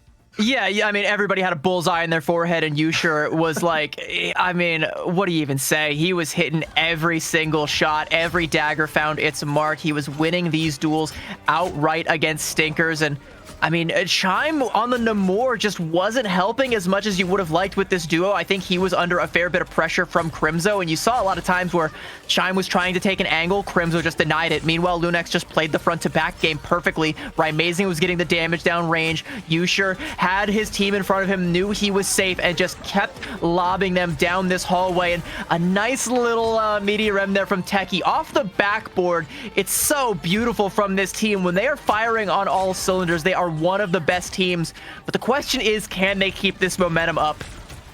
Right, because we are not done with this series yet. Lunex 2 maps to Dreamland's 1, but they've still got to cash in 1 more if they want to make it to those grand finals, where they await a best of 5 up against Race Car, the dominant team out of this tournament. But good looks here for Lunex so far. A very powerful team, like you said. Of course, the heart and soul of the Sentinels, old Rivals roster at the core of this team, and it's almost like they have powered up even more. You know, as they say, you know, this team, diamonds under pressure for sure here. But right now, it feels like Lunex kicking their feet up just a little bit here. They've got a lead, but can't let it get away just yet. I don't know that I would be willing to kick my feet up against a team like Dreamland because, I mean, you've already fallen to them before in a 2-1 situation. And sure, the shoe is on the other foot now, but keep those shoes off the table because Dreamland will make you regret that if you get too comfortable. We have a grand finals on deck, and one of these 2 teams is going the rest of the way. Lunex are on match point. We're going to throw it to a quick break. Let everybody kick their feet up for just a moment, and we will see you on the other side.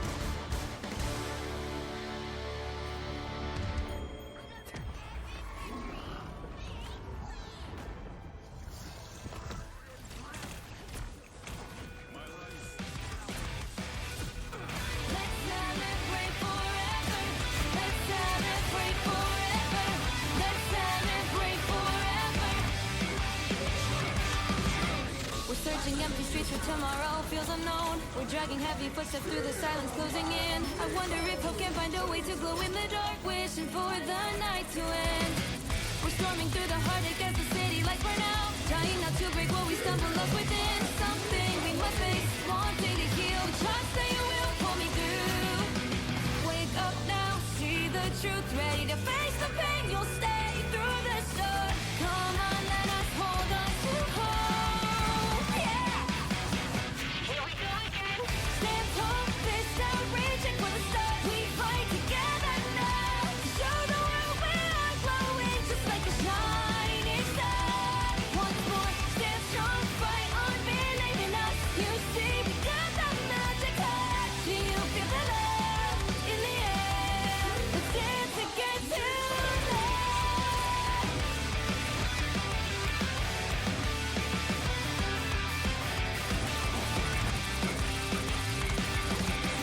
We run through the thunder as the city sings our name. We're turning happy moments into laughter with our friends. We all rise up and smile right when the shadows pull us down, laughing as the lights begin. We gather under streetlights as the city spins around. We're chasing after movies to see where they end. We're dreaming and hoping find a new light. We dance as the world spins along. Stay here now, feel the beat, ready to let it go. We'll dance through the night. Come on, let us keep the lights on. Yeah. Here we go again. Stand tall, fist out, reaching for the stars. We fight together now to prove our hearts can keep glowing, just like a bright. Well, rivals, and welcome back. Day number 3 of the Mega Monthly, and only 3 teams remaining potentially after this next map. Just 2 left to go, and CB, Dreamland down but not out yet. It is a best of 5. Lunex still need to lock in one more map. Is there something Dreamland can do here? What can they do to start turning this series around? I mean, I think their head was in the right place when it came to Heart of Heaven. It was just unfortunate that, you know, Raimazing was one step ahead on that Ultron swap. And again, I questioned, but he proved me wrong, as he does time and time again. And I mean, I guess when you have someone like that who's capable of just changing the calculus on a moment's notice, I don't think I have an answer for you, and I pray for Dreamland's sake that they do. Yeah, I mean, that is the question here. Answers. You know, I do like the Heart of Heaven pick. I think it went their way to some degree, just got hung up there at the very end in a place where a lot of other teams have fallen before them here. So, yes, of course, Dreamland, the count is at 2, not ready to slam down the hand for that 3 count quite yet here, but time very quickly running out. A very hot-looking Lunex there coming off of Heart of Heaven. And, yeah, it is a lot of questions that Dreamland gotta find some rapid answers to.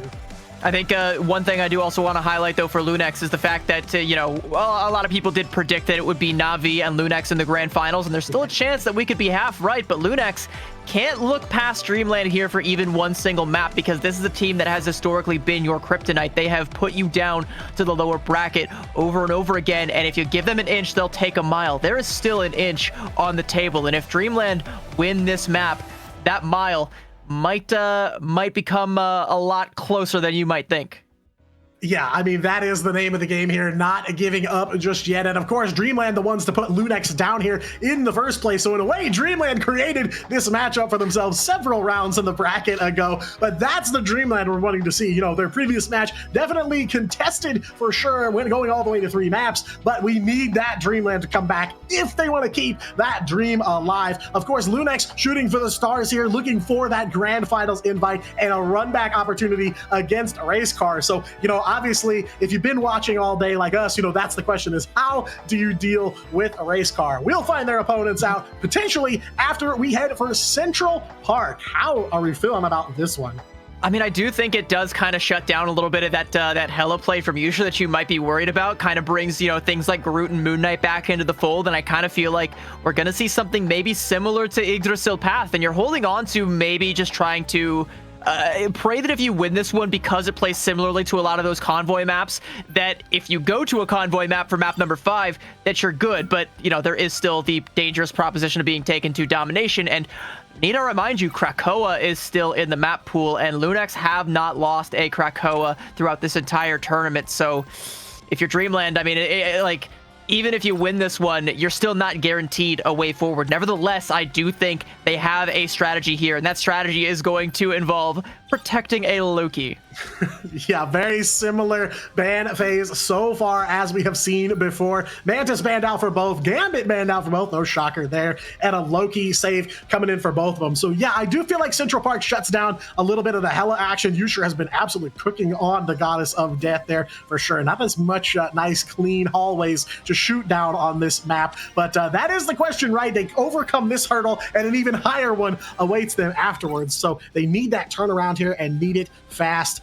Cloak and Dagger ban from Lunex and a Phoenix ban from Dreamland as well. I don't know. I like their odds here, but yeah, it is that all-important map 5 question. They're going to go for the one-sided Cloak and Dagger. I mean, they got Flamme on the Loki, like, guaranteed. So if they just lock this backline down, you know how well they were able to play the space off of those Eternal Bonds, especially when you got 2 of them. You can play with one aggressively and one defensively. And, you know, maybe they're not afraid of the Magneto on the other side. They probably should be, because Madara has been a menace on that hero in the past. But still an opportunity to ban it out. Now with the Invis Protect coming out from Dreamland, that might also be your best bet. Could also still ban the Groot, but I think you're less worried about that with that Mantis already banned out. So there it is. There's the Mag ban, and I think this is a perfect win condition now for Lunex. Here's one thing I'm worried about, though, from Dreamland, right? Is on the defensive side, they did get the Loki, and there is still potential that Renko tries to reach for that Adam Warlock. Yeah, that is definitely a big question. They both have Loki, and we have not seen a Korova Golden God appearance yet in this series, so lots of question marks around everyone's favorite Warlock. But we are here, map number 4, life bars blinking red now for Dreamland. Can they keep the dream alive, or is Lunex set to launch into grand finals here on this all-important map number 4? And, you know, I did notice there was a Namor ban coming out, I believe, from Dreamland. Do you feel like that's overkill here? Because I feel like this map isn't as great for Namor. I do see him here, but I'm just wondering if that's overkill or not. I mean, it might just be that you're still willing to try and take the Hela duel. You just don't want the Hela to more team up. And again, you want to limit the options for hit scan. So like you say, like the Phoenix and the Namor both got banned out. That's the same thing that Dreamland did on Heart of Heaven. Maybe they're thinking that because this is another convergence map that it's going to play similarly. But I feel like Central Park and Heart of Heaven are 2 very different stories. Lunex going to be first on the defensive side, and they are not opting to bring out the Adam Warlock. Instead, going to be bringing out the Punisher from Yusher. And I don't know that that's something that Dreamland would have predicted, but you better believe Chuckles is going to be learning to fear that one lickety-split. Yeah, definitely. And Ryan Basing is going to bring the Hela out here, so maybe going to see if he can still keep cooking there. But 1 KO already for Techie, taking down Chime mid-air, shooting down the Hawkeye here. And now Dreamland out the gate on the back foot here. 30 seconds into this match, and already Lunex picking up a KO here and pushing them back. Madara looking for some haymaker opportunities here, but none coming out so far. So big early pick here for Lunex. Gotta wonder if that's going to set the pace for the rest of this match. And they're relying on Stinkers to find something with these fastballs. I don't know if he grabbed on anything, but no, Flamme is going to clean that one up. And now Dreamland trying to capitalize off of this invisible boundary space, but Lunex are more than willing to play into it with a culling turret off the side. Madara says, no, not on my watch, my friend. Yeah, you know, just a couple blocks away from Yancey Street, so no shocker that the haymakers are coming through here, and Madara staying aggressive with it here. 2 takes for Dreamland, and they've got a atomic fastball set up here. They will find the Wolverine, and Madara will join him in the jump there. They'll take down Techie on the Magneto, sending Lunex scrambling for now here as Stinkers looks for just a little bit of slice and dice, and through the portal, they will only meet the meat grinder of that Stinkers Wolverine here. Payload unlocked. 5 minutes on the clock for Dreamland. What an opening salvo. And all of the damage that Yusur is able to pump out onto both Chuckles and Madara just ends up biting them because it charges up Velocity's God of Mischief super fast. So they just play the space off that invisible boundary, and Lunex don't have time to be able to try and buy back into it. So a great read there from Dreamland. That's key, is using these strategy results to be able to buy yourself space. That's what Lunex do all the time. And once again, Dreamland have learned from their enemies. And whoa, Stinkers. Okay, maybe gave his own life to do it, but did get rid of Techie, and that just opens the door, takes the shield off, and now the Hunter's Sight is going to be raining down from Chime. Yeah, the shield and that Meteor M they were holding on to, but Yusher gonna go for the final judgment. Taken down though, Tribe with a clean shot to the head there. Punisher sent back to the spawn there and lost the ultimate. That is gonna bring out the Eternal Bond from Korova here to get the ball rolling for this Lunex defense there. Crimson will find Tribe, but Chuckles evening the odds right away will take down Korova. C&D out of the picture here. Dreamland holding on to 4 ults, and they are exercising some restraint here though. Rymazing gonna see if he can make something happen on that Hella here. Does take down Velocity, so that is pretty big. That is something happening for sure. Now Goddess of Death going to come out, and he wants Chime in the spawn, and he is going to get it. Now there is very little impeding a couple more KOs from coming out. The only thing that can stand in Rymazing's way is his teammates hogging all the glory, as Yusher and Crimzo getting involved there in the KO feed. It was costly, but Lunex have managed to dig their heels in now. But Dreamland, I feel like with these ults, still kind of have the momentum. Lunex need to win this next fight to stop things from spiraling out of control. Yeah, that's the problem. They emptied the coffers, but still over 3 minutes left for Dreamland to keep the offense rolling here. So good shouts from Lunex for sure, but a long way to go here on this first half of the map here. And now Dreamland back up and on the move. Chuckles throwing down the Strangling Prison. It's good. Behind several members of Lunex, they will convert on it too. Stinkers and Chuckles. KOs coming in for Dreamland here as they are looking to clear the path forward here. Lunex doing a good job here into checkpoint number 2, holding it, but now Dreamland has found the path forward here. Crimso is raining havoc onto Dreamland though, diving right into the middle and scrambling. This squad finally taken down by a clean shot from a Stinker. So, we mentioned it a lot, maybe Central Park putting a damper on the Hella, but both teams have gotten some value out of Hella so far. And at the end there, like, all Crimzo can really do is just let those fists fly back and forth like a child throwing a temper tantrum. It's not actually going to find any damage or any KOs. It's just going to be annoying for Dreamland. But now that they've managed to deal with it, you can see they're trying to stuff Lunex in this choke here with the Hunter Sight ringing out and Stinkers finding the shot there onto Rai. It's going to be so hard for Lunex to try and get out of this little cubby here. And the cart is inching closer and closer towards the cap there. And Lunex can't get there to contest it. So Dreamland get point B for free and nearly 4 minutes to get through point C. Time insane stuff on the Hawkeye here. 2-piece, 2 headshots back to back for him there. And Dreamland looking alive and alert here on map number 4. They are not ready to go down, not without a fight. Still 4 ultimates for this team. It feels like they have a number of resources here, but look at how far up off the payload they have pushed here. They've got Renko standing on it to keep it moving, but they are fighting Lunex at the finish line.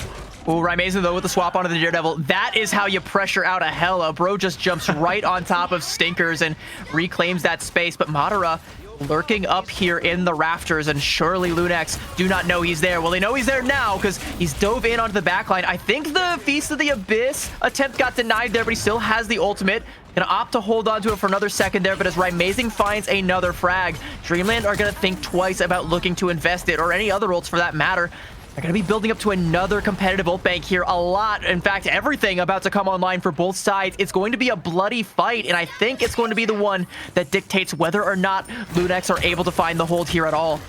I mean, this could be huge, right? Win for Dreamland here, potentially a couple minutes on the clock if they close it out here, but it's going to be an ult fiesta between these two teams. Korova, Invisible Boundary first to kind of set the line of scrimmage here as they will go big here. Lunex throwing down the ults, Meteor M, and Rymazing goes big here. 3K for the Daredevil, picking up almost every member of Dreamland, single-handedly wiped out. 2 minutes left to go on the clock, but now they are going to be waiting on a full team respawn here. Good stuff from Lunex here in the clutch. But it might have been an overinvestment. Renko tried to mirror that invisible boundary, and so Techie says, I gotta shut this one down, pops the Meteor M and tries to go for the denial, but now that's 3 ults traded out for 1. Dreamland now with a firm ult advantage, and Lunex, I mean, you can take the initiative off this God of Mischief from Flamme if you want to dupe the Invisible Woman, but then you don't have a defensive tool for what's gonna come next. That Strangling Prison from Chuckles is the win con for Dreamland, and Lunex have to find a way to deny it.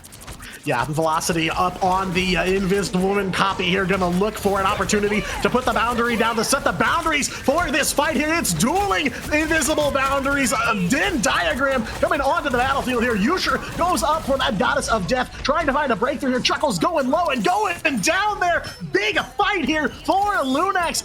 4 members of that team finding almost all of Dreamland yet again. So now 2 fights, 2 big wins for Lunex, and just 60 seconds to go. just felt like a blink of an eye, and they went from 3.5 minutes to just 55 seconds.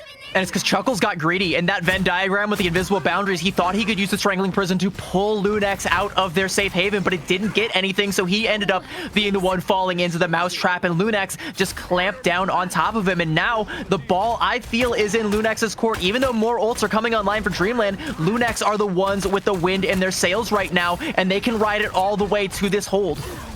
Yeah. Feels like the momentum has completely shifted, and now Dreamland are the ones on their heels here, trying to find an answer with just 20 seconds left to go. Stinkers goes for the dive and dives right into the pit on the side of the stairs here. Not what you want to see. So important to stay alive in this fight. They're Strangling Prison coming out from Crimzo now, putting down some damage onto Dreamland, but they will sustain right on through that. Yusher will find another headshot there onto Velocity as well. So on target here, and Crimzo will pick up Renko as well there. Make it 2 for Yusher as well. Finally, OT and Effector, and Lunex has stopped what was once a 5-minute timer, now down to overtime with Dreamland. No resources. Doctor Strange portal used. They'll have one Strangling Prison left, but that's all they've got, and Lunex lines up on the portal and goes for the shooting gallery.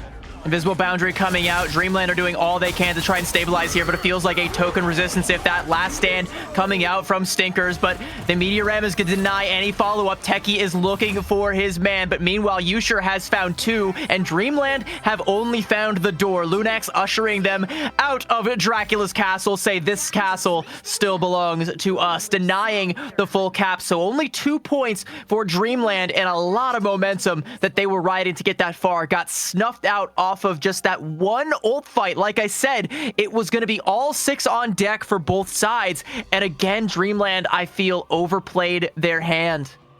Yeah, I 100% agree. And that seems to be just the downfall, right? The avalanche that ended up being that offensive run for them there in the last couple of minutes. So stopped painfully short of Dracula's throne room, but just not enough to close it out here. So the door to victory on not only just this map, but the series is still standing open for Lunex here. They know the goal. They need to at least get to the staircase there at the end, just before Dracula's castle. And, you know, the stats across the board, breaking even for the most part, but right, amazing. 12 final hits on that Daredevil already. So big ups for him too. I mean, absolutely insane stuff from this Lunex squad to turn this thing around. But Dreamland, very visceral offense to start things off. So, you know, it's anyone's game here really at the end. Dreamland have a lot of space to stand on.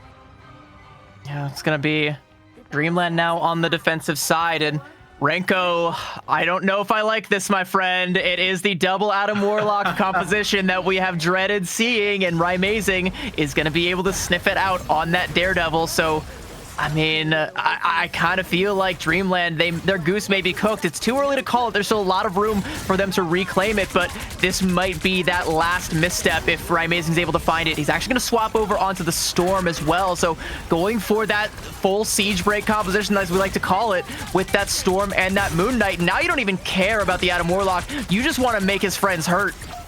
Yeah, I mean, it's efficient to break out of triple Vanguard, of course, but if you've got so many bodies and so many reses standing in front of you, cannot blame them for employing some siege-breaking strats here, as they are looking to try and close this thing out to punch their ticket to Grand Finals. But it's going to be Madara opening up here on the defense. First KO on this side onto Rymazing Storm. Chuckle's going to follow it up there with a 2K on the Groot as well. So strong opening on defense here for Dreamland. They find their marks, but again, 3 minutes still on the clock, a long way to go. They will have a little bit of an ult advantage, but I think Lunex is going to turn that around very quickly.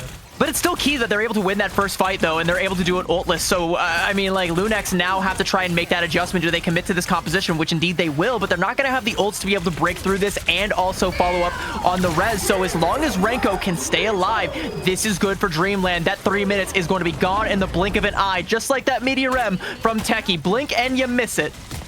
Yeah. I have to think they're going to play it a little bit closer to their chest there. We saw when they committed so many ults, they just couldn't get a lot of value out of it. So looking maybe for cold feet here, but no, they are going to send it here. CYA on the board for Dreamland as the rest of the team shores up on the point here. Techie's still in the front line. They're trying to carve the path forward for Lunex to start capping here as they reach about halfway through their time. Velocity, though, on the Loki copies the CYA here. So back-to-back Rocket Raccoon ultimates here for Dreamland as they're looking to try and create create some space, but Lunex pushes back here. They are not giving up, and they are on this point firmly here, using a lot of ults to do it, but there comes the res from Rinko here, the first one the team has used. No Loki ultimate online for now, and they will carve right back through the bodies here. Rinko reses Madara here, but now the res goes offline. Lunex finally able to secure real KOs here. Meanwhile, Chime revving up a Doctor Strange portal to get back in the fight. Lunex just do such a good job of playing that patiently, waiting for the rest to come out, but not using those duelist ultimates, knowing that they can use the Omega Hurricane to clean up after the res, and now Dreamland in dire straits, forced to pop the Strange TP, but Lunex as well has run dry, and Madara is going to take all that is left as he pops the Heartbreaker, and that's going to displace Lunex off of the point, so Dreamland able to reclaim their space, but now as we see the ultimates starting to fly on either side, more coming online. Velocity has already popped the God of Mischief. Chuckles falls though. There's the res now coming out from Velocity. It's going to be right on top of the point. There is a hand of Khonshu online for Yusher, but he is going to hold on to it for now. Yeah, and we're talking about every inch mattering now. They were able to revert that progress on the third tick from Lunex, but now Dreamland out of options here. They're going to have to play through several ults here, and they might do it amazing. Going after Tribe, Doctor Strange taken down, Rinko offline as well. Velocity falls. They all go back to spawn here. Lunex trying to close out this third and final tick, but Dreamland will not give it up so easily. They break through here. Lunex first checkpoint secured, and still 3 minutes on the clock. That might still be best case scenario though for Dreamland. You know, after using those double reses and not being able to secure the fight outright, Lunex just being able to be patient and wait it out and play for their fight, not take the ones that Dreamland want them to take. It's an opportunity for Dreamland now to collect themselves and try and get a couple fight wins here and maybe stuff Lunex back into that spawn door. But a couple of swaps coming out from Dreamland mean that now the ult advantage is on Lunex's side, and they are looking to leverage it as the Strangling Prison comes out from Crimzo. No KOs found off the back of it yet, but Dreamland are now playing scared. They can't take this space just yet because they know there might be a follow-up if they're not careful. And it's going to be Amazing with the Omega Hurricane. Takes the pick and follows right up with that ultimate into the whole back line there of Dreamland. And he'll find Madara as well. Emma Frost take it offline to make it a triple with Velocity for the road here. Now Lunex on the warpath here. Just over 2 minutes left to go, and they are still marching forward here. Dreamland feels like they are caught on the back foot now. The rug has been pulled out from under them there. It felt like they were really banking on a full hold there, and now they're trying to figure out what to do next. Well, I mean, they are going to have some ultimates online, so these swaps are now going to start to pay dividends, but Kurova goes aggressive, taking space with that invisible boundary. He loves to try and play that forward, give his team a playable safe haven, forces Renko to mirror it. Meteor M from Techie right through the wickets, not going to find what he looks like, sends that meteor back to the heavens from whence it came, and Lunex seemingly bleeding dry here. Dreamland have an opportunity to go for the reclaim here. God of Mischief coming out in another Venn diagram.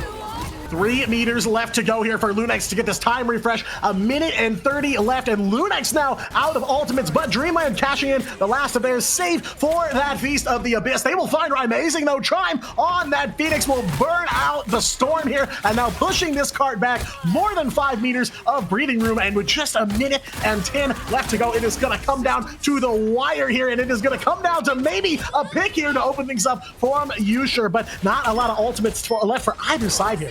I think Yusher might get punished for that. No, the team is there. Chuckles is forced to use the Feast of the Abyss. He's the one who ends up getting punished. He finds 3 with that, but no KOs are going to be confirmed. So that pick is still going to be biting Dreamland, as Chime isn't going to be there to front load the damage. And Madara on a sliver of HP. The invisible boundary is there, but Lunex can mirror it. Sonic Seduction now from Madara, looking to lock down as many as he can with his feminine wiles. But now we're Amazing. An unimpeded Omega Hurricane is just going to burst down the front line. Stinkers gone. Madara gone. Chime soon to be gone, but puts enough damage right Amazing's way that he thinks twice about taking that duel. Instead, opting to go back onto the cart, help his team win the fight over on the front line, and it looks like they will do just that as the cap comes through and Dreamland are on the back foot. They are running out of room, running out of options. They have to make this point C defense stick. Yeah, 1:35 left to go on the clock between these two teams. And, you know, I think that Dreamland gambled really big on those last-minute comp changes, and it just hasn't come through for them yet. They held for a while, ate away some more of Lunex's time. Now they've got them under 1:30, but I have to imagine they were hoping it would pay more dividends. So now the staircase of doom here as they approach Dracula's castle, the last stretch that Lunex needs to close out the map and the series here, and it starts with a pick from Amazing. Chuckles taken down overhead. Techie on the meteor, and and with the dunk onto Chime, Stinkers is trying to even the odds here. We've got dueling invisible batteries here, a very, very tight Venn diagram on the staircase here, but that is going to be almost all the ultimates, but Kurova had another boundary ready to go, and just like that, Dreamland's dreams are nightmares, and Lunex will launch themselves into the grand finals. We are denied the map 5. We are denied the sweep from Dreamland, and we're denied the race car versus Dreamland rematch, but we get to instead witness something new altogether. The crowning of a new king in North America. Will it be Lunex or will it be race car? At this rate, I gotta put my money on Lunex because it was clinical on that map, and especially on Heart of Heaven as well. But on Central Park, Lunex just played the ults to near perfection, and even when it felt like it was starting to get out of control on their defensive side, they're able to firmly plant their feet in the sand, not let Dreamland have that extra inch, that last little bit that they need to secure the cap and take us into extra innings. And Flame and Kurova with 44k heals a pop. I mean, this backline is a large part of the reason why I'm so high on Lunex. They are so smart, so intelligent, using these strategist ultimates to take space, because at the end of the day, this is a game about resources, and the most important one is space, and they know it, and they execute on that idea flawlessly against Dreamland, and they ride that high all the way to the grand finals. Yeah, I mean, absolutely unreal performance from this team. It really felt like they got the alt rotations lined up, especially right before checkpoint number 2. It felt like no matter what Dreamland did, Lunex had another alt ready to go almost right away, and it was just an endless barrage of ultimates being activated, and that helped get Lunex over that hill, and then it was just downhill to the end of that map. And man, a seriously big win for Lunex here. They look even cleaner and even stronger than they did earlier when we saw them here. And yeah, I mean, I don't know if I can say 100% that they're ready for what awaits them next, but they are as ready as they possibly can be, riding high off of that big win. As ready as anyone can possibly be. We saw Dreamland try their hardest in the upper bracket, and it just wasn't good enough. They took a map off of them, and then they took a map off of Lunex. Lunex are the last team that can hopefully make Racecar do more than just bleed for a single map, but I also got to highlight one thing, as we get ready to bring our host and our analyst back in. The losers who gambled on Dreamland, as you and I, Diatonic, we were all in on Lunex. We believed. The curse, by the way, has broken. The third time was the charm for Lunex. Yeah, I normally have a decent track record when it comes to predictions, but Lunex really surprised me around every turn. I mean, again, cannot overlook the fight that Dreamland put up in this series here. Close, contested maps across the board, just not enough to overcome this Lunex squad, looking better than I've ever seen them here. So, definitely looking forward to what awaits us next. But we need to bring back our other friends to talk about this match, because there is a lot to say about this matchup. Yeah, we were wrong. That's our team name, Shibby. Unfortunately, we're wrong. Yeah, we're wrong in our predictions. But, hey, we at least got 4 maps that time. So nice to see that there was a little bit more competition than just a straight shot to the finals for Lunex. And this really just goes to show that Lunex have leveled up. Since we saw them against Dreamland initially, they fought their demons in the lower bracket, and now they have risen above the rest and make it all the way to those grand finals. Guaranteed now, at least at $3,000. But Shibby, how can they keep this going against Racecar in those finals? Gonna be tough. I love that Lunex were so willing to swap on to different stuff. We saw Rymazing on the Storm, Usher on the Moon Knight, right? They weren't just dominating on their prototypical picks. And we already know that Rymazing has been busting out the Iron Man and stuff.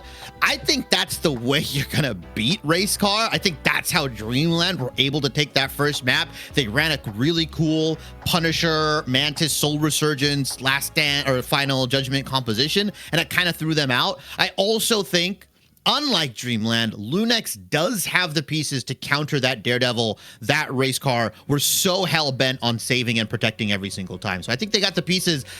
I'm just hoping we get 5 maps. Please, that would be great. Well, speaking of the maps that we did see here, CB, it was the first time, at least on broadcast, I believe also from off stream, that we saw Heart of Heaven. And I feel like that was the shift in momentum that was needed for the counter picks. Shout out production for bringing up those maps as well. And after that Yggdrasil path, it felt like Lunex were a little lost. But did this counter pick, in your mind, change the game for Lunex to get back in the saddle? I mean, I would say so. And I mean, like, Dreamland tried to play at their best with the bans onto the Namor and onto the Phoenix to try and shut down that double hit scan that's been so good for the likes of for Raimazing and Yusher on like the likes of Burning T'Challa or on Krakoa in the past. They take it to Heart of Heaven and just try and win out the hit scan duel, but then Raimazing is just one step ahead. You know, he swaps over to the Ultron and turns it in favor of Lunex, and it's a great heads-up scout for them. There's also that long war of attrition towards the end of Point B that's just so hard to overcome if you can't win a fight cleanly, and Lunex understand that. All they got to do is make it bloody. They ain't got to win the fight on the defensive side. They just got to not lose it for as long as possible, and then win it at the end when it counts, and they do just that. Let's give a final note here, Diatonic, to Dreamland. What do they need to take from this series, this tournament, into MRC, into Ignite, depending on what they're competing in, going into the future for this roster? You know, I like that they think outside the box too. You know, yeah, we lost, kind of made a name for themselves in this tournament for doing just that. But, you know, they were kind of busting it out here too. You know, both of these teams kind of going at each other, bringing out some things we weren't expecting. You know, the highlight of the match for me, Raimazing on Ultron. I am a huge Ultron fan, so love to see that come through and be very successful too. But I think that's the key here is a lot of teams are kind of just fighting on those terms of what the meta is. And that's how a meta game works, of course. But I think that a lot of teams have found a lot of success here in bringing out something that they're more comfortable with, even if it's a little off meta. So going forward, I want to see more of that. I want to see more comfort on, okay, I know this isn't normally what people play, but I'm really good with it, and I think we can do something with it. Well, let's see if we can take a look at the bracket before we go into a little bit of a break as well, because this is the final hour for both of these teams. Racecar and Lunex will be our final matchup on the stream, and it's been not the easiest of journeys for Lunex, as you can see. Had to take one loss against Dreamland, and then again back-to-back massive matches. Extinction, of course, I think was the fastest one that they had, but aside from that, it hasn't been an easy road for them, Shibby. Lunex is sufficiently warmed up, right? I mean, their hands are so hot. It could melt ice cubes. It could melt the world, potentially, I feel. And I think Racecar, look, they have the advantage of like being in the grand finals, understanding in that bracket, like, hey, we've seen Lunex's strategies. We've seen them face off against Na'Vi. We've seen them face off against a team that took a map off of us in Dreamland.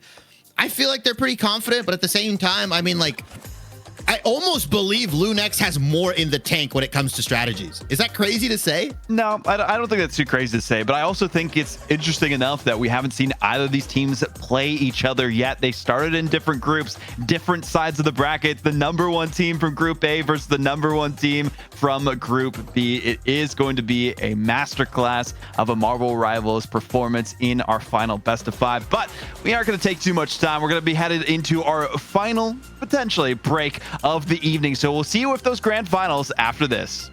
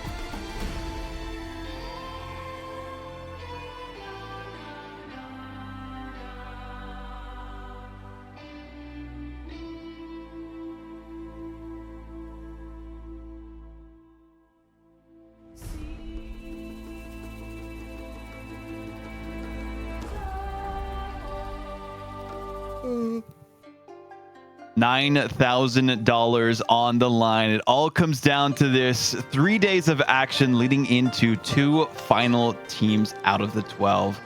It's been a great journey so far, CB, Shibby, and Diatonic, as we have covered all of the action here on the Marvel Rivals channel. And now we get to see who will be the champion at the end of the day. Let's take a look at the original standings from the group stages and see how we got here for the teams going into that bracket stage. The Beasts were in order. Shikigami Intergalactic, unfortunately, it fell a little bit early, but we got to see the rest of the top 8 rise through the challenge here, Diatonic. Yeah, I mean, a couple of surprising cuts there. Shikigami and Intergalactic especially surprised me there. But, Race Car coming out of that group stage full, full gear, revved up, 10 maps won, none dropped, all group stage long. And Lunex came out strong as well. These are the #1 seeds going head to head here. Didn't drop any series, but 1 or 2 maps here or there. And in fact, Race Car didn't drop a map until just earlier. So definitely still some momentum on their side, I would say, coming into this last matchup. Yeah, we had some great series throughout all of that. That was the first loss we saw for Na'Vi, where Lunex took them down in a 3-map stunner. Even the Beasts were able to take a map against them at the start of the competition. And Flark actually looking really good themselves too. Extinction, the Cinderella story themselves, and then Ego Def and Yeah We Lost picked up the pieces in Group B. Moving on to the bracket stage and how things had progressed from yesterday to now. Of course, Jibby, Yeah We Lost taking down Na'Vi, Lunex getting the win again to send them packing. But I kind of want to put a note on to Team Flark. They still managed to even take a map against Na'Vi, so can't really look too far away from them with their performance. Yeah, I think it's hilarious that Yeah We Lost 2-1's Na'Vi just to lose 2-0 to Extinction. Now Extinction obviously on that massive run that we were talking about before, matching up against Lunex.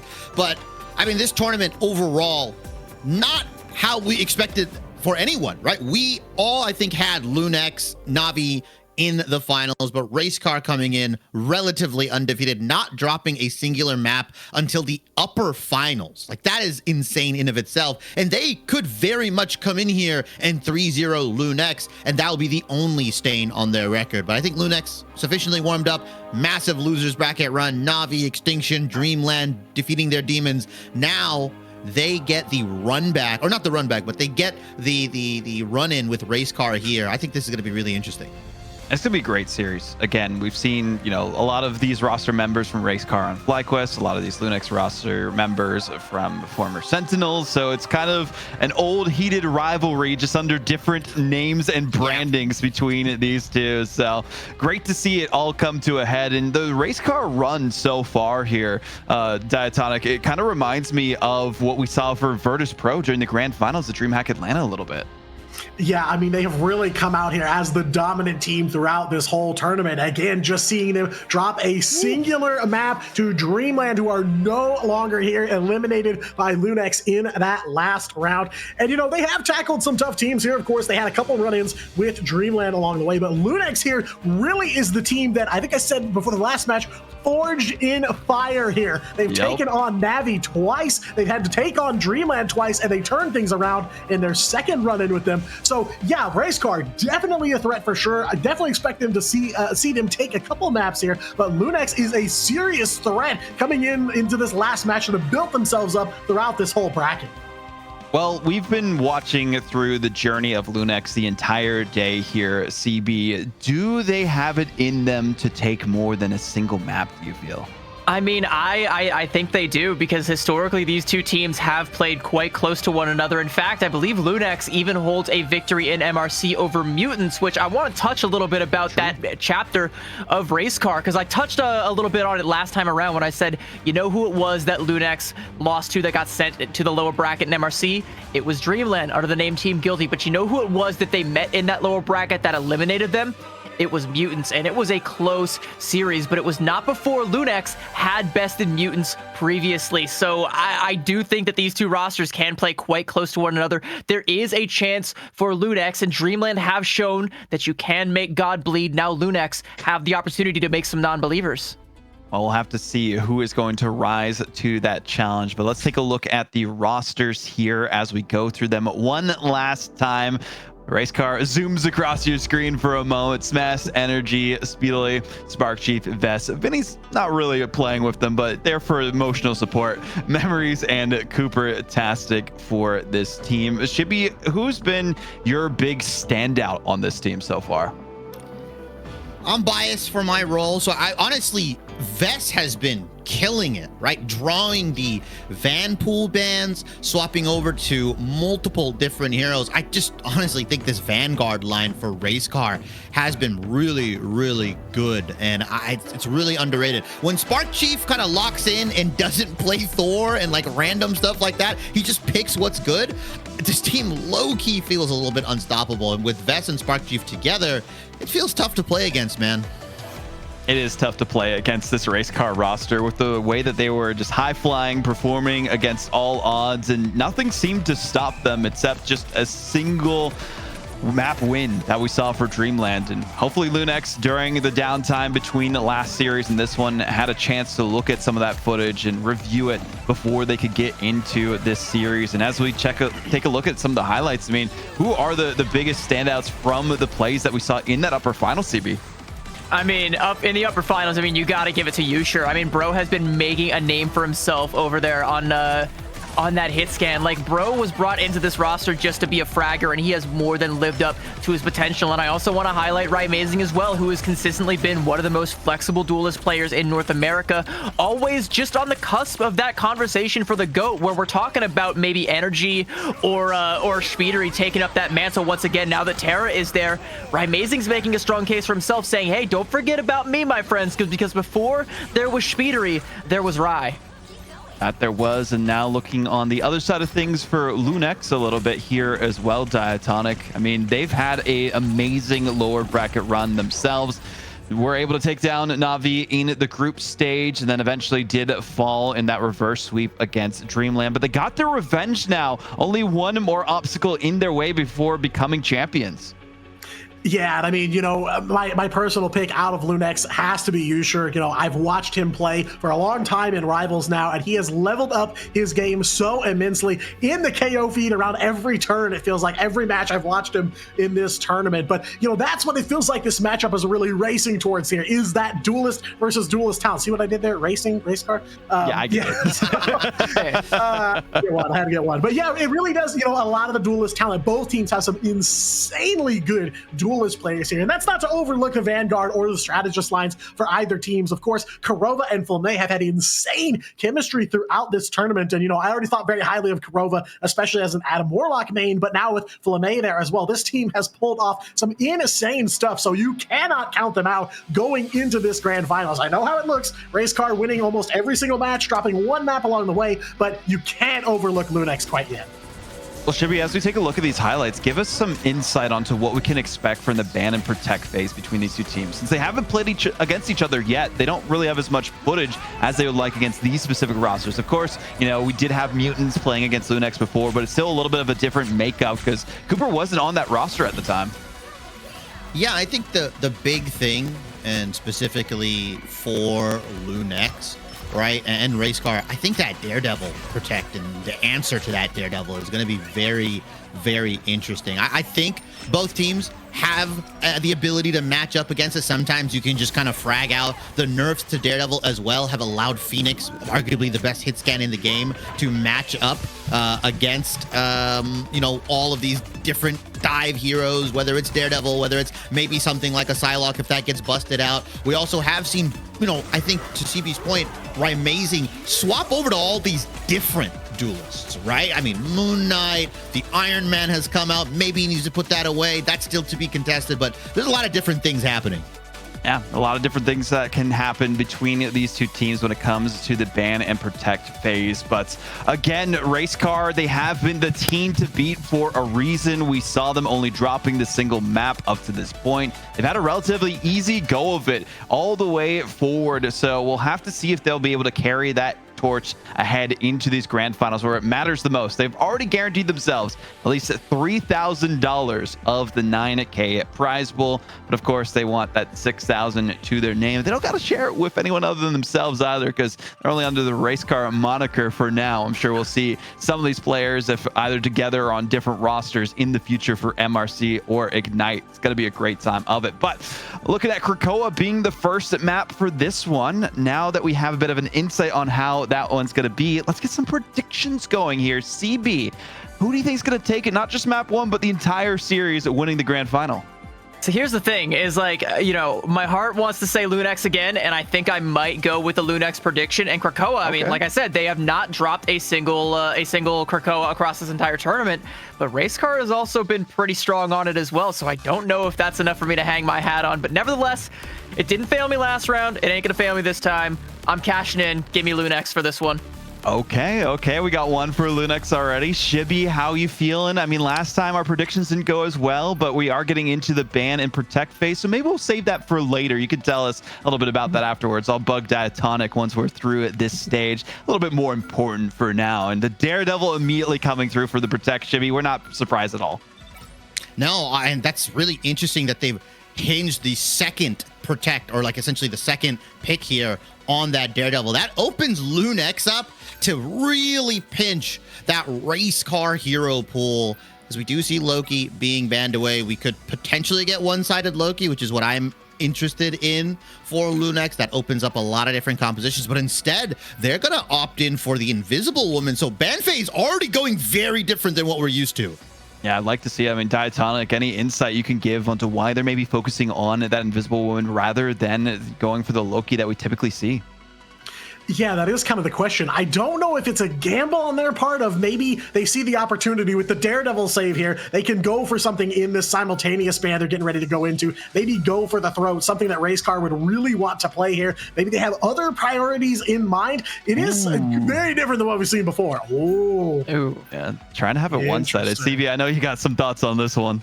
Yeah, I mean, like the one-sided invis, but here's something else is like on Krakoa, like we've seen Lunex try and reach deep into the bag. Like I said, they have a lot of different looks when it comes to this map.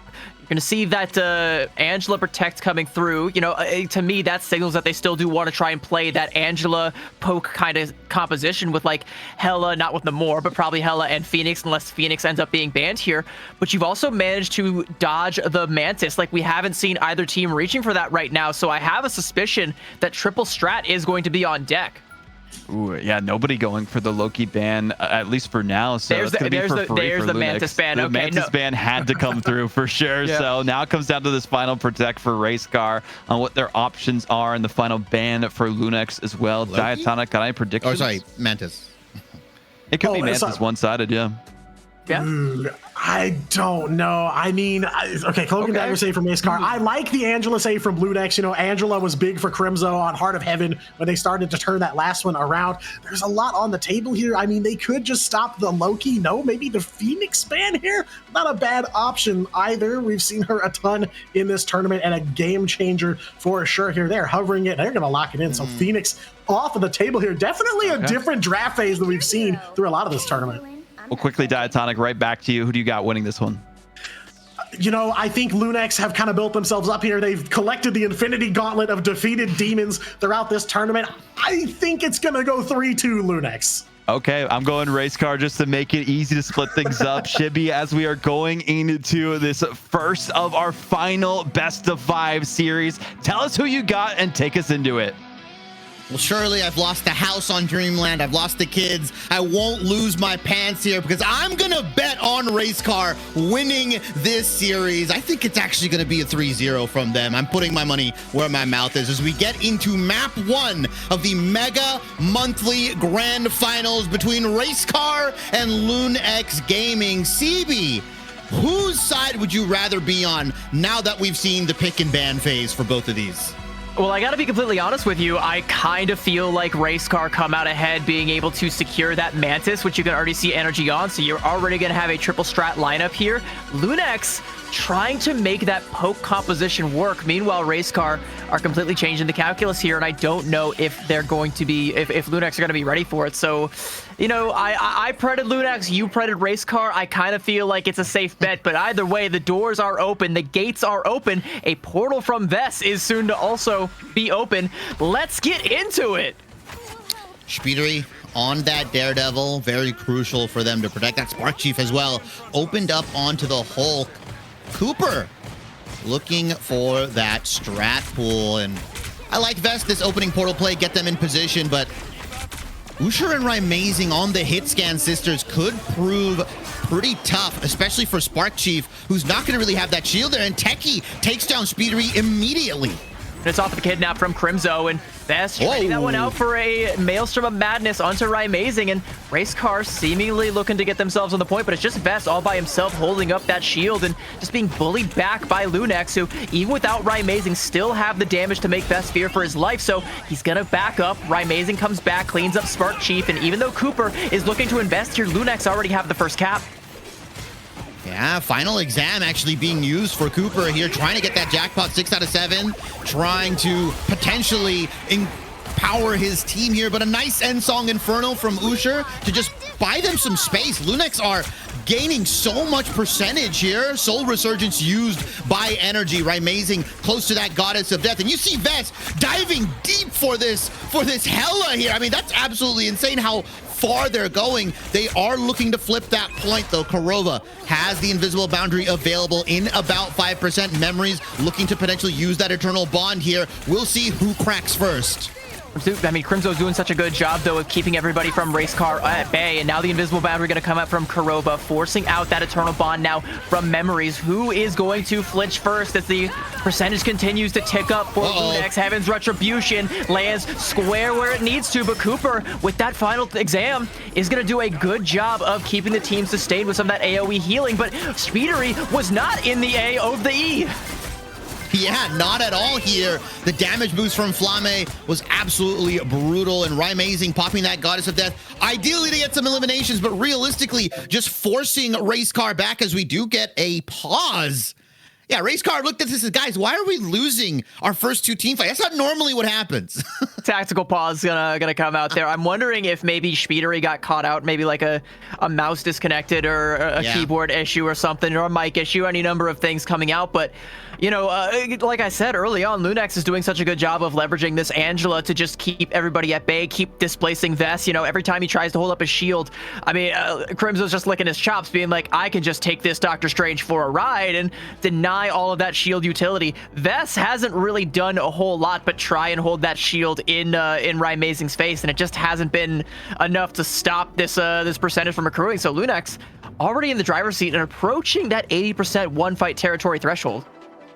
Yeah, I love how you called it there. Crimzo on that Angela. The early protect indicates that they want to go for that double poke composition. The hit scan sisters, while Vess is being carried off into Narnia, you see Racecar just getting rifled down, right? It doesn't matter if it's Spidery, if it's Spark Chief, like they're all just getting whittled away here.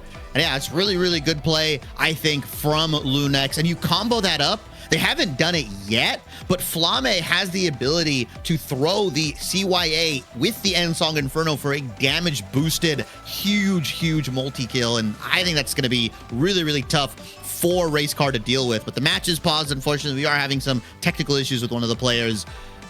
But looking at that, like you said, 80% first fight win. I mean, if they end up, let's future sight a little bit since we have some time. If they do end up winning on this composition, does Racecar immediately go, hey, we got to take the Angela out of the picture?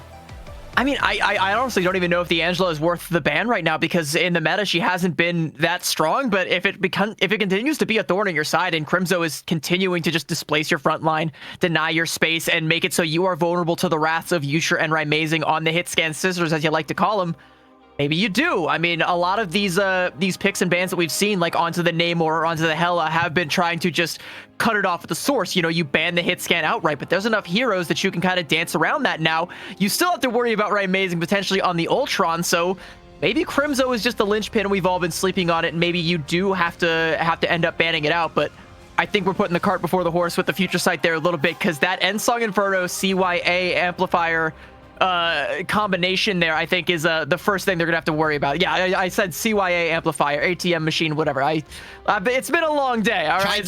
Chai tea. Chai tea, a bit of a chai tea moment. Also, here's the interesting thing too: is it was actually a Discord issue for a member of Lunex that prompted the pause. So it wasn't even like there's not really an excuse for the misplay from Racecar. They just kind of like stepped out of the ultimate there. Yeah, unfortunate as we are going to come back into the game here. Spark Chief, Speedery do have ults online. The Devil can be let out with ideally no answer. I wonder if Techie is going to be saving that Banhammer for Speedery here, maybe to try to mess with them a little bit, take them out, taunt them, essentially, like you said, put a curse on them, take them out of the game for a little bit. Racecar don't have a lot of time. 88% and climbing for Lunex. And you already see Crimzo setting up the displacement onto Vess, who is swapped over now to that Deadpool. You can potentially deny the angle from one of those hit scan sisters. Speedery is pinging that Hela, looking for Rymazing, trying to get access to him, and Sung Inferno coming out from Yusher. Speedery does take down Kurova, but it's traded out. 2 for 1 though. Racecar finally in this fight, but at 99%, they gotta win this fight. Flamay does get the res off, but a lot's being invested from Racecar. God of Thunder comes in, unfortunately doesn't land onto anybody, but it's still gonna allow them to pick up a couple elims. Memories takes down Techie, and finally the point flip comes in, and Racecar, perfect Marvel Rivals has to happen here for them to get this first round. Kraken Impact is going to be online for Energy, and the Strategist Ultimates are going to be coming online as well. So Racecar do have a lot of tools to leverage to try and get that 99% run back, and Lunex are still looking to try and make up for that deficit. But you can see Racecar extending themselves very thin here, and Lunex looking for one person to get out of position and straggle. But it's Crimzo that ends up getting caught out. Vess trading that one out, and Crimzo with the res. So Lunex, despite what looked like a misplay from Crimzo, get that second chance and do have the opportunity to take this fight with a man advantage. Energy, take down Techie. I don't believe the respawn is going to come in here. CYA available. Kurova as well has that invisible boundary. Cooper's going to match with that Luna Snow ult. Let's see if Energy's going to come in with the Kraken Impact after that CYA gets taken down here. Rymazing just looking for the elims, but Usher actually gets it onto Energy, and Memories has to pop the Eternal Bond. That's going to prompt Rymazing to throw that Goddess of Death, and that's just elim after elim for Lunex. They're going to flip the point. Spark Chief has to get this portal off before Crimzo can come and lunge him away. They are going to block that portal momentarily. They do have to go out from the backside. Energy, now is the time to pop the Kraken Impact. If not now, then it's never. You can't, I think, save this for the second point. And Song Inferno plus Heaven's Retribution is going to land square onto Racecar's face, and you lose round 1. And you know what? I'm glad that we talked about Crimzo on this Angela, because that is absolutely the biggest problem for Racecar right now. They just can't seem to pin him down, and even when they finally do, he gets rezzed back up. It's these 3Ks that come through. It's denying that Kraken Impact with the Heaven's Retribution. It's body blocking the Strange TP. Everything you can possibly doing to get value out of this Angela pick, Crimzo is doing, and then some. So, you know, maybe Lunex do keep their perfect Krakoa record, get the early ups over Racecar on this map, and if you do, I think we have to have that discussion again. Do you ban the Angela? Because right now the answer, I think, is a resounding yes. I mean, if things go like this, Crimzo has been setting his team up for success here. Energy does have that Kraken Impact available. I did say if he doesn't use it now, then maybe never, but I think if they just open up with this Kraken Impact onto Lunex, try to secure that first point, try to secure that first fight win, get some percentage here, there's a world where they can turn this around. I like their ultimate economy, especially because Lunex banked so much on that round win. Like, most of them are under 50%, so this bodes well for at least minimum 2 fights for Racecar if they win this next one. Yeah, but it's worth it to get that point when, you know, you keep the momentum up in your favor. Now, you know Energy probably has that ultimate, so you can try and pin him down, but it looks like it's Lunex actually that are getting split off here. Techie under a lot of pressure there from Vess, but it's Vess that has to try and get back to the team for some help, and there's Crimzo getting unfettered access to the backline once again, continuing to be a nuisance. He's taking a lot of damage, but the Guardian Shields will heal him up, and there, Energy now has the opening for that Kraken Impact. It is Speedery lets the Devil out. How is that for a 1-2 punch? Rymazing does go down here. Speedery and Energy pop both their ultimates. percentage is ticking for race car. So that's a good opening. Spark Chief as well has swapped over to Captain America. Might be the 5th or 6th unique Vanguard he's played in this tournament. I almost think he cycled through the whole roster.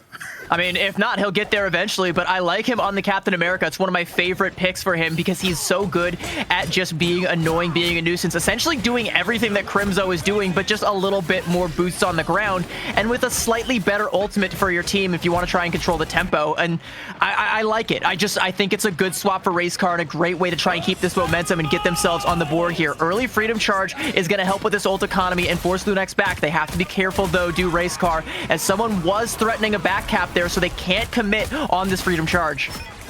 I do love it, though. Buying more time, buying more space, pushing Lunex back, right? That's the job of Spark Chief here, to create as much space as possible for Energy and Speedery to find those dives here. Cooper and Memories both have their strategist ultimates available. Looks like Eternal Bond is going to be the first one to come out to match Flame's own CYA, which has been pretty far back. Kurova drops the invisible boundary, and look at Rymazing swapping over to the Ultron.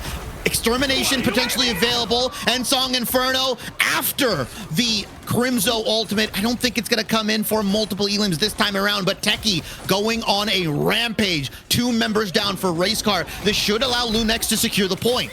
And I hate to harp on it, but it's Crimzo, again, who finds Cooper before that Fate of Both Worlds can possibly come out. He is constantly finding the correct frag at the correct time. Bro is so smart. It's why he was a player coach for a while for that Sentinels roster, and it's why he's still being brought in here to be the playmaker and be the tip of the spear. In fact, the literal spear, as it were, with the Angela. And even with some of these smart swaps coming out from Race Car, they haven't effectively dealt with him in a permanent manner, and now the tempo game is going to be in favor of Lunex. Good teleport, though, to dodge this Rage of Ultron. That is an ultimate going to be down the drain, and now Cooper with that Fate of Both Worlds. Race Car in the driver's seat again.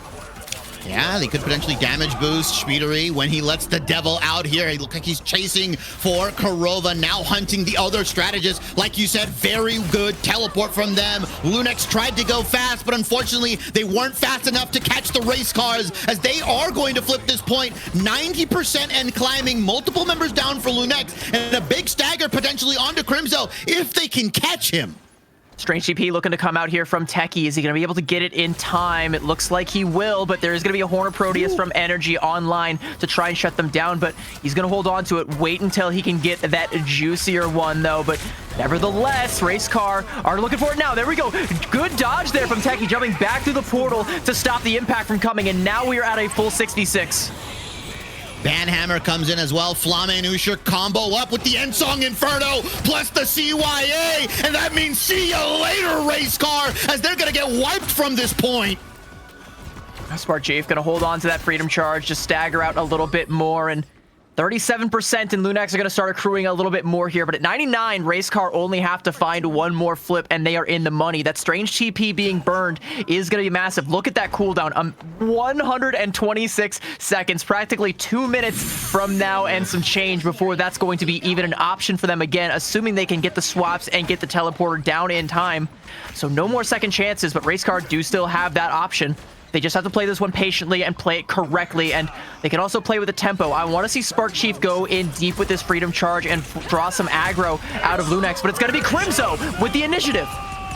Not allowed. Spark Chief's gonna call onto the Freedom Charger to keep his team alive. Techie can be big here. After this wears down, there's a huge opportunity for the Eye of Agamotto, especially out of the Invis, and there we go! Unfortunately, only lands on the Memories, but just that's enough! Crimzo finds both strategists! 85% and counting. Are they gonna be able to get a TP in for Race Car, though? That's the big question.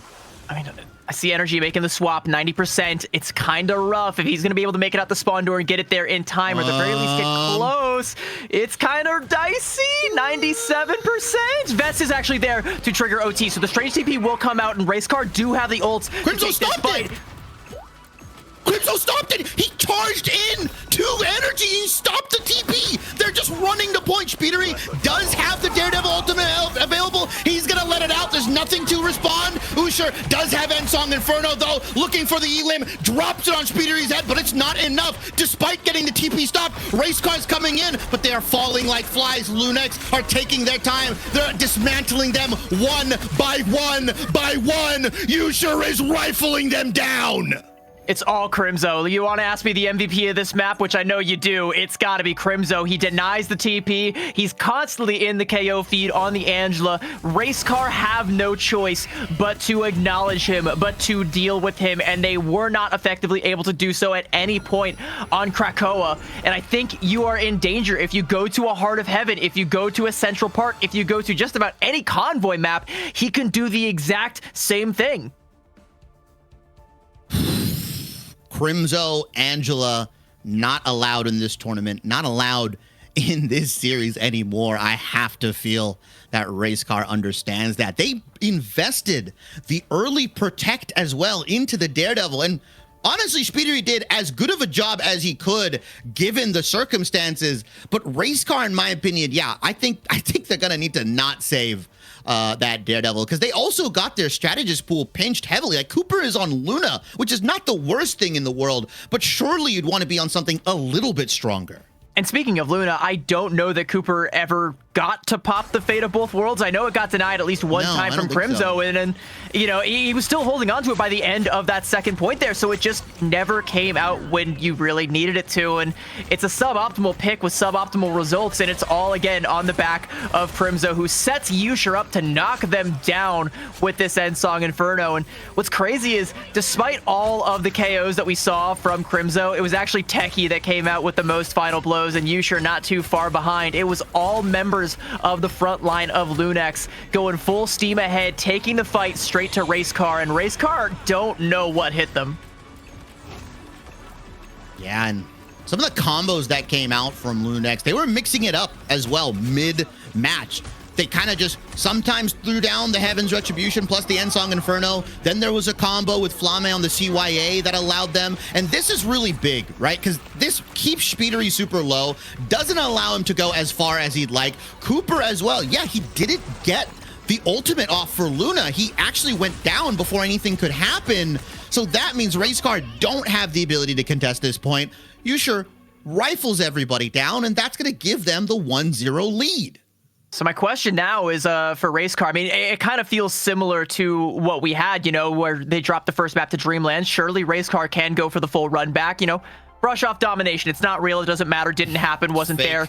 Never heard Domination. Never heard of her. It's all about the convoy and the convergence. Which do you go to? And more importantly, which map do you go to? And I guess even more importantly than that is, do you, as you proposed, reach for that Angela ban?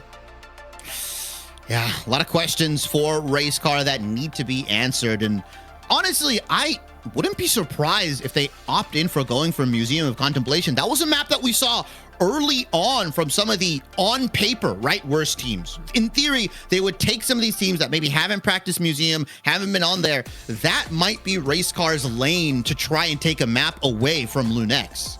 I don't hate it, honestly. And, you know, leave it to Racecar to pick a map like Museum of Contemplation and then play some sort of off-the-wall kind of composition that's not just the poke comp. Like, maybe just give Lunex the bait and say, like, you want to play that double hit scan, go for it. We're gonna, you know, have Venom crawling on the ceilings. I'll put Spark Chief on the Rogue or on the Thor or whatever, you know? Like, people haven't really cracked that map yet, so it's kind of devolves into whatever flavor of Brawl v Poke that you want, but a team like Racecar could potentially break the mold. So I agree. I don't think that's where they're going to go, but I'm optimistic. No. I'd like to see them go there. I'd love to see them go there. I mean, obviously we get more time on that map, but also it does favor them because I feel like at least the double poke, the hit scan sisters that Lunex like to run, not as dominant until you get to that final stretch where it's a lot more open. There's a lot more high ground. We've seen a lot of Moon Knight on that map specifically, where I might give that over to Racecar and their composition, especially when they're running the Storm and, like, you know, they can run Storm, Moon Knight, and all this different stuff. I don't think Lunex have completely figured out Racecar. And I think something that we didn't really get to mention too much, Racecar's strength of schedule, when we had those schedules up, wasn't as tough, right? I'm the biggest yeah we lost fan at all as we go over to Central Park here, so we're both completely wrong. But Lunex did have to go through a much tougher gauntlet to get here, so they might just be battle-tested, battle-ready.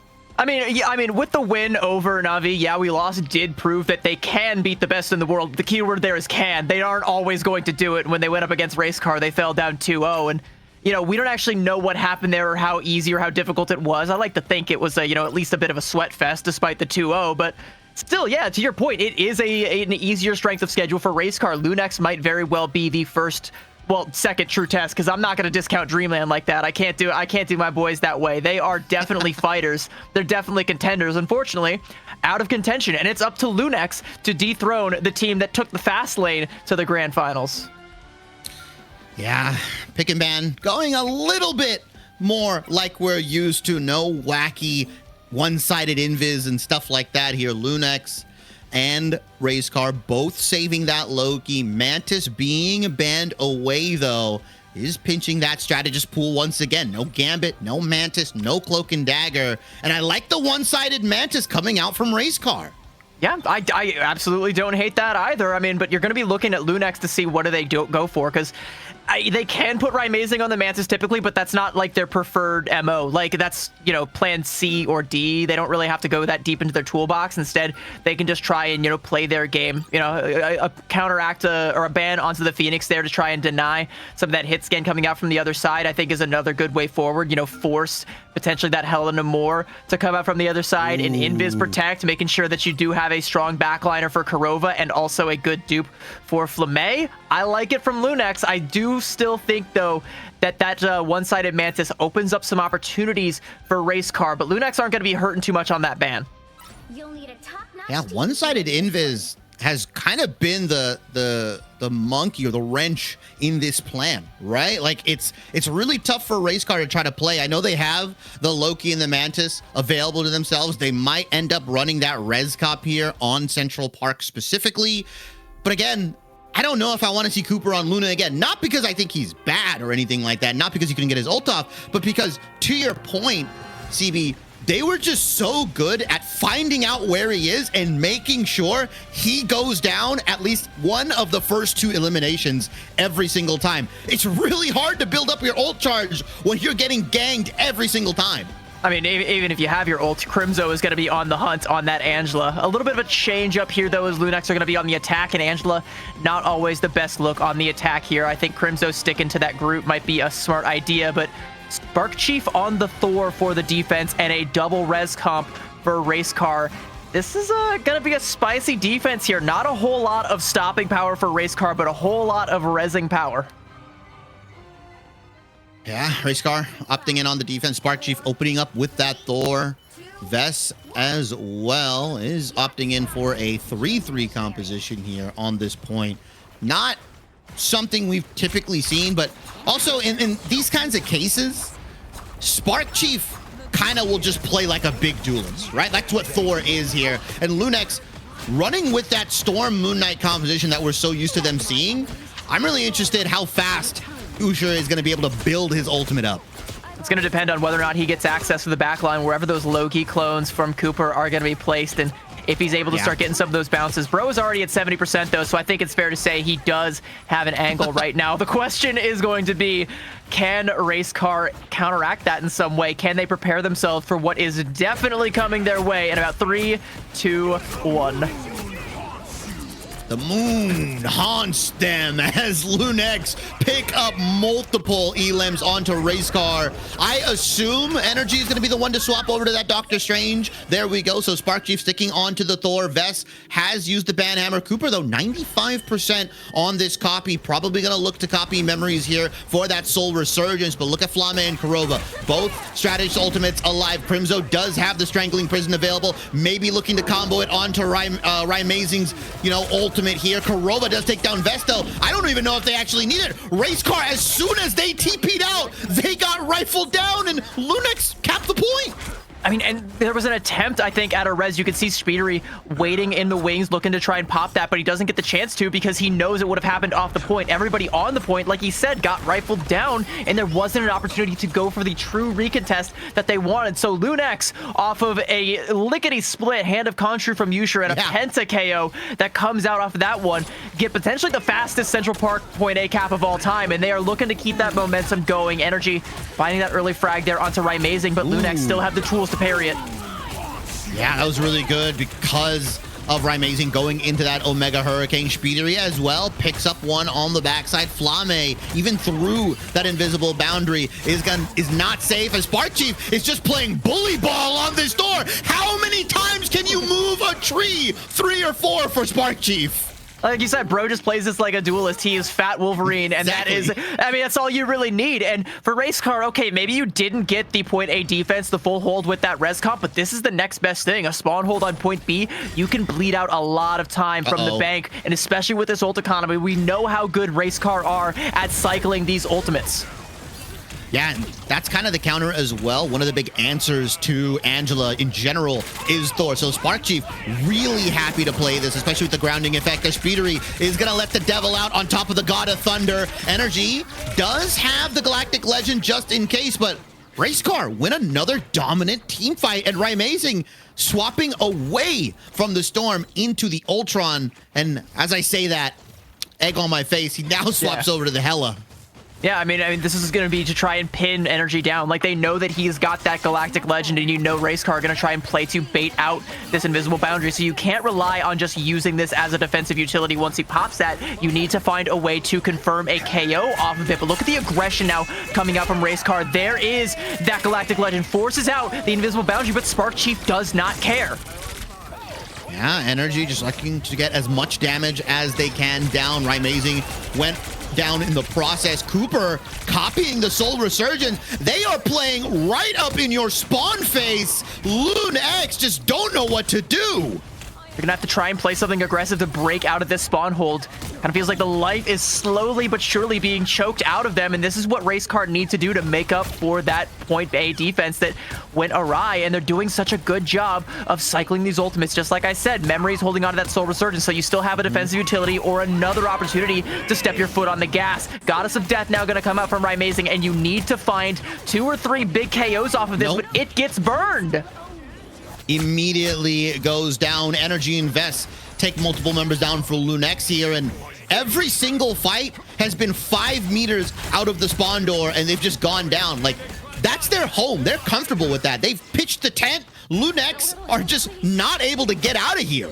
As they just deny all semblance of space from Crimzo, from Techie, from anybody, so there's no angles that Yusha or Rymazing can play from. So even when it feels like Rymazing has the opportunity to make a play, it just gets shut down. You can see Crimzo now taking that mid-air duel. Bit of a dogfight there with Spark Chief. Heaven's Retribution coming out. Horror Proteus is online, but you can see the Soul Resurgence. That's too much HP to burst through, so they're not going to invest. Lunex trying to play this smart, but I think they're being outsmarted by Racecar here. Yeah, Racecar are forcing so many resources out of this first bend. I mean, this convoy hasn't moved a ton. Finally, Techie swapping over to the Thing of all heroes to pick up an Elim. Cooper does have the invisible boundary. Horn of Proteus does get dropped. Doesn't matter. Unfortunately, unable to confirm this Elim. Usha's just trying, desperately throwing everything in the kitchen sink. And finally, Rymazing combos up and takes down Cooper here. But Lunex, after, like you said, a lickety-split .1, have burned nearly 3 minutes just to get it barely around the halfway point for .2. And you saw Rymazing there for a second trying to check the back door. Spark Chief and Envy or Spidery are both back there looking for an opportunity to strike. So Racecar have a pincer set up. Galactic Legend coming out is going to force out the Goddess of Death early on. Lunex don't have a defensive utility for this, so all they can hope to do is try and pressure Energy back, make it so he can't confirm any KOs. Lunex doing a good job of living through it, but they are not living, they are just surviving. Finally, Crimzo and Usher finally pick up some eliminations here. Asgard's Might, the God of Thunder, gets dropped right onto Namor's head here. Crimzo does find memories in the backside here. Vess is looking to confirm some Elims. Unfortunately, not able to do much. Lunex coming back to this point. Usher has 15% on that Horn of Proteus. You look at Racecar. Cooper's the one to watch. Has that copy available in about 10%. Looking to stall on point as the time ticks down. We're going to go into an overtime battle. Haymaker after haymaker after haymaker. But unfortunately, Spark Chief takes down Techie. Flame does get the invisible boundary copy. That's going to get thrown down here. Cooper copies the Soul Revergence. Look at Karova. Look at Usher. They've got the game-changing ultimates. There's that invisible boundary now from Korova. We're looking to try and confirm a KO onto Spidery. Him and Yusher able to just run Spidery down, and now Lunex have an advantage in this fight, but it's still not comfortable as they've had to use the Strange TP just to get Techie back in the fight. Late Soul Resurgence now coming out from Memories. The discipline has been so good, and Cooper shuts down Amazing, but a Horde of Proteus, it's not going to be enough for Yusher to confirm the KO, even when locked down with that Heaven's Retribution. They can take down Memories, but they just need so much more than that. Nice banhammer for Vest to stay alive, drops it onto Yusher, and I don't know, they're not able to get it to the second point. Lunex gets stuffed out right after point one. Very well played from Racecar on this round to keep Lunex just boxed in, man-to-man defense. And it's beat for beat, bar for bar, band for band, the exact same thing that Racecar did on the exact same map against Dreamland, and Lunex weren't able to find what they needed to break it. You started to see that once the map opened up for them, once they were able to get out of the spawn door, Crimzo could start to come unleashed and find more of those high-value picks onto the likes of Memories. But it was just too much to overcome once they had lost their advantage in terms of the time bank. That 5 minutes getting whittled down to just one meant that that last fight was all or nothing, and Flamme just couldn't get the ultimate online in time to save Techie. So they started off that crucial fight down a man and just didn't have the time to regroup, never had the time to take that advantageous fight. And now, as we flip sides here over on the defense, Lunex going to go back to what made Korova famous, what made him who he is, hitting that Adam Warlock on the defense.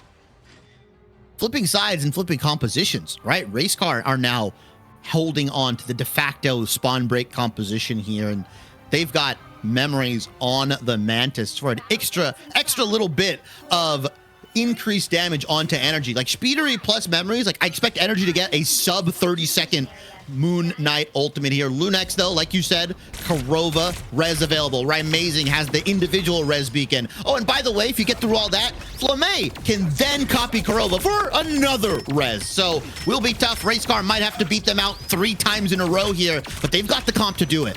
There's no real good defensive ult from the side of Lunex, so, I mean, you're kind of all in on duplicating that Soul Resurgence. You know, on the other side, we saw the opportunity to duplicate a Mantis instead for a Soul Resurgence. You have to get the Karmic Revival. There's no other option. Yeah, Crimzo gets slept here. Energy takes him out immediately. I don't think the res beacon, okay, it was actually in range here. So Korova taking out Vest, 5v6 on the point for Racecar. Don't think they have the ability to push a little bit further. So Energy actually gets stuffed out here with Racecar. No ultimate, no hand to Khonshu available, and Spark Chief is going to have to put it in reverse. Korova might actually beat Energy to the punch in terms of ultimates. He might actually get the Karmic Revival before the Hand of Khonshu comes up, and Lunex are doing such a good job of dancing around this Moon Knight, and I don't actually think that Lunex's comp is actually all that good for the Moon Knight. You can't get a whole lot of bounces there. All you can really do is try and use the Onks to pin Crimzo down, and they do just that, but there's the res now from Korova. Just like I said, they beat him to the punch. And they're going to drop the Hand of Khonshu on top of it. Spark Chief drops the Haymaker onto Yusher. Cooper is picking up multiple elims, though, as DPS Mantis here. CYA comes in from Amazing. Cooper is going to copy the Soul Resurgence, and unfortunately, that one is killable, as now Spidery dropping the Omega Hurricane. Flamme, you have to deal with another res, this time even further back, but they're going to take him down. Doesn't matter, 1 team fight, 2 team fight, 3 team fights. Racecar will persevere, at least for a moment. Time is ticking, but Lunex is back. Flamme, I believe, has copied Korova as well, or almost did. Never mind, Memories has copied the Soul Resurgence onto Racecar, as Amazing is gonna riz Techie up, but Cooper finds Korova. Sonic Seduction from Techie should allow them to contest this point once again. Looks like Racecar, I mean, it's inevitable at this point. They are going to find this cap, though. Korova fighting a KO onto Vest, and Spidery falls courtesy of Techie, and hang on a second. Lunex, by the skin of their teeth, are able to hang on here. The tech coming out, and look at that ult charge. Korova coming up on another Karmic Revival, and despite Racecar's best efforts, Lunex took their hardest punch on the chin and said, what else you got? Yeah, and now Korova has built up another Adam Warlock ultimate. Racecar to fight for that 94% was so brutal, and they've got to do that all over again with a minute left on the clock. Speedery does find Yusher. Born Again coming in. Cooper's going to copy the Soul Resurgence. We're back in this song and dance once again, but this time the CYA placed behind the wall to give them a little bit more DPS, to give them a little bit more health here. Big clobbering time from Spark Chief, knocks everybody up in the building, but Flame has copied the Soul Resurgence this time. And that's going to keep Lunex alive in the fight. Crucially, Crimzo, who has been a nuisance and has been preventing this cap, and Spark Chief has to peel back, knows he's taking too much damage from places he can't see, but now that the team is there and Speedery is letting the devil out, the backline of Lunex is eviscerated, but there's the strange TP from Techie. That was another tool they still had on deck. It's going to be leveraged, but it's not going to be enough to deny Racecar. They will have this cap, they will have point A, and they will have the win condition in their sights. I thought NetEase took out the zombie mode, the PvE game mode from Marvel Rivals, but Lunex says, no, you've got to defeat multiple waves of us, multiple reses, and what a toss as the last stand comes in. Absolute airmail for them, but unfortunately for Racecar Energy, unable to find the confirmations, the KOs, but Lunex does get pushed back momentarily. Curiously, though, Racecar used the Soul Resurgence to try and keep that momentum going, so that is 2 big ultimates down the drain, and Lunex, even though they're still at a disadvantage, they have an opportunity to make it up. They just need to scout out this fastball special. There's another one from Energy, but he can't find his target. There we go. Is able to get Yusher on the backswing, and now Racecar are inching closer to that box of victory. Vess with 2K, Cooper with another, and Lunex are seemingly out of breathing room here as this cart will inch closer and closer. Is there going to be a touch from Lunex? Techie on Captain America as well as Crimzo. None of them are able to get there, and Racecar walk it in without as so much as a gentle breeze from Lunex passing them by. Rymazing was trying to go in with the dashes, but just got displaced and forced to use the deflect early. They called that one out. They knew exactly where Bro was coming from, and they had a 50-50 shot because from that spawn point, there's really only 2 doors you can come out, and they picked the correct one. It's what's behind door number 1. It's Rymazing, and it's a path to victory and tying the series up 1-1. We ain't getting a sweep either way. We are going to get a banger of a grand finals, and I am so here for it, Shibby. As much as I love Kurova on the Atom, I am a very staunch disliker of the double res composition. So Racecar winning that, I feel a little bit vindicated there. Cooper and Memories, really, really good rotations, right? I mean, this is the thing. They're running this really wacky hodgepodge composition, right? Where they're putting in the Loki, putting in the Banhammer coming in from Vess, who is swapping around here and there, Speedery on the Daredevil, a lot of different things to try to break that composition. And it finally comes in here. I mean, I love Lunex sticking to their guns when they can on this spawn break and sticking to their guns on that, you know, double res composition, but Racecar just knew what to do and knew how to conquer it. And I think it is a map pick gap because, like, not only do Racecar know what to do, they know how to play that first point in a way that sets them up for success on the second point, because this is the second time just today in the last, like, 8 hours that we've seen them go for this point B spawn hold, and it works out so well for them. They don't care if they lose point A, as long as they can get the defense on point B and deny that second point cap from coming in. They know that all they have to do is win this war of attrition on their attack for point A, and once you get past that, it's smooth sailing onto the checkpoint. Yeah, really good Wolverine swap from Energy. Kind of looks to at least keep Crimzo under control in some of those moments where obviously Wolverine can't fly, but you have the team up with the fastball. It's almost flying. He just needs to find his target. Racecar with their map counter pick take that, and it's a 1-1 series CB. So I was wrong. I thought Racecar would take it 3-0. So I've already lost my pants with the house, with the kids, with the goldfish, everything. That's gone. This is just fake, by the way. I'm actually casting on the streets right now as we do have, dare I say, a series on our hands. I mean, I sure hope so. I hope it's a series and not just echoes of one we've already seen. I don't want to see this go the same way that Dreamland versus Racecar did. I want to see Lunex get back in the driver's seat. Maybe we go a little bit of tit for tat here, 1-for-1 back and forth, but it's going to be up to them to go for this next map pick here. And I don't believe that, going to any of these convergent or any of these convoy maps is going to play all that differently from Central Park. The only difference you really have is the fact that you can't have Racecar trying to play for that second point hold strat.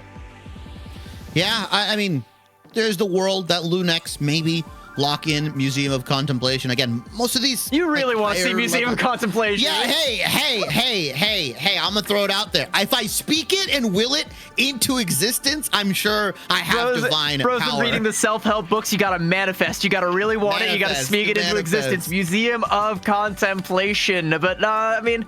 For Lunex, I kind of feel like, you know, maybe something like Midtown might be a little bit more your speed, especially if you can try and play for that Atom again. I don't know if they're going to try and reach that same trick twice, but, you know, it might fare better on a map like Midtown than it does on Central Park because, I mean, Racecar just have that one unlocked. You ain't never going to make it to Dracula's Castle if Spark Chief's in your way. Now, Yggdrasil Path could also be something they're willing to run here. They really like that hard hold composition, especially where they can go into the throne room and they can get that res off. Like, they are, regardless of what we saw, like, you saw how difficult it was for Racecar to essentially win 6 team fights in a row because of the double res. Like, their res spot's amazing. I'm not surprised that Korova is the best in the business on the Atom compositions. It's like peanut butter jelly. It goes hand in hand here.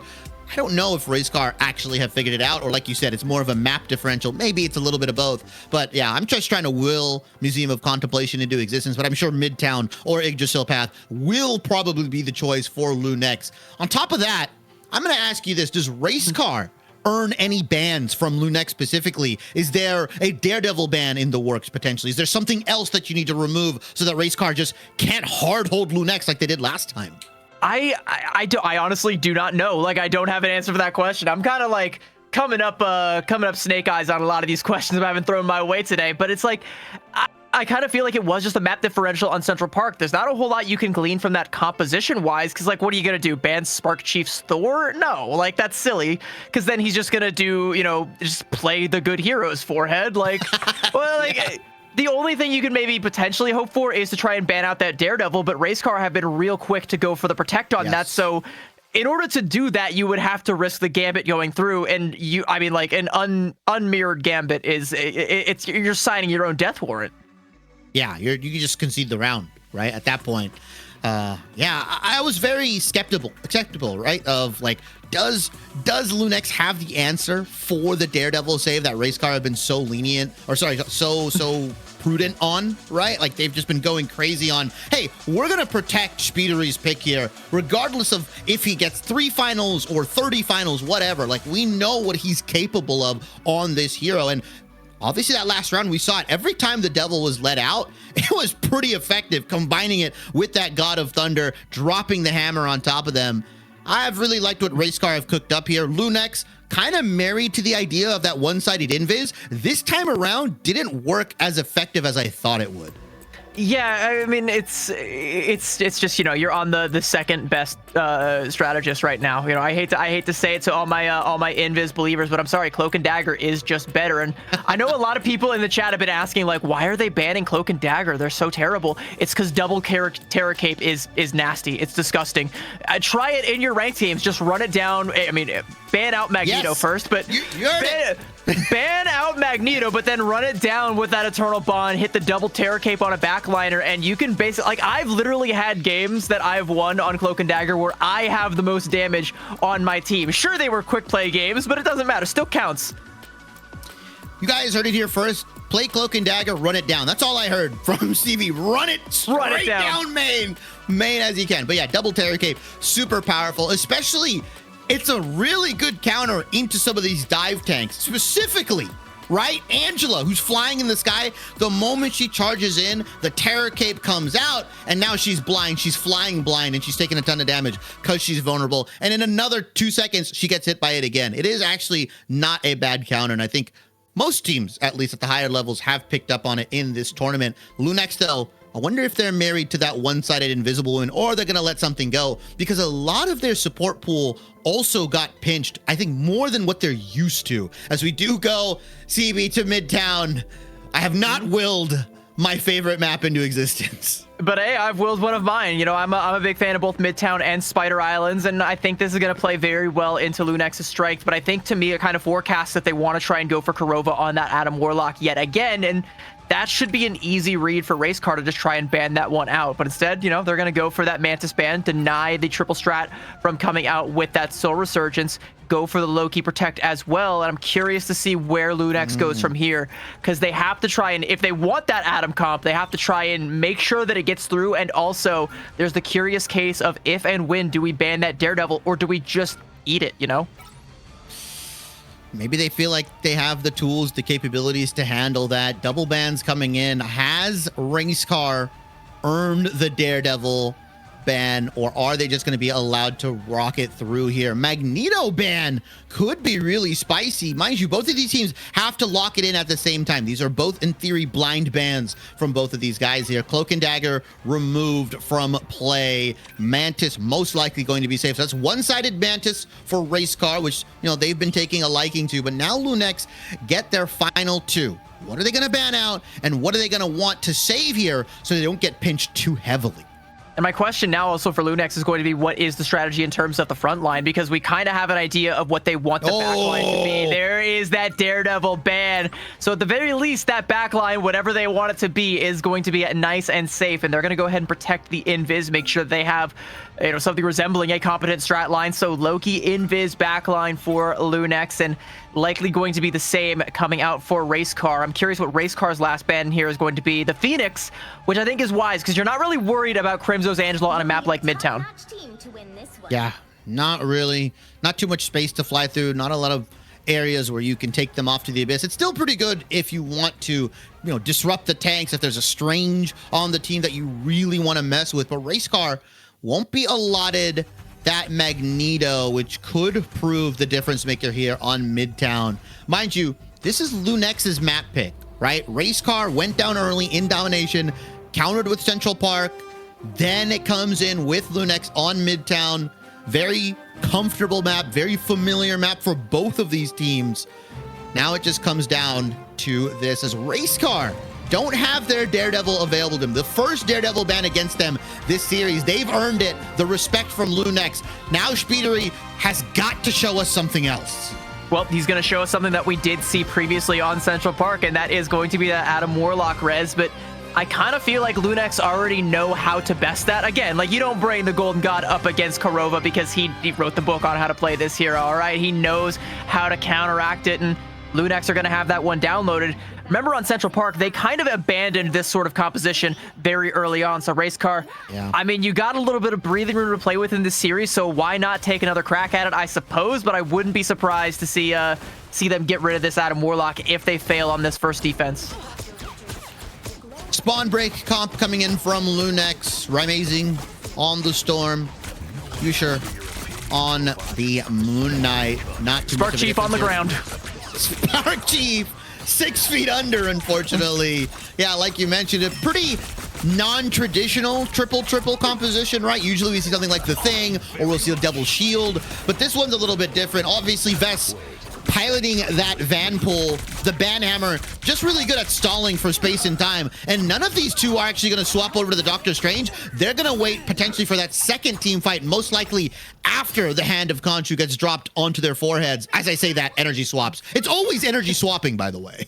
Yeah, it does kind of feel like, well, I mean, he's one of the most flexible players that they have on this roster. Bro can play a lot of things at the highest levels, and making him the one to swap over to the Doctor Strange means you can also get Spark Chief over on the Venom, so a lot of comfort picks coming out, but now you're going to have to try and leverage some of these ults in order to reclaim this. Vess with an early KO there onto Yusher. That's pretty big. The Hand of Khonshu was on deck. Yeah, it doesn't get dropped onto their head. He's going to come back into this big strangling prison coming out from Crimzo. Unfortunately, they can only combo it with the Omega Hurricane, and he's just looking for the cocoon. He's found you, Spidery. How are you going to survive? Absolutely diabolical. Everything in the kitchen sink thrown over to Spidery. Rightfully so. No res. Yeah, now there's not going to be any more contests. Lunex are getting this cap. As I say that, Spark Chief is going to be able to go in with that diving strike there and has the Feast of the Abyss, but It's not going to be enough to confirm any KOs, and now the hand of Khonshu should clear the board here for Lunex. Invisible Boundary being invested from both sides, though. I don't know if I agree with that one from Racecar. Like, having Spark Chief going with Feast of the Abyss, okay, not that bad, because you're probably going to swap off the Venom for point B anyway, but trying to invest a strat ult into it, that's where I gotta draw the line. And they don't really have anything for Crimzo, who's working towards this Strangling Prison. 20% off. Crimzo's really, really close. Like, maybe Speedery can build up the Ultron ult, but even then, that's not like a prototypical strategist ultimate, right? That's not a Luna, that's not an Invis, that's not a Mantis. You can very easily get eliminated through it if everyone is dumping all of their resources into that Strangling Prison. So really interested. As I say that, he's just gonna pop it. They're gonna try to go fast here. Spark Chief does go down to Crimzo, as we do see Strangling Prison come down. A lot of damage, good lamps though, and unfortunately for Racecar, like I said, Flamme and the rest of Lunex are just gonna dump everything into that Strangling Prison and take him down. I agree the lamps were good, but unfortunately Lunex is just playing lights out right now here on Midtown. And Racecar, I don't really see any way that they can put up a respectable defense here. Crimzo with a little bit of those Thornlash walls just to try and get a little bit of tickle damage if anyone tries to walk in. Invisible Boundary very far forward from Korova, and a Psionic Seduction to deny any touch. And Racecar are all out of sorts right now. It's Desperation Touch mode right now from Spark Chief. There we go. Soul Resurgence now going to come out from Cooper. And finally Racecar can get themselves through the front door, but Raimazing looking to slam that door right back in their face. Energy does pop the Ensong Inferno. Unfortunately, not able to confirm any eliminations. Vest, in the meanwhile, goes down to Yushur, who's going to drop the hand of Khonshu onto the point. Memories, Soul Resurgence kindly responds. Raimazing with that Omega Hurricane, not able to do too much. Did buy them a little bit of space, but so far, Lunex, despite them being able to just walk through, Racecar finally finds some footing. They're putting their feet in the ground, and they're actually pushing Lunex back. Slowly but surely, Heartbreaker now going to come out from Spark Chief, but he doesn't really have access to the backline, and Lunex can just kind of kite this, but it's still good enough to make more space for Racecar, and they're going to build up to more ultimates they can use to try and capitalize off of this. Lunex don't really have a good tool here. There's that Rage of Ultron now coming out to try and force the tempo, forces Korova's Invisible Boundary out, and that is disastrous. You have to make a play now. Huge sleep. Ooh, Crimzo threw down the Strangling Prison. Both Lokis copying each other. Flamme and Cooper, Invisible Boundaries abundance, but Yushur and Techie are gonna find Speedery and Cooper in the backside. And finally, after a little bit of back and forth, after Racecar burning maybe a little too much, Lunex take that second point with 3 minutes on the clock. Did you see Spark Chief swap over to the Doctor Strange for a second? Like, that's how badly they wanted to try and fight that out. They were using their ults, using every resource available just to bleed out every possible second of time from Lunex, because they know the clock is not on their side. They have to try and play that resource, and now they're going to have to try and do it here through point C. The hand of Khonshu coming out from Yushur, and everyone being psionically seduced right into Yushur's waiting hands.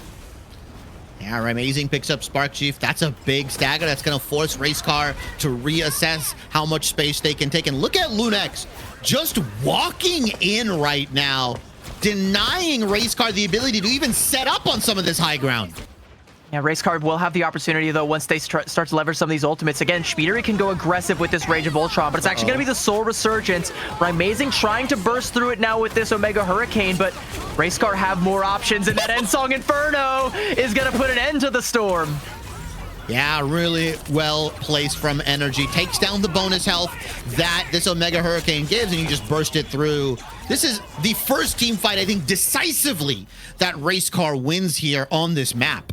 It's going to be a sigh of relief, and they can do it holding on again to that Rage of Ultron, and we know how Speedery likes to play it. He wants to try and go for a backline or force out a resource. Ideally, he scouted out that it was the real Invis woman that popped their ultimate and not the Loki, and knows instead to prioritize Flamme with that one and try and force an uncomfortable God of Mischief. But even then, you still have to worry about that Strangling Prison coming out on the other side. It's two different fights happening, but there's a Strangling Prison from Spark Chief, and the Rage of Ultron is the follow-up.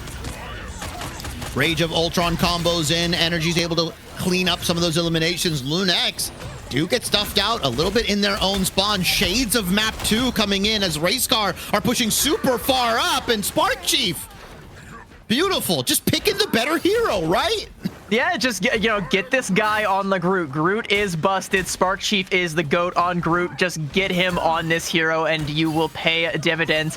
Coupling it with that Rage of Ultron and just the follow-up damage from the entirety of Racecar, clamping down on Lunex to burst through Flame's invisible boundary. And now Lunex don't have a straddle. Korova is going to be coming up onto one, scratch that. But again, Racecar looking to take the initiative, and that invisible boundary forced out in the spawn door. Whoa, what a block from Spark Chief. Reads Crimzo like a book there, and unfortunately, no Strangling Prison is going to leave Lunex out to dry. Cooper has that copy available. Look at Speedery. They're going to want to try to go fast with this Rage of Voltron, and exactly what they're going to do. Looking for the back line, looking for the Elin. Korova does go down.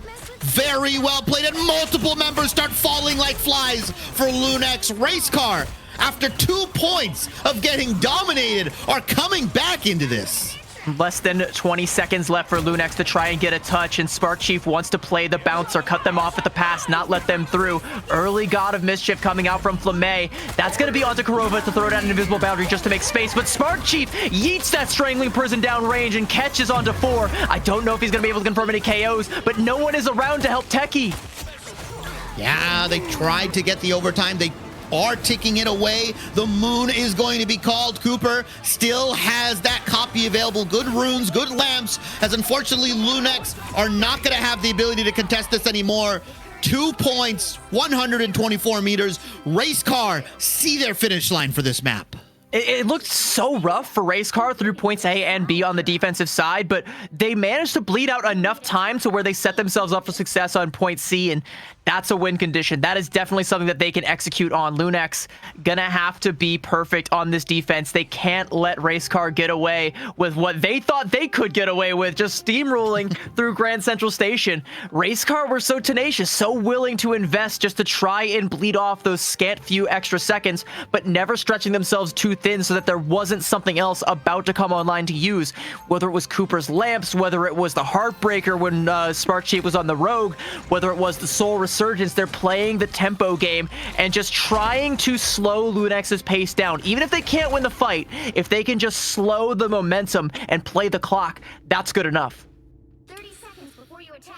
Get ready. Tough task ahead of Lunex here. You see them on your more prototypical hard hold composition, right? I mean, Racecar were on like Emma, and then they were on Deadpool or Vanpool, and then they also had Spark Chief on the Thor. Well, here's what you the see thing. from Lunex is something more typical. The rocket is the key thing, because the whole reason Lunex were able to break through that spawn hold easily was because they caught Spark Chief out, and there wasn't that early BRB, and there wasn't enough time for Speedery to build up to that res. So Lunex have that second light, that extra layer of protection that Racecar lacked, that Racecar are gonna have to find a way to chunk through.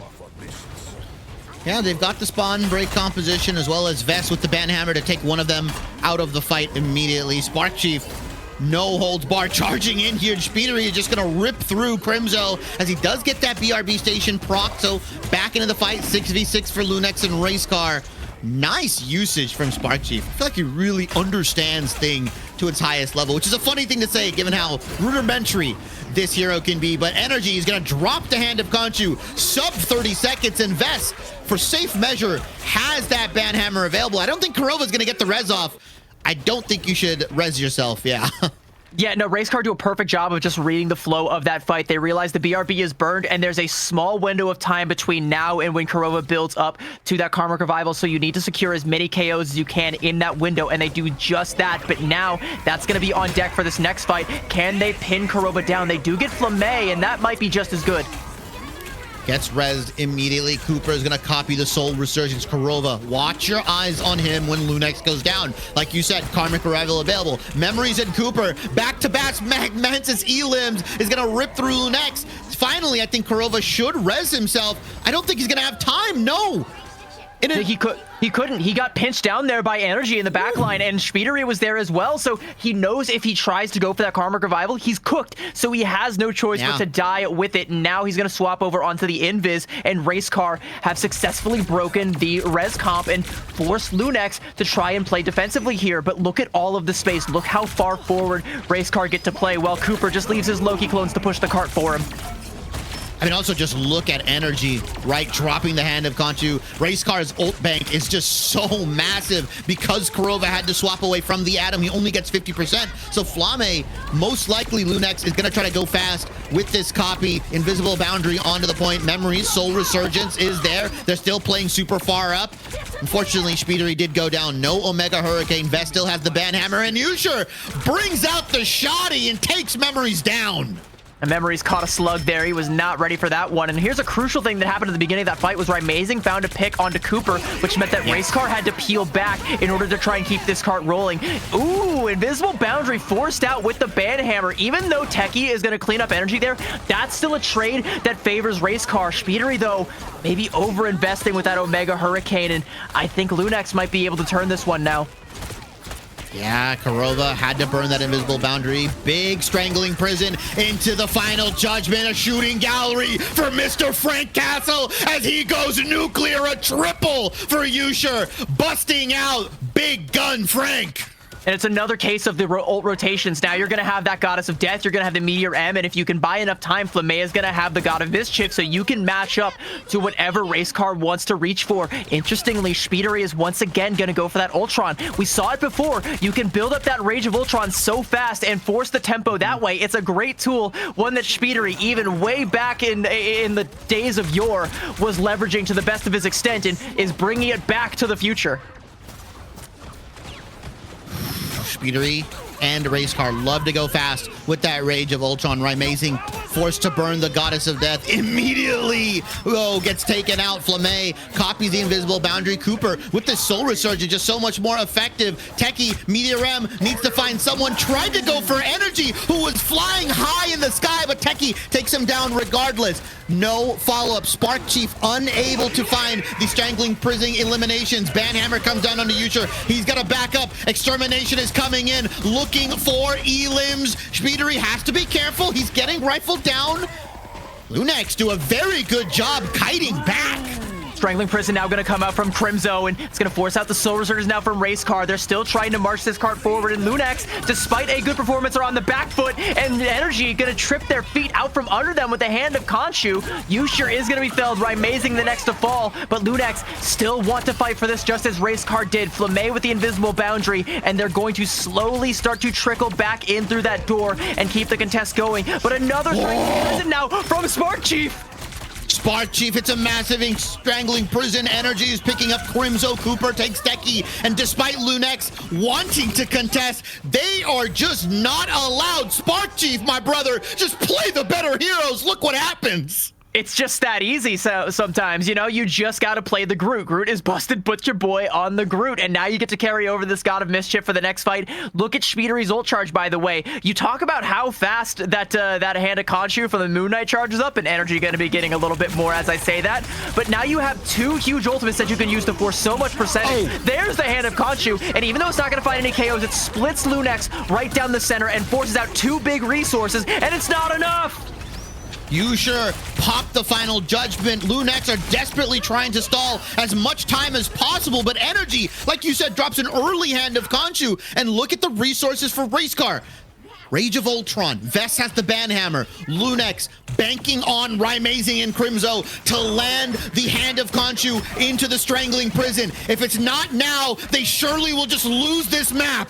Vest could just put the Banhammer onto Rising and just force him to die if he pops the ult, but instead he's going to go into the back line, and they find Flamme. Speedery with the Rage of Ultron is going to do just that. There's the hand of Khonshu, but it's the only thing Lunex have to their name, and it's not going to find nearly enough. It is all Racecar in the KO feed, and Herbie, with his pedal to the metal, will be reaching this final checkpoint, and Lunex are out of roadblocks, out of ways to stop it. Racecar take Midtown. They go up 2-1. On Lunex's counter pick.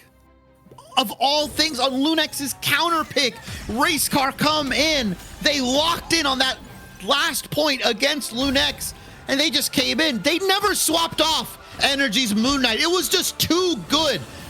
The moon haunts Lunex in their dreams, in their nightmares. Even when they're walking to the bathroom, they can hear it in their ears. It's PTSD for them.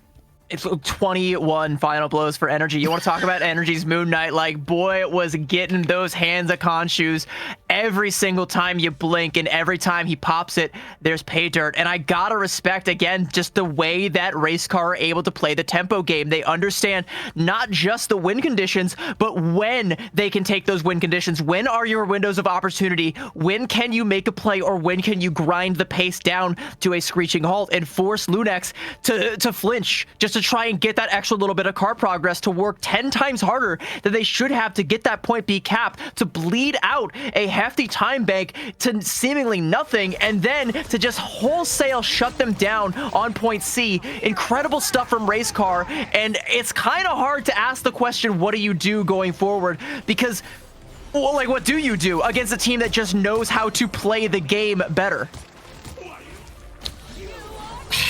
We talked about it in our match preview, right? When it was all of us on the desk. What are some of the picks that are going to hinge? We mentioned Daredevil, we mentioned Moon Knight, and the team that's willing to pilot that hero better.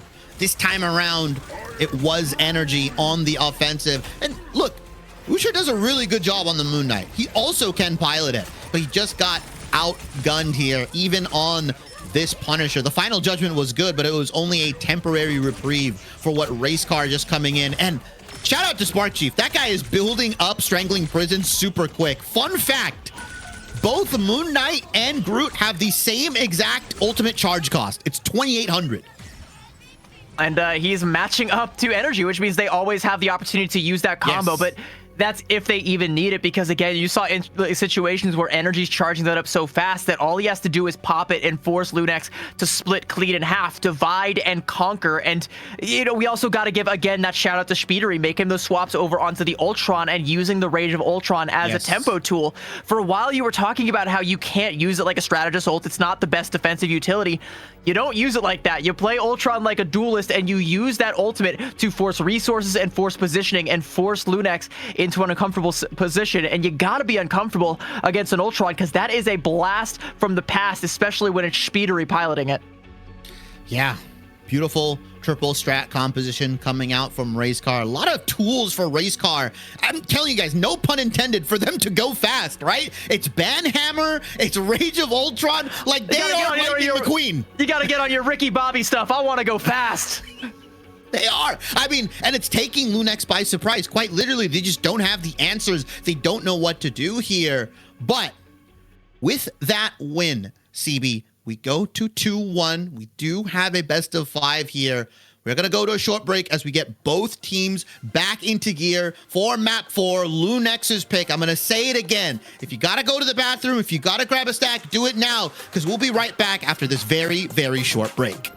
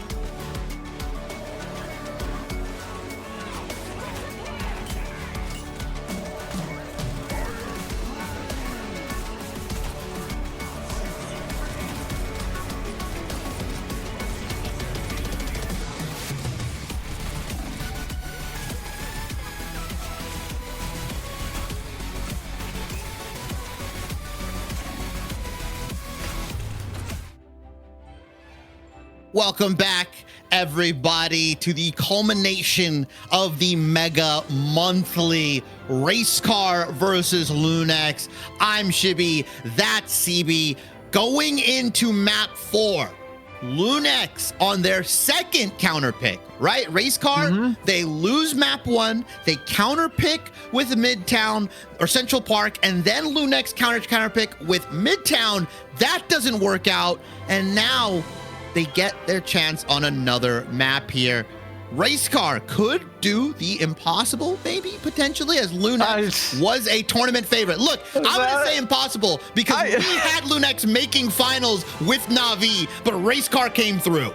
I don't even know if I would say it was impossible, because once I saw this roster, I was like, oh yeah, FlyQuest, but with Speedery, like, what's not to love about this team? And they are definitely showing why I, at the very least, thought they could go the distance, why they could be here. And is it really all that impossible if this roster, under the Mutants moniker, has beaten Lunex before, has eliminated them from MRC? Like, a while ago, like, Lunex was my pick to win MRC Season 5, but they got eliminated, relegated down to a measly 4th place by this very squad, and they may relegate them down to a 2nd place finish in this tournament, and they're only 1 map away from doing it. Fortunately for Lunex, the map pool does open up, so you can take them to Domination, to Convergence, to another Convoy map, whatever your heart desires. My question, Shib, is what do you do? Where do you go? I feel like you and Vaudable ask me questions just to hear the same answer over and over again. Look, I'm willing it into existence. Lunex, come on.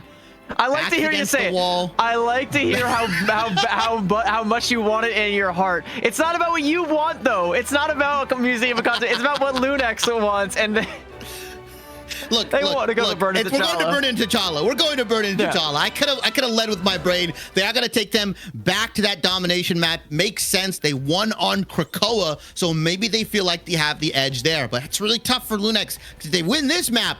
Race Car then has their pick of the litter on whatever map they want to take them. And I doubt Race Car is going to take them to a domination if this heads into map 5. Bans, though, pretty typical.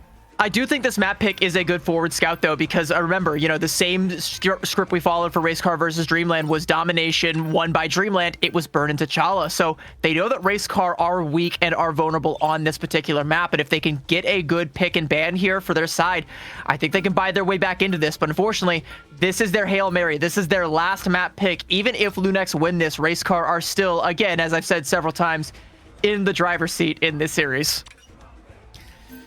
How many car puns are we going to get away with? All right. I mean, I said go fast. I was the most obvious. If we get Diatonic back on, we could probably get like 4 or 5 more. Like, I was keeping a tally from him. I think I got like 6 throughout the day. Like, maybe 7. A ton more. I don't know. I'm holding on to a few Fast and Furious references in my back pocket as well, you know? This team is like a family. It could be. Could be. They could be going fast and furious here through the ban phase, at least. As we do see nothing too out of the ordinary. Lunex, though, are opting in potentially for that one-sided Luna that they really like to go for. And they're finally giving respect where it's given. Vanpool not allowed for Race Car.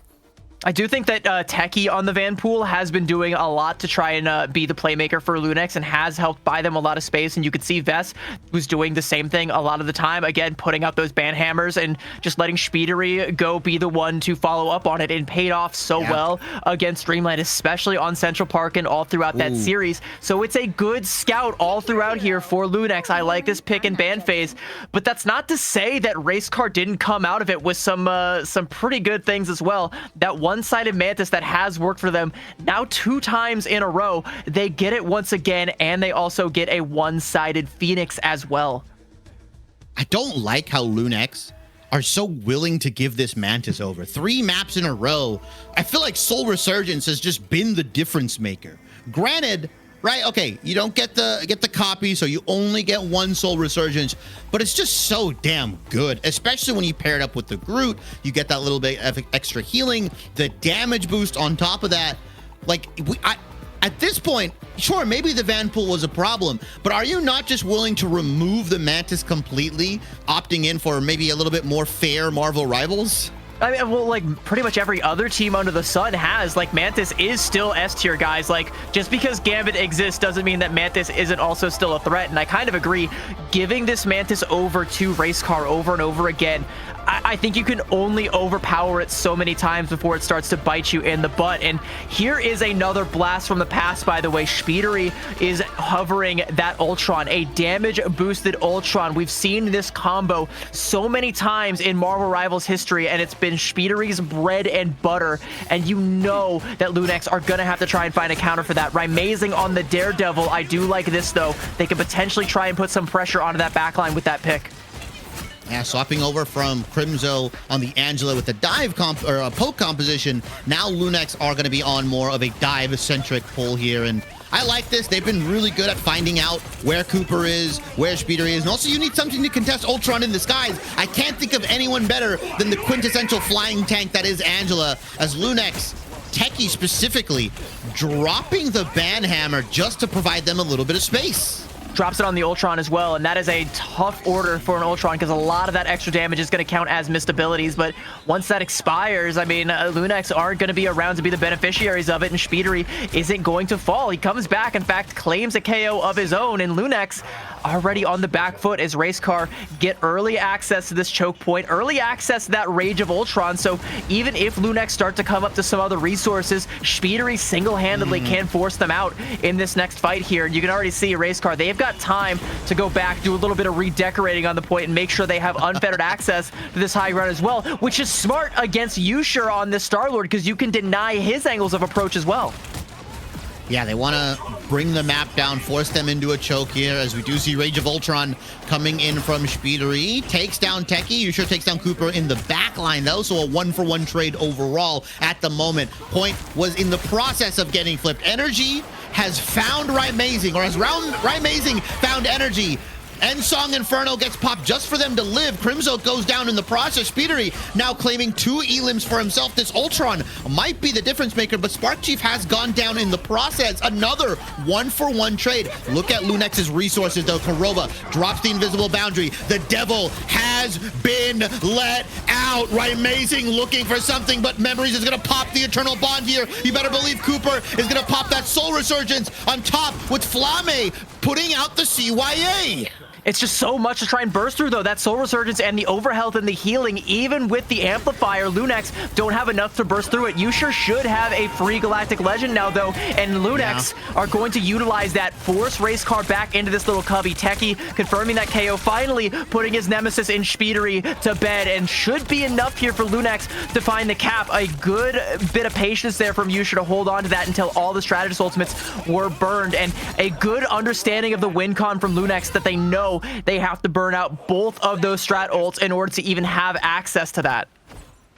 And I like Flamme also recognizing, hey, this is probably the one chance maybe I'll get where Energy doesn't have Ensong Inferno to wipe my CYA out, baiting the Soul Resurgence away from Cooper. And like you said, good patience from Yushur to use that Galactic Legend once all the strat ults are out. But Techie, Banhammer available for them. Vess, Meteor M. Here comes the Extermination, but immediately Spidery goes down. I believe he used it on the Ultron. So that means the missed Ultron shots from the Rage of Ultron was his demise.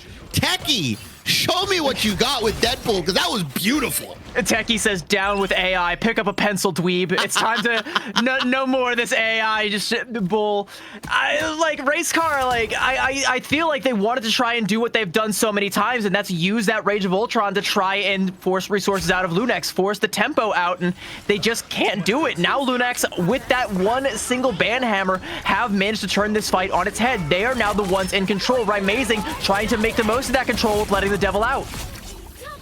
Ooh, Raimazing and Yushur pick up multiple members. Energy drops the Ensong Inferno, but look at this. Flamme has a free Cosmic Yarn amplifier, as does Kurova with this Invisible Boundary. Lunex maybe have to win 1, potentially 2 fights at max here, and they'll pick up this round after essentially going down 95% to 0 to Racecar. But I have a feeling this last fight is going to be another war of attrition, as you're going to be building up to both of those Strategist Ultimates for Racecar, and Yushur's Galactic Legend is going to be the key to victory, but they have to try and, again, bleed out all of the defensive resources on the side of Racecar in order to get a good one. Cosmic Yarn Amplifier looking to do just that, and they do, and they can still find Cooper even through it. Oh, I don't love that Vess.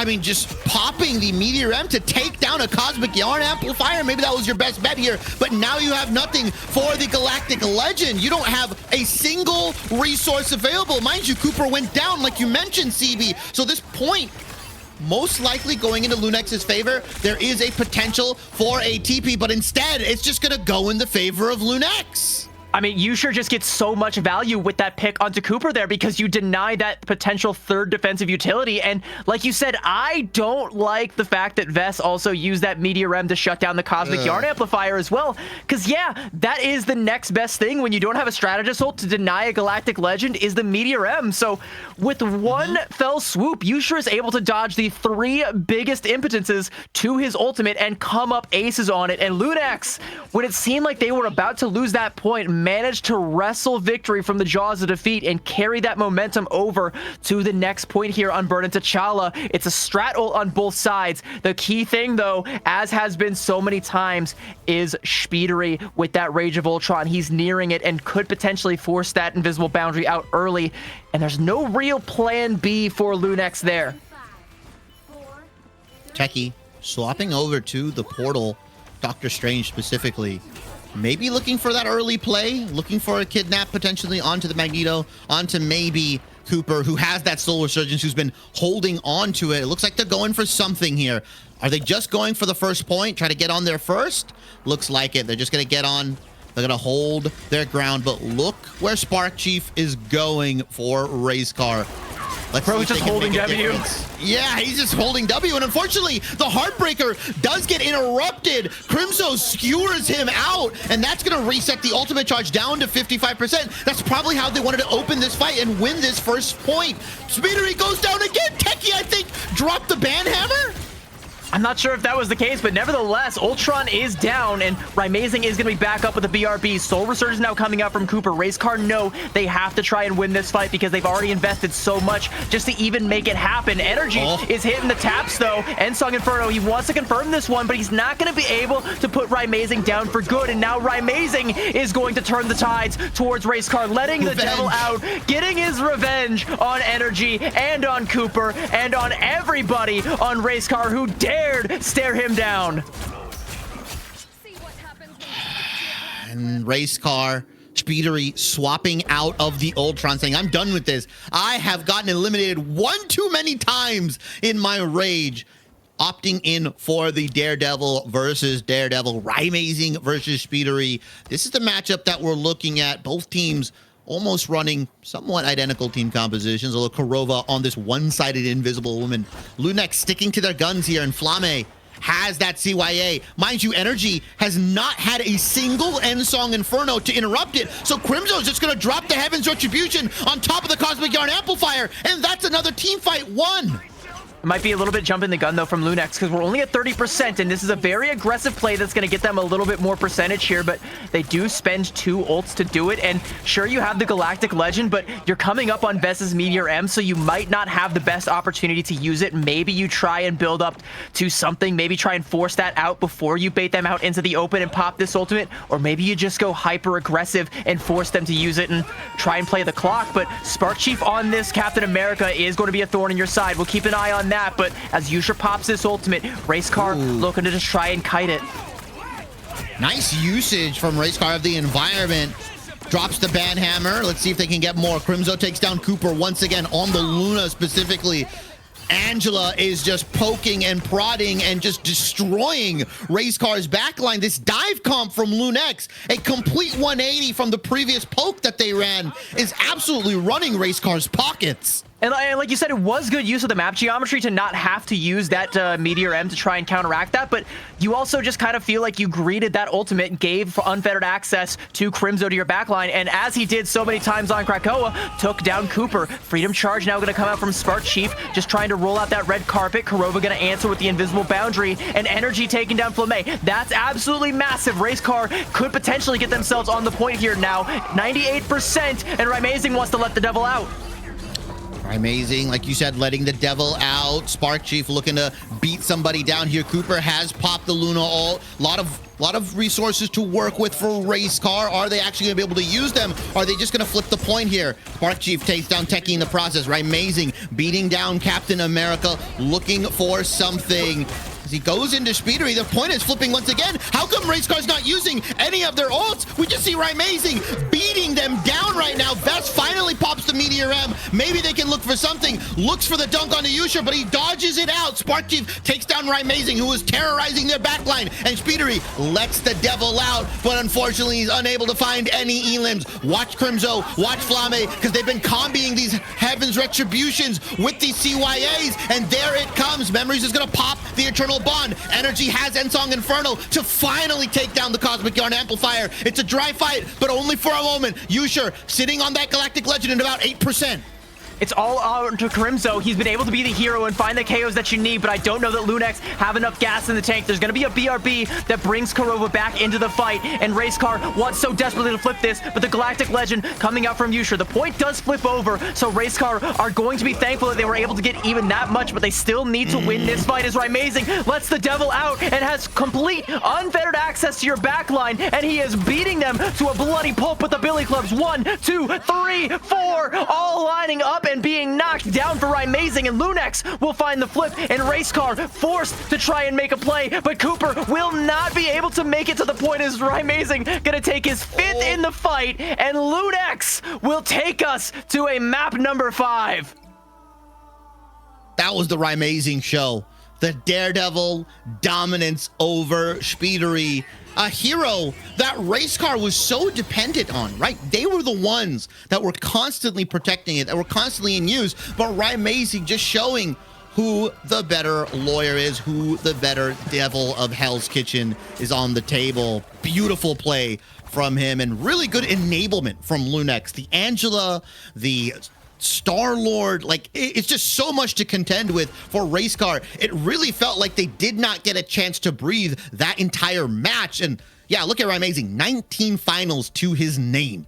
There's a key moment in the penultimate fight there where Crimzo goes in deep and unfettered and just manages to find the KO onto Memories on the Cloak and Dagger there. And that's when you were like, why aren't we using these strategist ults? It's because Crimzo denied one from ever coming out. And everybody from the side of Racecar has to pop a 180, go back and peel and try to deal with Crimzo. And sure, they do, but then they're playing on the wrong side of the point. Lunex have unfettered access at that point to the entirety of the mission area, and they can just let the hellfire rain down from all angles, and all Racecar can do is hope to soak it up with that Doctor Strange shield, and sooner or later that shield will break, and once it does, so too does Racecar's spirit.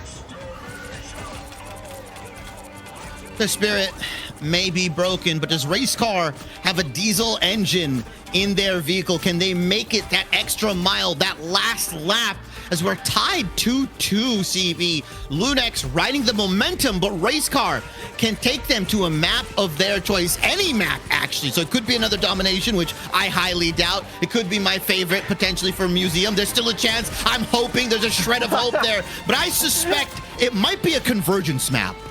I kind of think I suspect that as well, but if you're going to go to Convergence, do you go to Heart of Heaven? Because I don't know if that's the wisest choice, because you saw how good Lunex was against Dreamland on Heart of Heaven, doing essentially what Racecar did on Midtown, playing the map and playing the space to its fullest potential and utilizing some of these longer sight lines, utilizing the positioning of the cart, of the angles, just being able to constantly be a nuisance. It's another great map for Crimzo on the Angela, so I don't think that's your best bet. Maybe you try and go to a convoy map. You were able to win out on Midtown, so maybe you just go for Yggdrasil, or maybe we do grant your wish. Maybe a shooting star passed over your head just now, and we do actually get to see Museum of Contemplation. The one thing I know for sure is that you're 0 for 2 on domination maps, so please do not go to Hell's Heaven. No, I don't think that's where Racecar is going to end up. They also need potentially a reshift on what their composition was, because for what we know, Lunex has found the answer to Speedery's Ultron. It's Banhammer, right? It's simply the Deadpool. You throw it on top of them, and unfortunately, every single hit that he's either not using to hit Daredevil or he's missing gets taken out immediately. Also, very good job from the Deadpool to at least track them with the hit scan Desert Eagles. I mean, that does a ton of damage once you upgrade it. A lot of the early issues that we saw with Deadpool, a lot of people talked about the pros. No, it takes too long to get those upgrades. It takes too long to confirm some of these eliminations. Banhammer actually solves all of those issues for the most part, because I saw him snapping flicks every second, and instead, we're going back to old reliable.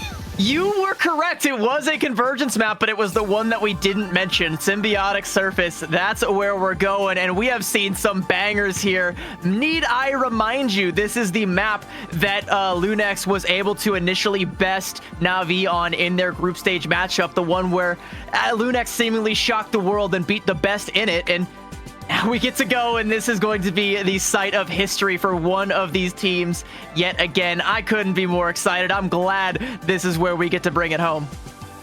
Symbiotic Surface, a map that is just been in the competitive pool since the beginning, right? So many pro teams are tested. The strategies are endless, right? You can do the portal play, different parts of the map. You've got so many different ways to attack it. You can go through the right, you can go through main. This is actually a very good Storm Moon Knight map. So maybe Racecar are banking on that. I wonder if Lunex are picking up on that. Maybe they're not afraid. Has Lunex earned the Daredevil ban? I mean, I want to say one other hero that's really good on this map, and that's Ultron.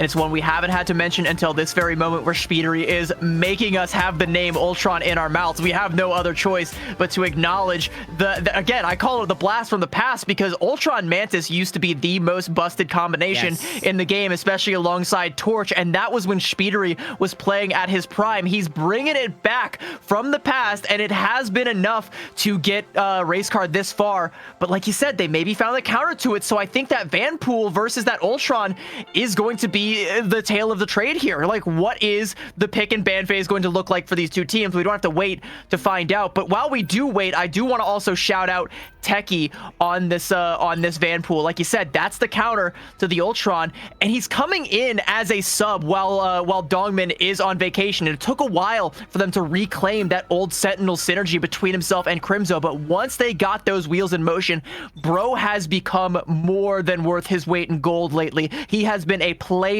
and especially in this counter matchup, he very well may be a championship player. One of these teams could be crowned as the first Mega monthly champion, taking $6,000 back home. $1,000 each for the players, but that's not nothing to scoff at with RAM prices as high as they are. That's some new RAM, baby. Yeah, that's like a stick of RAM right there. Like, True. But unfortunately for us, just like the RAM prices kind of staying the same, being really high, these bans are staying the same. No Mantis, no Gambit. Though we do get both Loki protects here. Loki obviously very good. The res comp is something that we didn't mention, because similar to, I believe, Central Park, you do have those walls where you can kind of fly behind. There's that unbreakable wall where you can get the res off and flood back onto the point, especially because point one, it's very difficult to get that TP off because you have to walk so far out. it's a bit of a gamble, though, because it's a very predictable thing to do, especially when you know that Kurova is going to be on one side. You know he knows that, and you also do know where that spot is. You know, like, if they're going to play that Adam Warlock res comp, that's where they're going to be coming from. Right now, these perfect mirror bans so far to me mean that both teams are feeling the pressure. And here's another thing: the protect onto the Vanpool. They are not going to give that one up one-sided again. They cannot just let Techie have that one. And I beg the question: is Vanpool meta? I hope it is. I'm going to spam it in ranked after this. Like, I'm going to use it. I'm going to lose or gain some elo one way or another. Someone's not going to have fun as one-sided Invisible Woman for Lunex. Oh, we do see the predictions. Shivy, yeah, look at those Preds. That's right down the middle.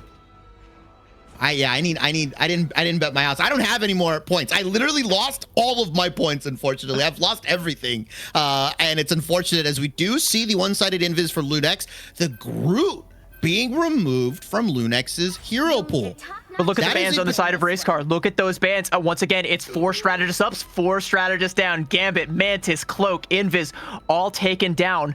You're going to be forced to play something suboptimal. Sure, you can have the Loki, but have fun duping a Cosmic Yarn Amplifier, because that's the best you're going to get. Luna is the only thing I can think of there, right? A lot taken off the plate for Race Car. Like you mentioned, one-sided Groot and obviously the combo with the Moon Knight. That's the one-sided combo. I really love Moon Knight on this map, especially on this first point, attacking or defending. A lot of good high ground, a lot of good choke points for him to get a lot of onk damage out. And we've seen how quick both of these teams have been able to gather those Moon Knight ultimates. So it's just a matter of which MK is better. Symbiotic Surface for map 5, ZB, the ultimate decider, good, old faithful, old reliable, and oh, I thought we were going for a throwback. I saw Yusha quickly on the Human Torch. I was like, CB, are you in their walls right now? No, I'm not, but Raimazing might be, as he is flashing the mirror on that Ultron. I think both teams realizing the strength of the Vanpool and of the Ultron, neither team willing to give it up. In fact, there is a lot of similarities here. Okay, Raimazing gonna make the swap over onto the Daredevil. All right, maybe just a little bit of spawn room trolling. Can't be taking the bait on that one, but nevertheless, it is map 5, Shibby. It all comes down to this. Lunex versus Race Car on Symbiotic Surface, and Lunex wrapping around, trying to take a high ground approach, not just giving themselves to the meat grinder in that choke point. A lot of good tools available to them. Crimzo on the Captain America. We've also got Ensong Inferno plus the CYA. Damage boosted, could prove lethal. Korova with that one-sided Invisible Woman. Look on Race Car's side. Speedery on the Ultron Energy, locking in this Winter Soldier to hopefully dissuade some of this dive that they were maybe expecting. Spark Chief is getting very low, and he gets absolutely gunned down by Techie. Memories does take down Raimazing in the process. I think he's available for the res. No, Banhammer goes down, provides Lunex a little bit of space. Yusha has already picked up the Ensong Inferno. He's gonna look to drop it onto Energy, and there's another big Banhammer, but Cooper now copies the Ultron. Double range of Ultron potentially coming in back to back. Yusha split off from the rest of the team, has to try and make this flank worth it while the rest of the team can't help him out. There is some healing coming down range, but so much pressure. Bro is living on a wing and a prayer right now, but his prayers have been answered. Cosmic Yarn Amplifier now going to come out from Flamme, and Energy does not want to take this smoke. There is a crack and impact, but I don't know if he was able to get to the TP with that one. Gets hit out of his ultimate. I think went down mid-swing here, and a very fast take from Lunex there, just ready for Race Car.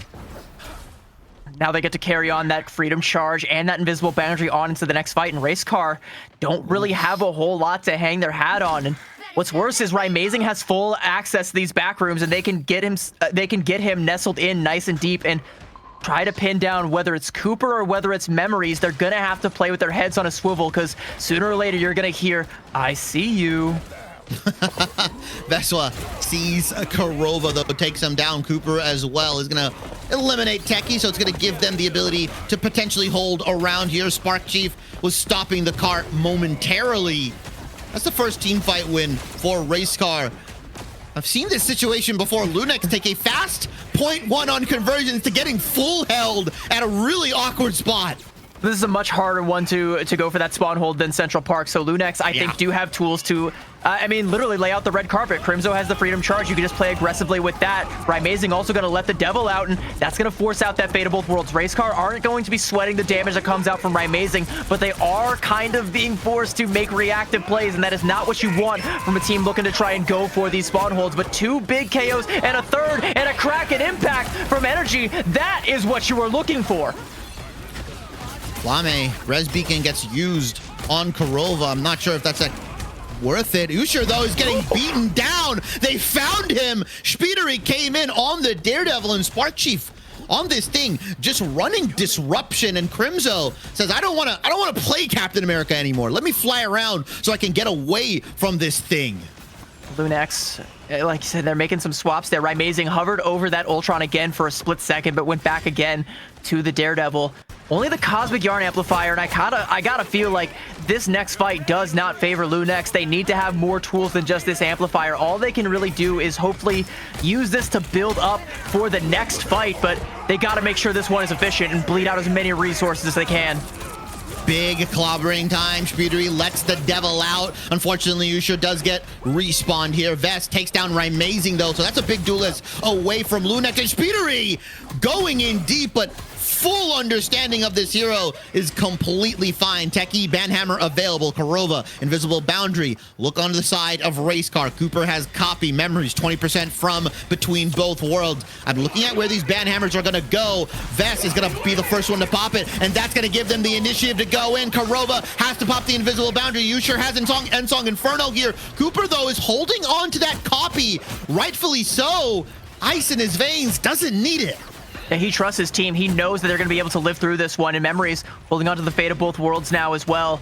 There's a lot of tools online for Racecar that Lunex still do not have the means to chunk through. Rymazing has finally pulled the trigger on that Ultron swap. Good hook. Whoa. And Techie gets shut down. Just absolutely deleted there from that hook from Energy. And it's looking so rough now from Lunex. I mentioned how much harder it is to spawn hold this point than it is on Central Park, but Racecar are making it look easy. They play the ult game, they play the resource game so perfectly. Now Rymazing with this Rage of Ultron has the chance to throw a spanner in the works and maybe get the tempo back in Lunex's favor, but they are running out of time to make it happen. Rymazing has now swapped to the Ultron here. Unfortunately, no Banhammer available means Vest is going to go down. This is the spark. This is the push that maybe Lunex need. They have the Heaven's Retribution. Here comes the Ensong Inferno. You can't combo, though, because Memories has popped up between both worlds. Rymazing finds Cooper in the back line, though. 5v6 for Racecar. Techie takes down Energy. And although Lunex win this fight, they burn a buttload of resources to win it. And also a buttload of time as well. Racecar understand that once they've lost the fight, all they have to do is just keep throwing their bodies at the cart to stall it out for as long as possible. So Lunex, they're going to have that Banhammer and that Cosmic Yarn Amplifier, but that's not a win condition. Those are two tempo ultimates at best, or maybe potentially combo ultimates if you have something else to combo them with, but they don't play too nicely with each other. But on the other hand, Racecar, Clobbering Time, Kraken Impact, now that's a combo you can hang your hat on. Or you can even go with Clobbering Time and Let the Devil Out, but Spoodery are going to go with the ladder to open things up. He's looking in the back line. Yusha trying to run damage control here. Flame pops to CYA. Korova has Invisible Boundary available just in case Spark Chief is looking for that clobbering time. Techie in the meantime has taken down Memories, and these strategists for Racecar are not getting a moment to breathe. Every time they're alive, somebody is breathing down their neck. Yusha takes down Spoodery, and unfortunately, Techie does go down 4v5 on the point for Lunex, though he does get rezzed. Numbers disadvantage, but Racecar feel like they have to contest this. Overtime is on for Lunex. Dot of Mischief going to come out from Cooper, so you know a Strategist Ultimate is going to be coming out sooner rather than later. Lunex trying to play the waiting game, going to force out that Invisible Boundary. There is Cooper now with the Fate of Both Worlds, and Spark Chief is just letting the haymakers fly. Grounds Crimzo, in fact, puts him 6 feet under the ground, and Flamay will be there to join. And Clobbering Time coming out from Spark Chief, and Racecar seemingly have done enough to reclaim this point. The Ensong Inferno from Yusha will be the swan song for this push, as there is nothing left in the tank for Lunex. Oh, no TP. Crimson was so close, but unfortunately, the haymakers from Yancey Street are more than enough for Racecar. 1 point, 133 meters. CB, I promise you, this is the last punt I'll make. The finish line is there for Racecar.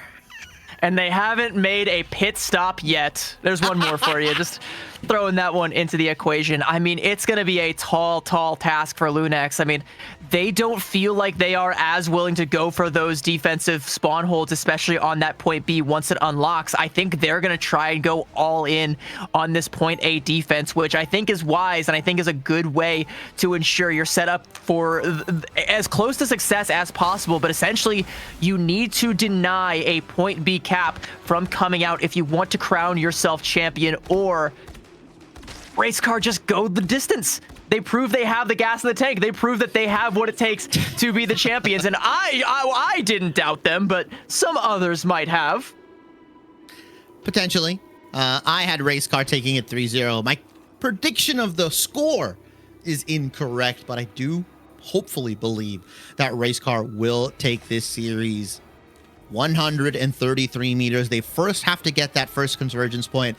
And I've talked to Vaudable about this multiple times. We've seen a ton of full holds on Clintar. It's not uncommon, and it may not be uncommon for Lunex to win this outright. I know we've talked about Racecar knowing where they need to go, seeing the finish line, but they first got to get this point before they can look ahead, and Racecar have a tough road ahead of them, as well as Lunex on Techie with the Deadpool. Crimzo running interference on this Captain America. This is a good old dive composition that Lunex are running. Look at Yusha's ult charge, though. Bro is playing Phoenix like she's Moon Yes. Knight. 70%. That's going to be an early Ensong Inferno that could come out here for the side of Lunex. But Speedery taking down Flamme, so no BRB. It's already gone all wrong for Lunex. Speedery with 4, and Lunex, their point A defense, it's dead on arrival.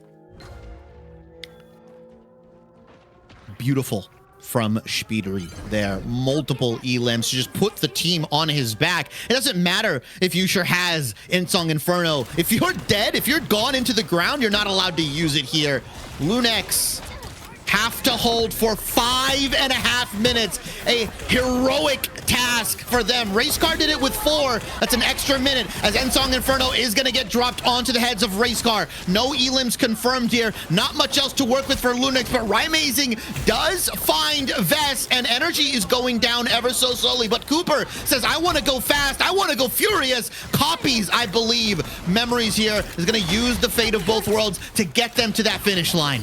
Really limit testing with this ultimate, waiting till the last second to pop it, but now it comes out, and there we go. Lunex, they're going to have some tools to be able to burst through this, but they have a second Fate of Both Worlds on deck that they have to worry about and be prepared for. Crimzo is super low on the HP, has to jump back to the rest of his team. Banhammer now going to come out from Techie, but is it going to be enough? No, it's him who is going to find himself banned. And Memories has to use the ultimate, and energy finds multiple resets onto Loki clones. Korova gets his invisible boundary forced out. Flamme has the CYA, but Speedery finds Rocket Raccoon, and Racecar are speeding through this full throttle, pedal to the metal. Doesn't look like there's anything left that can stop him. Techie on the Doctor Strange, going for the TP play, but this is the Hail Mary for Lunex. Still 4 minutes in the time bank. They say the star that burns twice as bright burns out twice as fast. Do Lunex have anything left, or is it all Racecar? CYA used. Ensong Inferno is going to damage boost it. Lands onto Spark Chief. That's a good elim. That's going to buy Lunex a little bit more time. No more ults. As Rymazing, as I say that, pops. The devil is out and unfortunately gets taken down by Cooper. Crimzo has the ultimate, but understands it's going to be crucial for them, as Speedery has let the devil out for Racecar. A momentary pit stop, CB. Lunex, 3.5 minutes, 133 meters for them. They're at 131 on Racecar, less than 4, and they can see themselves with that cash prize. They can see themselves as the first winner of the Mega Monthly. Speedery going in, letting the devil out, wants to let this back line sing, and is being forced back. But his energy takes down Rymazing. There will not be a commensurate ult. The res will be there. BRB already burned, but Speedery still hasn't been dealt with. Wreaking havoc and forcing Lunex so far back, but the card!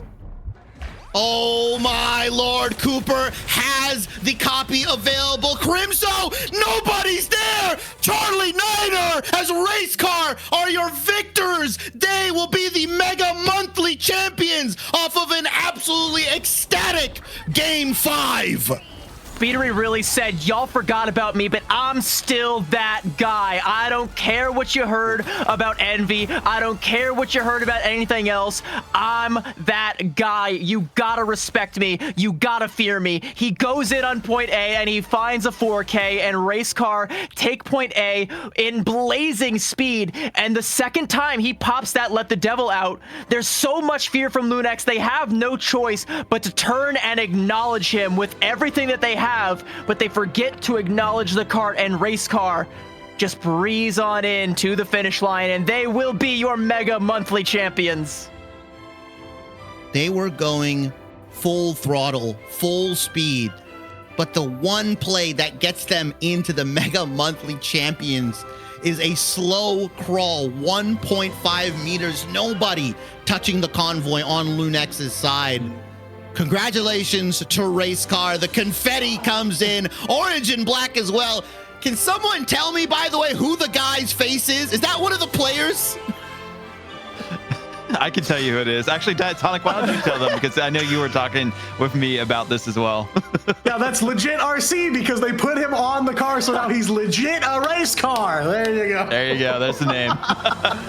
But yes, congratulations to Race Car for the victory on this one. Only dropped 3 total maps the entire run. Played through the group stages all the way into those winners final when they finally dropped a single map against Dreamland, and then Lunex gave them a run for their money. But unfortunately, Symbiotic Surface was where they would meet their demise. It seemed to be Race Car just had one leg up against them. And talking about that, CB, what seemed to be the difference maker here for Race Car to give them that edge in that final map? I mean, it's twofold. On the one hand, it's speedery, but on the other hand, it's tempo. It's the fact that Race Car, they like to go fast, but they also know how to pump the brakes, especially on the defensive side. If you have a team that can control the pace of every single team fight, every single second is on borrowed time for Lunex. And to their credit, they made a lot with what they had, but it just wasn't enough. Once Race Car finally got that lead foot on Symbiotic Surface, and once Speedery said, "I'm that guy," there was no stopping them. No stopping whatsoever. But Lunex did everything that they could here, Shibby, to try and put up a massive fight. Came back on the domination. A lot of people were saying, oh, don't go domination, go something else. Maybe like Heart of Heaven could work out better in their favor. We saw how that went well in the lower bracket, but they played all out Daredevil offense, it felt like, on attack every time that they went for that capture point. And it felt like they were just the controllers of their own fate and domination. What changed from then to this final map, though? I think Lunex just weren't prepared for getting held after the first point. For whatever reason, when the convergence turns into a convoy, they lose their hands, or they lose what they're able to do, because I just think Race Car understood they had the proper defenses. They had the proper heroes to hold them down. They kept finding pick after pick after pick. It wasn't even really huge, decisive team fight wins. It was one time or another, someone on Lunex's side would get picked off, whether it was a dive from, Race Car, whether it was a random pick. It was just really, really tough for them. I think Lunex could never find their footing. Let's take one last look at the bracket as well to see how we got here to our final winners in Race Car. As you can see, took down Flark and Yeah We Lost in 2-0 finishes. And that's a big win, too, against that Yeah We Lost roster, who 2-1 Na'Vi just before then. They were on a hot streak. Well, Race Car put a stop to them in their tracks. Dreamland did the best that they could, and then Lunex got the closest, but no one could beat them. I mean, was there a secret sauce for Race Car here, Diatonic, as to why no one was able to take them down? I mean, I'm on the same page as CB, right? You forgot about him maybe since Ignite's been off the air for a while now, but Speedery, definitely a big playmaker for this Race Car team. But, I see in them a very versatile team with deep hero pools across the line. I mean, I know one you talked about was Spark Chief, right? So many different Vanguards and so much success on so many of those different characters, but there's a lot of things they do well. Positioning, spacing, ult economy control. I mean, it feels like no matter where you're at, they always have some kind of advantage over their opponents. I mean, obviously synergy, chemistry has to play a huge part of this too. This is kind of the heart and soul of FlyQuest at the middle of this Race Car squad here. But man, what a run here for them. And as they say in the racing business, if you ain't first, you're last. And today, Race Car definitely not last.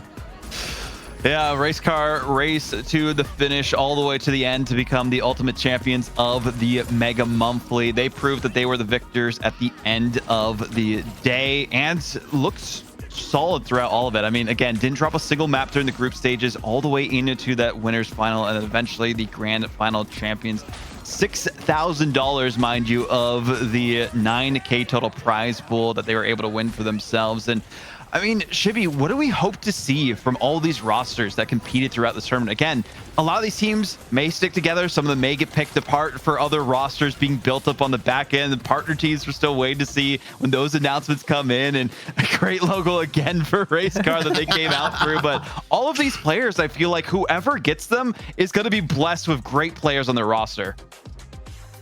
Yeah, whichever org snatches them up ahead of the Marvel Rivals Ignite tournament should be pretty happy, right? I think this is just a really good tune-up for this roster, right?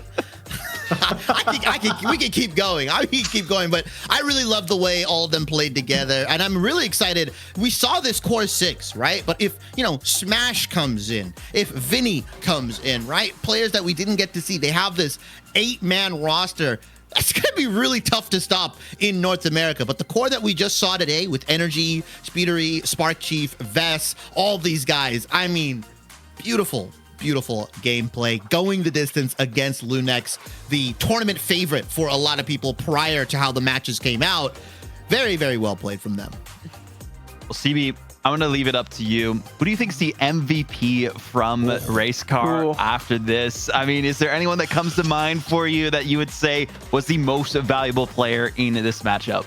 I think there's 2 or 3 different candidates, and I want to give a couple of shout outs here. I want to give we'll start with a shout out to Energy, because I know he is one of the best fraggers in the game right now, up there in contention for best duelist in NA. But unfortunately, or maybe fortunately for him, some of his competition is right there by his side. I want to give a shout out to Spark Chief as well. Diatonic, you did a great job calling out Spark Chief and some of the hero swaps we make. We clowned on a couple of those hero picks, but Thor was great. But he's still the reason why he's able to do that is because he's one of the best vanguards in the business, and he knows how to play all of those heroes at the highest level. And every time he makes one of those swaps, it changes the calculus, it changes the game. He's trying to stay one step ahead, and that did a lot for them. But without further ado, I think my MVP has to be that guy. I gotta go with Speedery. That just blitz over point A symbiotic surface. If that ain't value, I don't know what is, and he is still that guy.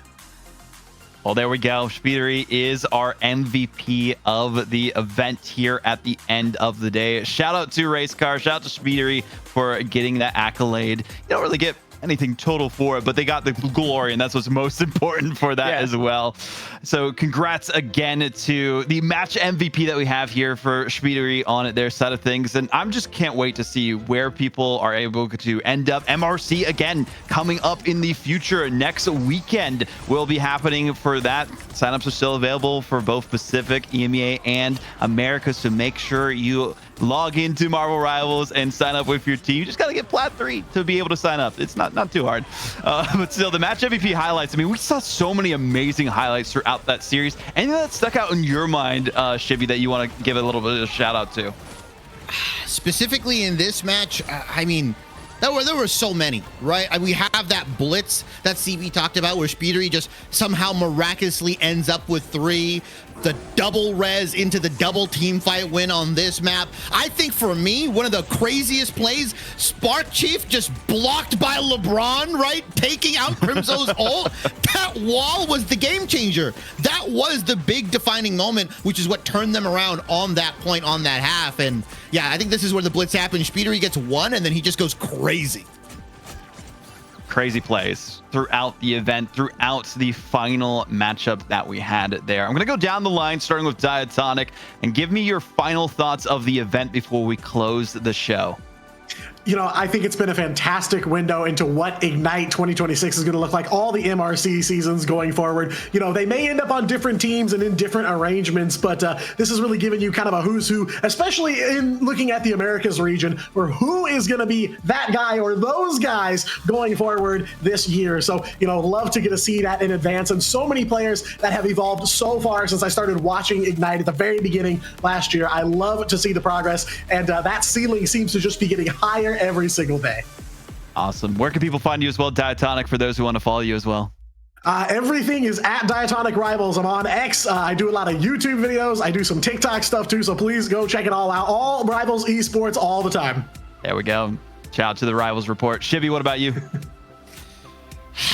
Great event. Loved it. Honestly, loved being on the cast and sharing a desk with all you lovely people. I hope to see you guys in the future on other stuff potentially, as well as, honestly, shout out to the production crew, right? I mean, oh yeah, plays, picture in pictures. I mean, the pans. I mean, everything was just. It makes my job easy, makes your guys' job a lot easier, and obviously, shout out to Milani for kind of gathering everybody, organizing it. I know he's in the background somewhere, probably smiling. Get a shout out, buddy. I promise you. It takes a lot of work getting all these fantastic teams together. Really our first big, kind of tier 1 tournament with all the Americas teams pretty much coming in here and the preview for that April tournament. But yeah, I loved it. It was super fun. Shout out to the chat. Super engaged. I know we saw some World Cup talk. Then we saw some Daredevil talk. We saw a lot of different topics today. It's been a great time. What about you, CB?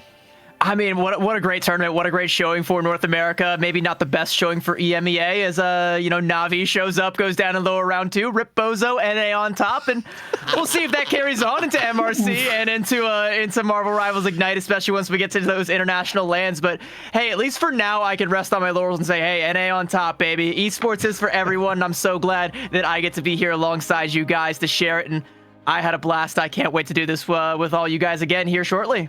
It's been a great time to be involved in the action for the Mega Mulani event here. $9,000 across 3 days of action. Shout out to BPL who helped out on the production side.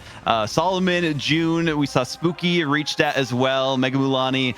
Nixie on the socials was killing it the entire event. Oscar, Start Trap, as well as all of our other moderators that have helped us throughout all of it. It's been an amazing production that has been put on. I've been your host, at least for today, Vaudable, and you can check me out on socials as well, but it doesn't really matter. We'll hopefully see you all very soon. Next season or 6.5 coming out pretty soon, so definitely make sure you keep your eyes on all the socials for the action that will unfold for that. Thank you all for tuning in to the Mega Monthly this weekend and Ignite the Battle.